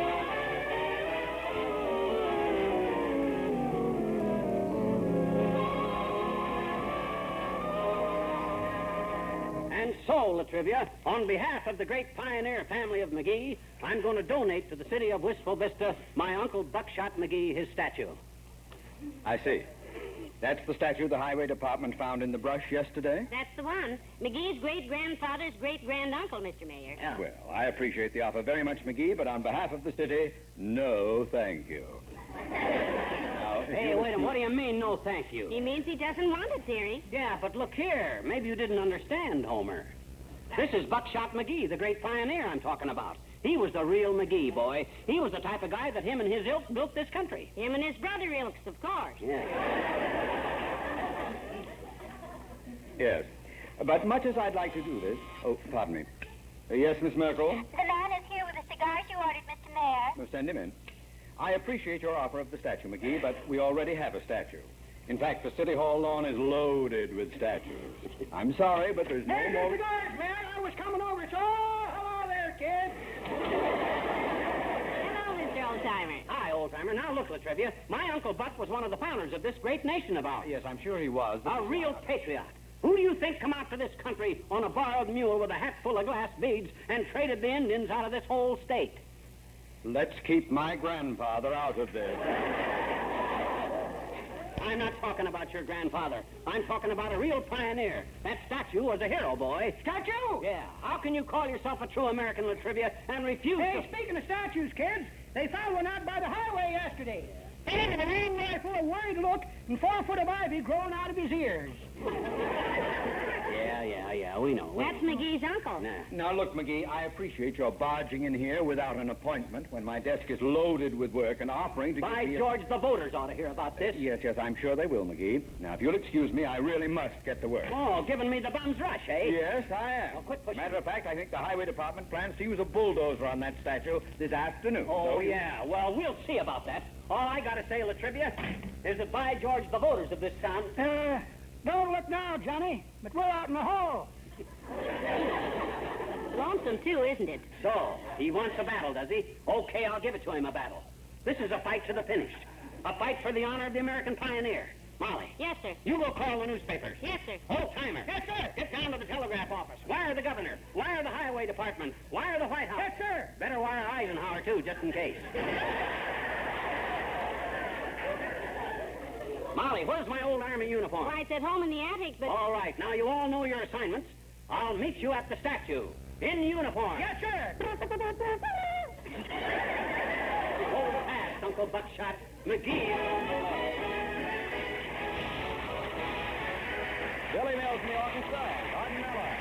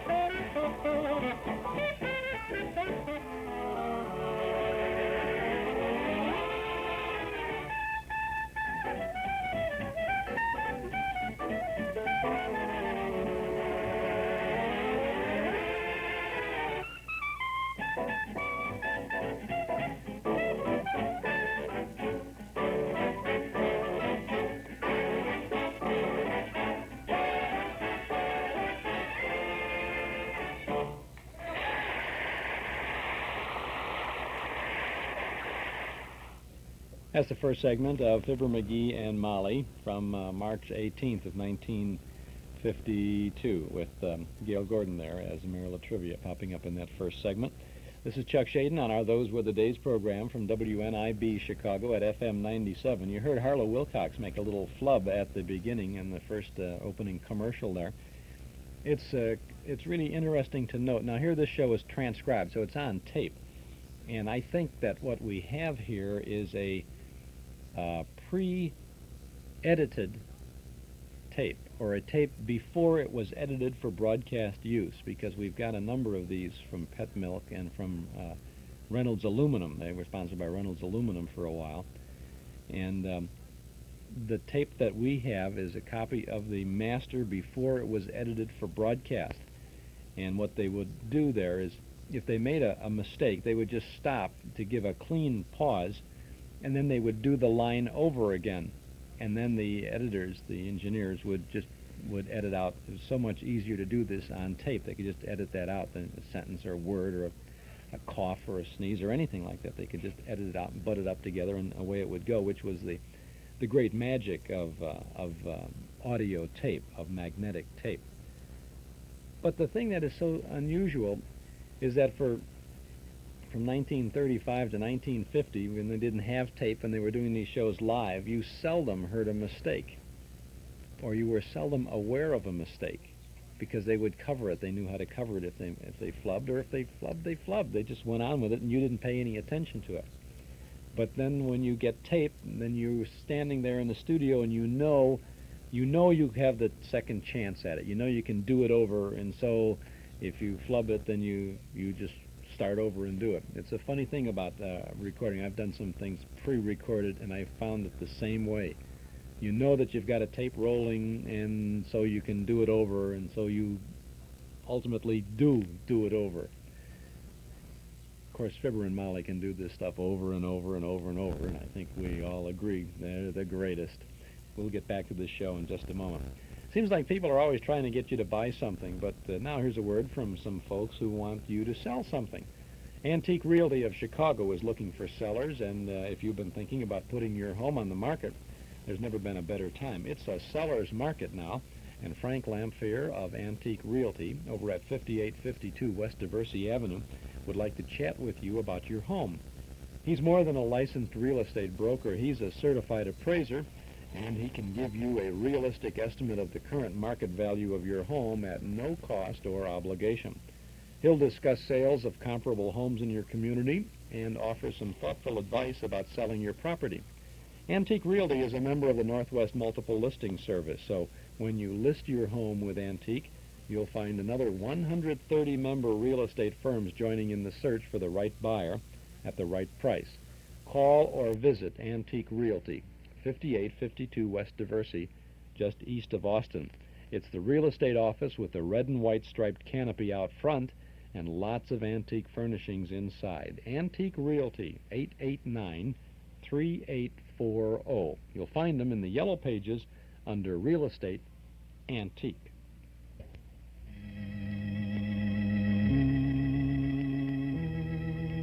Do you remember? Who knows what evil lurks in the hearts of men? The shadow knows. I don't see you there!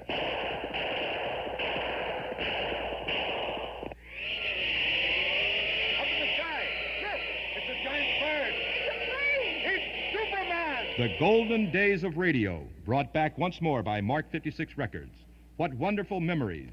Relive them again with The Shadow, The Lone Ranger, The Green Hornet, Burns and Allen. You can buy these and over 100 other original radio broadcasts on Mark 56 LP Records, a gift for remembering. Major Bowes, Tarzan, The Whistler, Frankenstein. Hundreds of old-time radio shows on records, cassettes, and 8-track tape are available at our Metro Golden Memory Shop, 5941 West Irving Park Road, just east of Austin. We're open Monday through Friday from 11 to 5:30, Saturday till 7:30, and Sunday from noon to 5. Metro Golden Memories, the MGM Shop. Now let's get back to Fibber McGee and Molly. Why, it was nice of you to drive me out here, Ole. Well, that must be the statue over there. That's the funniest looking little hunk of junk I ever seen. Hey, that's McGee. I was looking at the wrong statue. Yo-ho, McGee, how's it going? Oh, okay so far, kiddo. Them highway guys ain't even seen me yet. They're still eating lunch up the road there. Hi, Ole. Well, hello, McGee. So that's the statue, huh? Yeah, that's him, boy. A true pioneer. The real McGee. Looks like quite a fella. Yeah. Drink a lot, did he? Drink? Sure, he looks pretty tipsy to me. He's tilted like the pinball game at the Elks Club, McGee. No, he was that way when I found him last fall. And if you'd have been standing in one spot for 90 years with a family of gophers living under your northeast corner, you'd tilt a little too. Well, I guess you're right, dearie. Hey, wait a minute. How's my uniform? How do I look? How's my uniform, huh? Like you were drawn by Virgil Parch. You know, that's a very interesting uniform you got on there, McGee. Which army is that? Well, that's several of them, Ole. The puttees and the coat are from the First World War. The air raid warden's helmet is from the Second World War. And the pants are from Joe's riding stables. Well, don't worry. Them highway guys will know who I'm. They'll know I mean business. The old timer was telling at the Elks Club about it, McGee, and some of the fellas get pretty excited. Good. Old man McDonald from the bank, he says any statue of your family, they shouldn't push it over with a bulldozer. Right. He said they should blow it up with dynamite. Oh, yeah. Well, I got news for you. Nobody's going to lay a hand on the statue while I'm here, boy. I'll fight this to the bitter end. If that highway crew thinks... Oh, look. Oh, here they come back. All right, boys, let's knock this old statue over and get it out of here. Bring the bulldozer up, Eddie. Okay, boss. I'm sorry, Pop. You folks will have to move your picnic someplace else. We're going to knock this statue down. The new highway's coming through here. Oh, yeah? Well, I got news for you, Buster. You ain't touching this statue. How was that? You tell him, McGee. This is the United States Army that you're talking to a guy in the uniform of, Bud. So just watch yourself your step. Oh, come now. I think you're looking for the Panama Canal, Pop. Oh? Down that way, about 900 miles. Oh, is that... Oh, my goodness. Just look at that bulldozer, McGee. It's as big as a house. Well, it don't scare me, Dunn. Don't point that thing at me, Buster. Come on, beat it, Dad. We got work to do. I'll go fry a pig. You ain't knocking this statue down while I'm here. Shut it off a minute, Eddie. Now, look, mister, I don't know what this is all about, but... Well, I'll tell you what it's all about. This statue is the great Buckshot McGee, pioneer and hero. Never heard of him. Ah, he never heard of you either.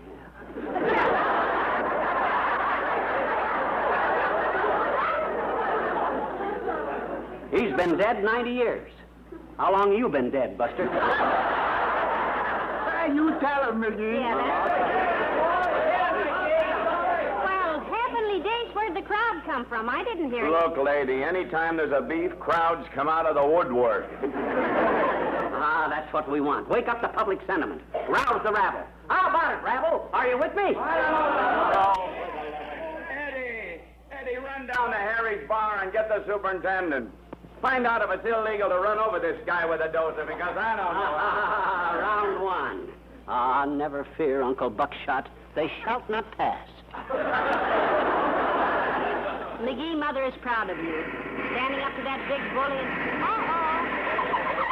Motorcycle. Cops? Hey, if that's the cops, McGee, I go stand with the crowd, because I get a wife and kids. I ain't waiting. Hey, it's the old-timer. Hi, boy. I'm glad to see you. Hello there, kids. How's the battle? Winning so far. Yeah, where'd you get the motorcycle? Borrow it off of somebody? No, I borrowed it from under somebody. Girlfriend Bessie. Oh? She was going down Oak Street on it, and I just reached out and grabbed the back wheel. Bessie was clean down to 14th Street before she noticed she wasn't riding nothing.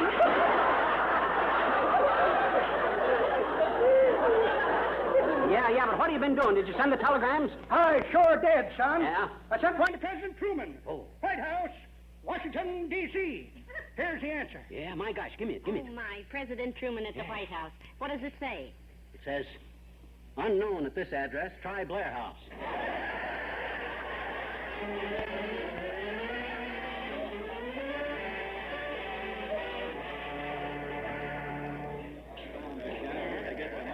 And here's another interesting thing for your paper, Bud. What's that, sir?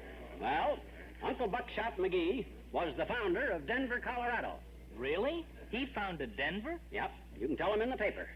He was riding over the top of Pikes Peak one afternoon when he happened to look down and found Denver sitting there with 500,000 people in it. Are you getting this all down for your paper, Bud? Am I going too fast for you? You are for me, dearie. Well, I don't want to hurry the press. I know how it is. I went to school with a kid one time that his dad was a newspaper man. You ever hear of a guy named Eddie Bach? Eddie Bach? Yeah, his dad writes a column. Yes, you've heard of Vox Pop, son. Please, now. Please, I'll tell the anecdotes. Uncle Buck was a great hero in the Civil War. Well, hello, Molly. Hello, pal. Hello there, Mr. Wilcox. I'm busy with the press, Junior. Be sure and tell your readers, Bud, that the Pioneer McGee blood flows through my veins. Yes, sir. Hope you don't get any of it on you. Hey, this is quite a thing you got going here, pal. This the statue? Who is it? Who is it? Look, Junior, you can read all about it in the paper. This is a reporter right here. Well, I'm not a reporter, sir. Huh? You said you were working on a paper? Oh, I am. A paper for my psychology exam. I'm calling it Oddballs I've Met. Thank you, sir. This'll get me an A.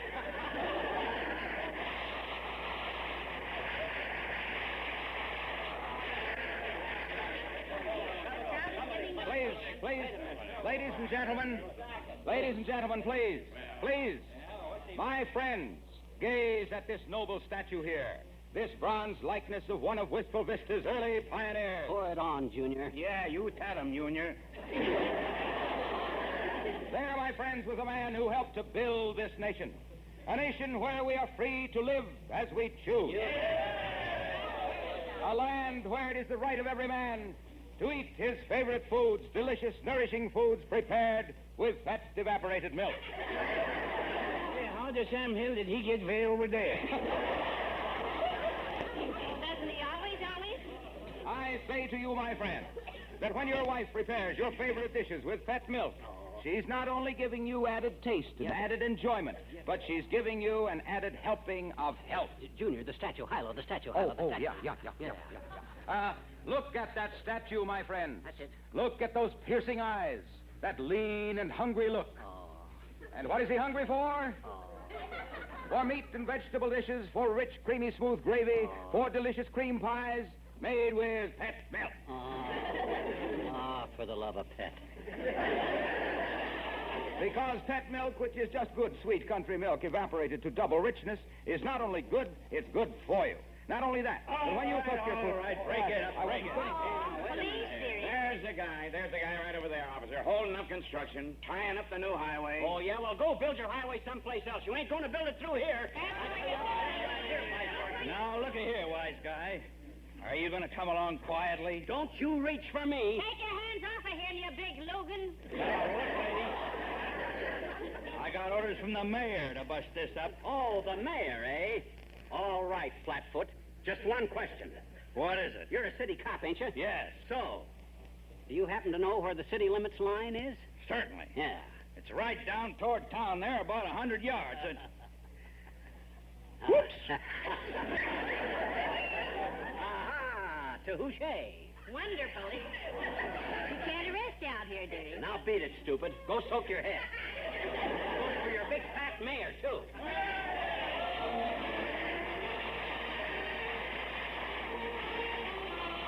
The King's Man and Little David play on your harp. Oh, little David, oh, little David, oh, little David, oh, little David, oh, little David, little David, play on your harp, hallelujah, hallelujah. Little David, play on your harp, hallelujah, hallelujah. Little David, play on your harp, hallelujah, hallelujah. Little David, play on your harp, hallelujah, hallelujah, hallelujah. Little David, play. God told Moses, oh Lord, go down into Egypt, oh Lord, tell Pharaoh,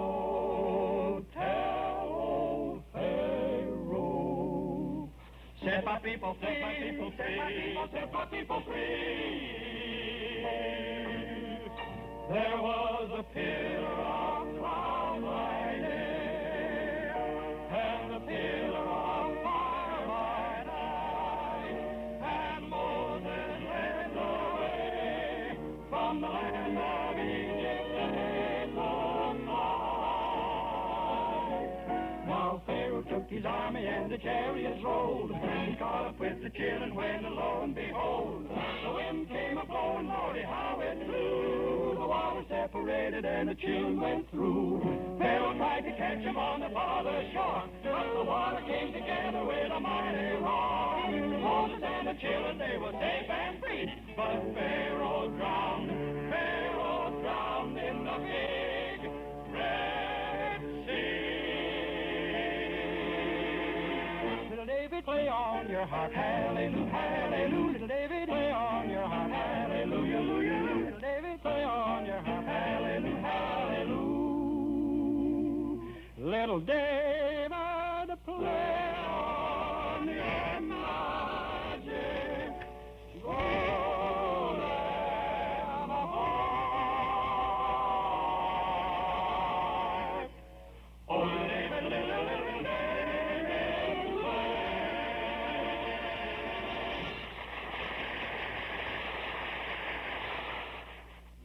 Those are the King's Men there on this Fibber, McGee, and Molly Pet Milk program from March 18th of 1952. As we continue our program this afternoon, tuning into the talents of Mr. Gale Gordon. This is Chuck Shaden on WNIB Chicago at FM 97. You heard on the first segment of this show, or this last segment of the show, Ole coming in the scene. Ole was played by Dick LeGrand, who was Mr. Peavy on the Gildersleeve program. Now you know where that came from, right? Well, sometimes we get things we don't know where they come from. But that happens once in a while, too.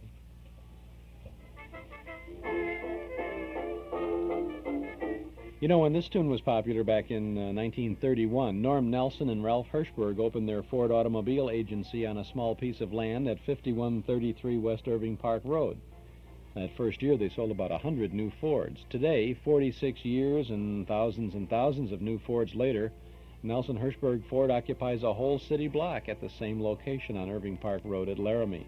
And thousands of Chicagoland families have not only bought their first Ford from Nelson Hirschberg, but have returned again and again for all their new Fords. The proof is in the seeing. Next time you're out for a drive, notice how many Fords bear the Nelson Hirschberg emblem. And you'll notice how many drivers have seen Nelson Hirschberg, one of Chicagoland's oldest, most respected Ford dealers. 5133 West Irving Park Road at Laramie.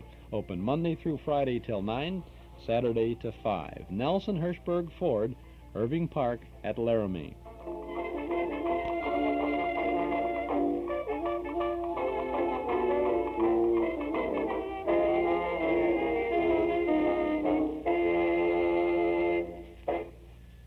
And now let's get back to Fibber McGee and Molly. Well, the way I heard it, the little guy's a sculptor, and he made the statue to sell it. No, that isn't it at all. It's an Indian statue from a temple, and it has ruby eyes in it. Yeah? Well, my husband listens to all the crime shows, and he recognized it from a description. Yeah, really? Certainly. He says the man there belongs to a gang of jewel thieves. I'm sorry, lady, but I happen to know the man personally, and you're wrong.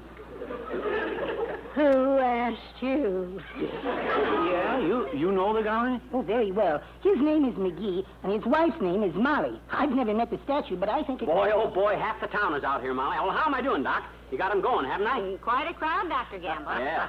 Yes, I wish you could have seen the mayor when I left him, Molly. Yeah? He was trying to decide whether to have McGee shot or just take the easy way and leap off the city hall. Well, he don't have to do either. All he's got to do is take this statue of Uncle Buckshot McGee and put it on the city hall lawn where a hero belongs. That's all he's got to do. So that's your Uncle Buck, is it? That's him, Doctor. Ah, dear old Uncle Buckshot. He was the real McGee. Well, he does have the McGee head, all right. Big? No, hard. What does it say on the statue there? Buckshot McGee, erected by the men of his regiment. Yes, and I'm going to clean the rest of that moss off of it, McGee. There's more engraving on it. Yeah, we ought to. Where is it? Ah, there you are. Now, look here, McGee. I ordered... Now, take it easy, Latrivia. You'll bust something. McGee, this is the end. This is the most ridiculous thing you've ever done. Well, now, why did you do that? That's the mayor. He's a personal friend of mine. No, he don't even know you.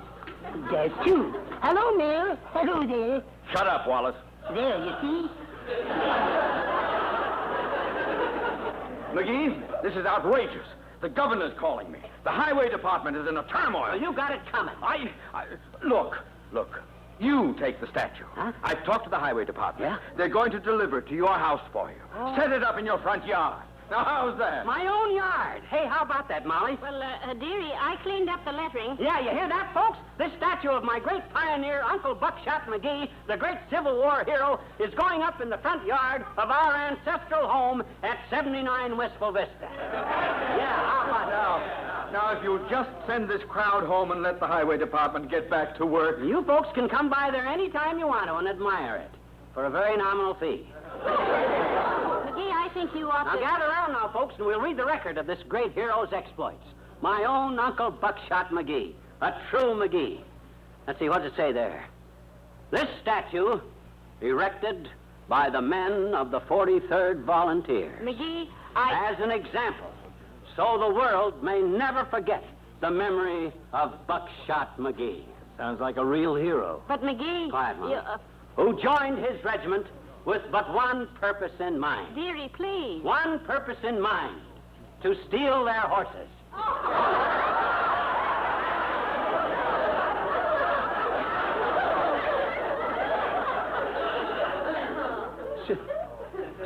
Huh? I tried to tell you. Read the rest of it. Born in 1831, hung in 1864. A real McGee.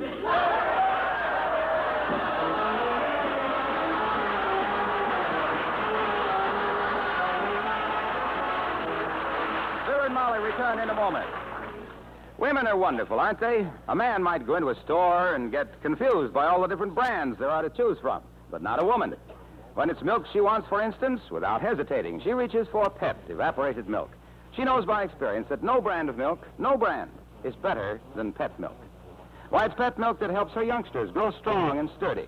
It's Pet milk that helps her make so many of the delicious foods her husband and youngsters enjoy so much. The good meat and vegetable dishes, the wonderful scalloped potatoes, the good creamy, smooth gravy and sauces, the delicious cream pies, and dozens of other family favorites. Yes, a woman knows that Pet evaporated milk isn't a milk substitute. It's good, sweet country milk concentrated to double richness by evaporation. And because 1 cup of Pet milk makes 2 cups of rich whole milk just by adding water, she knows she's getting more for her money when she gets Pet. So, you men who help with the family food shopping, take a tip from your wives. And when that shopping list says milk, don't take any chances. Reach for Pet evaporated milk.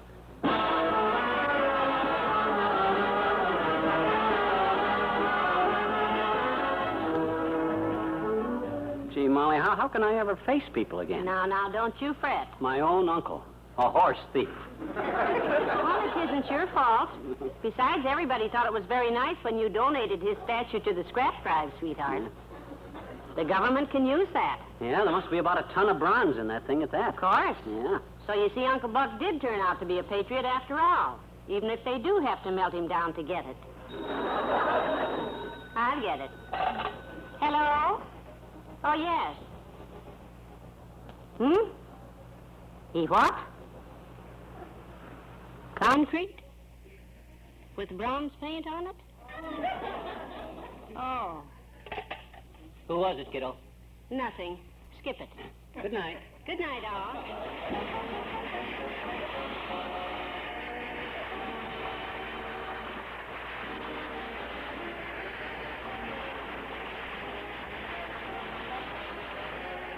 The first evaporated milk, Pet milk, brings you Fibber, McGee, and Molly each week at this time. Be with us again next Tuesday night, won't you?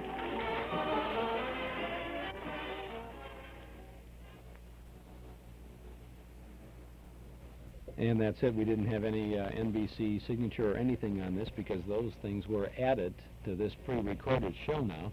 They were added at the time they were broadcast live. And I suspect that they might have even been thinking that somehow along the line they would be able to, they would use these shows for rerun or syndication or something, but that never happened with the Pet Milk shows as such. Fibber, McGee, and Molly from March 18th of 1952. Gale Gordon popping in there as Mayor Latrivia. Gale Gordon, the subject of our Those Were the Days program this afternoon. I hope you've enjoyed this.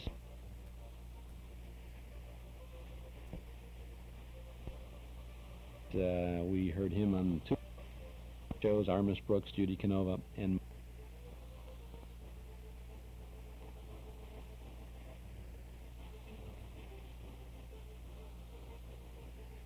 Danny Kaye show.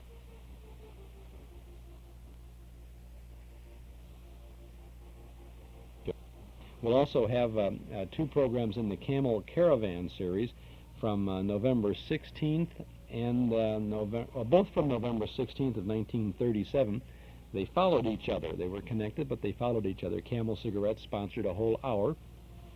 The first half hour was Jack Oakey's College, a comedy variety show with Jack Oakey, the film comedian, Stuart Irwin, Sugar Cane, must be the singer, huh? Sugar Cane, K-A-N-E, and announcer Bill Goodwin. And then the last half of it will be Benny Goodman's Swing School with Gene Krupa, Teddy Wilson, Martha Tilton, and Dan Seymour will be the announcer. Then we will have two consecutive broadcasts of Suspense from May 18th and May 25th of 1944, starring Orson Welles in Donovan's Brain, the total classic science fiction thriller. So we'll have a rather interesting next Saturday with the Radio Connection. A week from Saturday, the 27th of August, we'll have the Wacky School of Comedy with Spike Jones and the City Slickers, Arbogast, Stan Freeberg, and our guest will be Bob Arbogast, and it looks like now we'll also have Maury Amsterdam popping in as a guest on our broadcast that day. I want to remind you again, we have a moment left about the Contact Show coming up Tuesday evening on WIND Radio. Clark Weber's broadcast every night. I guess he's on from 10 until midnight, weekday nights at any rate. And we will be joining Clark on that show Tuesday evening, the 16th of August, for a nostalgic trip to the good old days of radio. We'll bring some tapes along. We'll be saluting the 50th anniversary of radio station WIND, so-called because its transmitter was in Indiana. Gary, Indiana is where the transmitter was. And we'll have some fun with that. Listeners will be able to call in, and perhaps you'll be around, and you can join in on the fun. Tuesday night on WIND, the 16th of August. 16th of August is a big day at our house, too, because our daughter Susan is going to become a teenager on the 16th. So the fun begins. It will be lots of fun, and she's going to have a very happy birthday on Tuesday. And my wife Ellen is having a very happy birthday today. Today is her birthday, and she is 29 again. So it's a nice birthday day at our house, a birthday week ahead. So happy birthday to Ellen, happy birthday to Sue, and thank you for listening.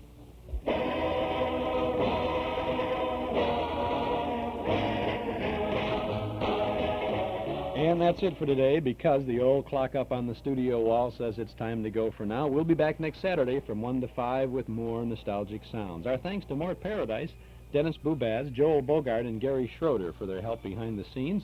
To our sponsors, Northwest Federal Savings, Nelson Hirschberg Ford, and Eden's Plaza Shopping Center for making this weekly get-together possible. And to you out there on Radio Land for making it all worthwhile. This is Chuck Shaden speaking. Have a nice weekend. And again, thanks for listening.